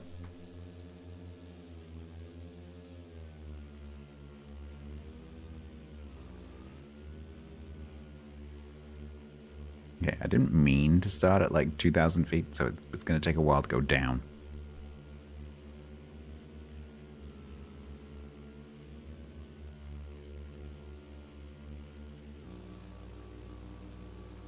Does this help?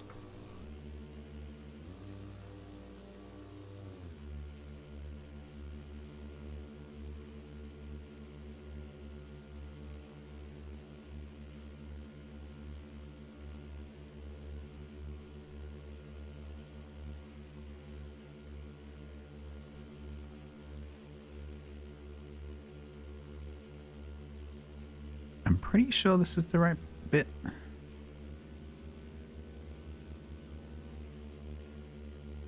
See that like grey splodge just under the very right hand side of the aircraft? There. I think that's it.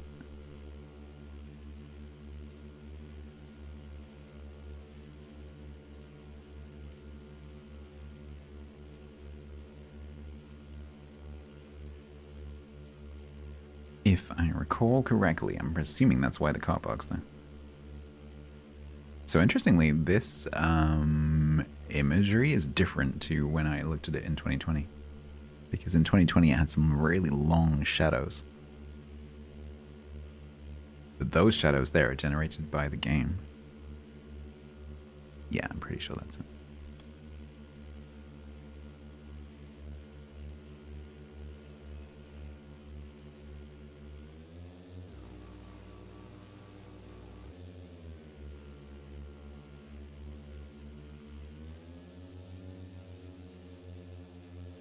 This thing didn't exist last time I did this.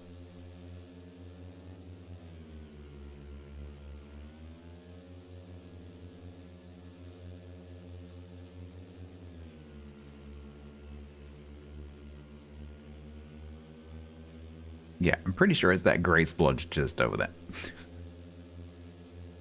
So, that would be a no. Let me just check that that is actually the case.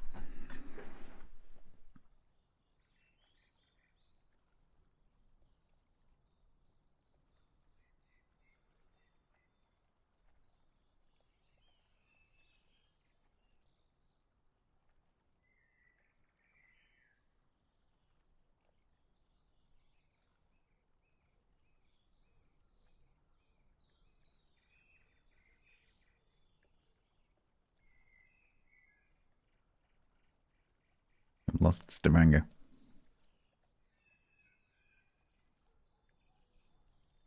Yeah, there it is.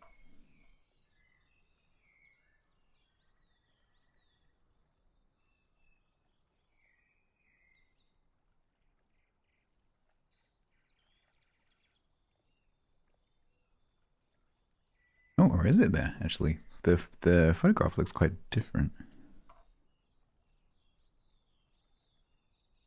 Oh, maybe it's there.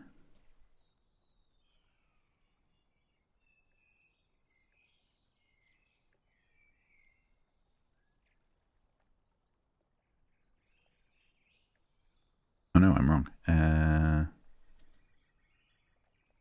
Oh man, I don't know where it is. I thought it was there. It's not there. Is it this corner? Surely there would be like Google images. Google Maps images. I got the wrong lake.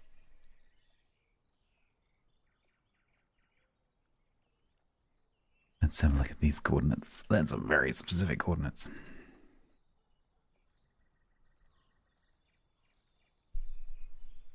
Oh, wrong lake. Okay. We're too far north. Oh, it's actually not a lake. That's the bit that I got confused about. It's actually one of the little inlets. Stats, the mods need your Yeah, attention. I know. Got it. I'm there. Way ahead of you.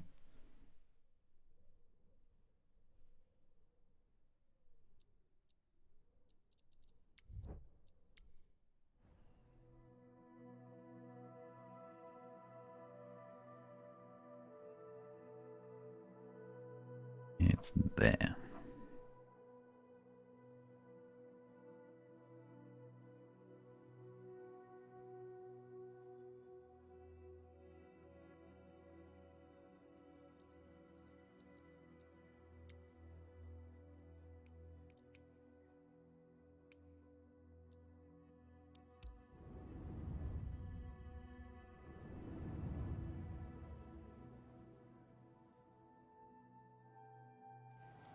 That term.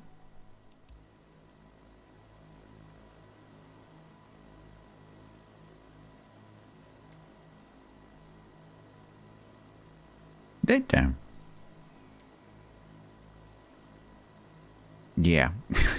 You see those like streaks? You see those black streaks right there. That's the swords.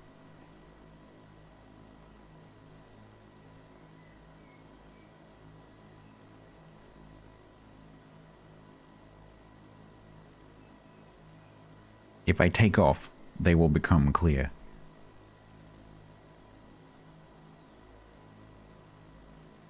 How did I do that? Oh, I'm in walk around mode.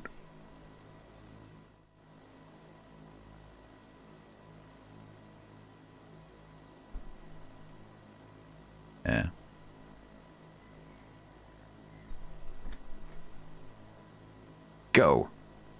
Machine start. Machine go. Robot unfurl. It's probably a button. Cruise mode. Light stick. Sport? We can go in sport mode. Arm the rotors on. Oh, beep, boop, boop.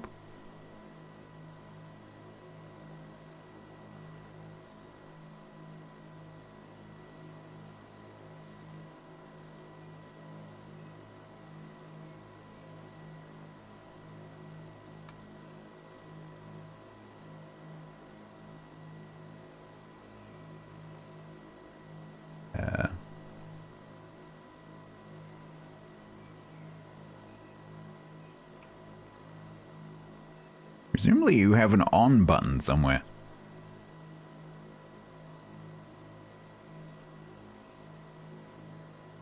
Hello?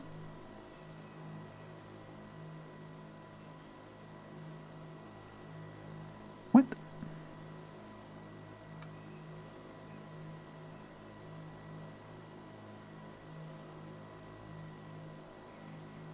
Motor's already armed. Well, then go.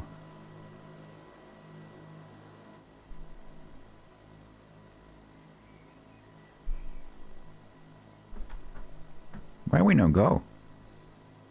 I don't just start it, it's electric. Maybe I do, yeah, maybe I need to. I mean, I did choose not ready to fly, to be fair.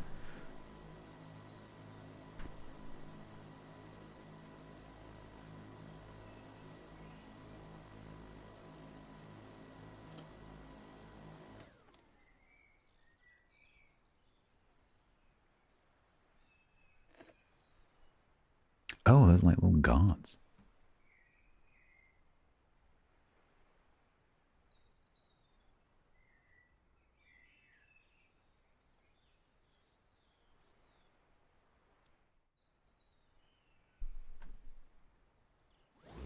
Hey. Yeah, so as I go up...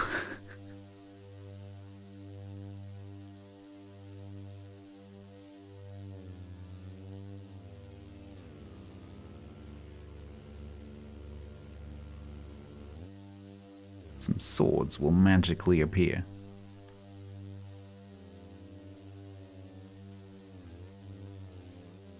See, can you see the hilt and the blade on that one?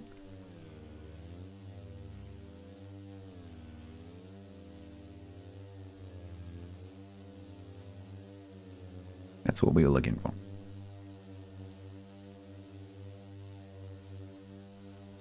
Stavanger's very colorful.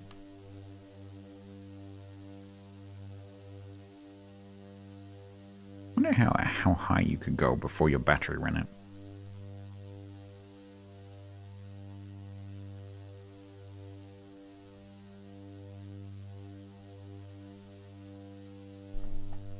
Anyway.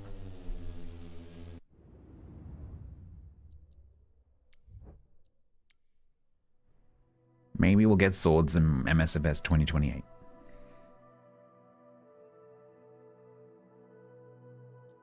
Right, with that, I'm half an hour late, so this has been a 9-hour stream when I meant it to not be a 9-hour stream.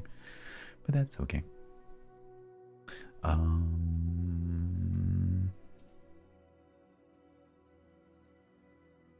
Where are we going?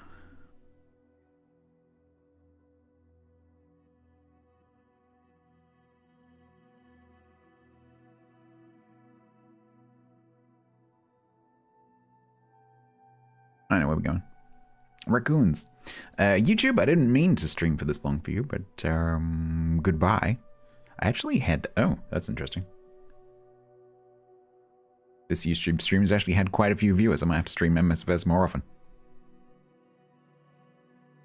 That's fascinating. Goodbye.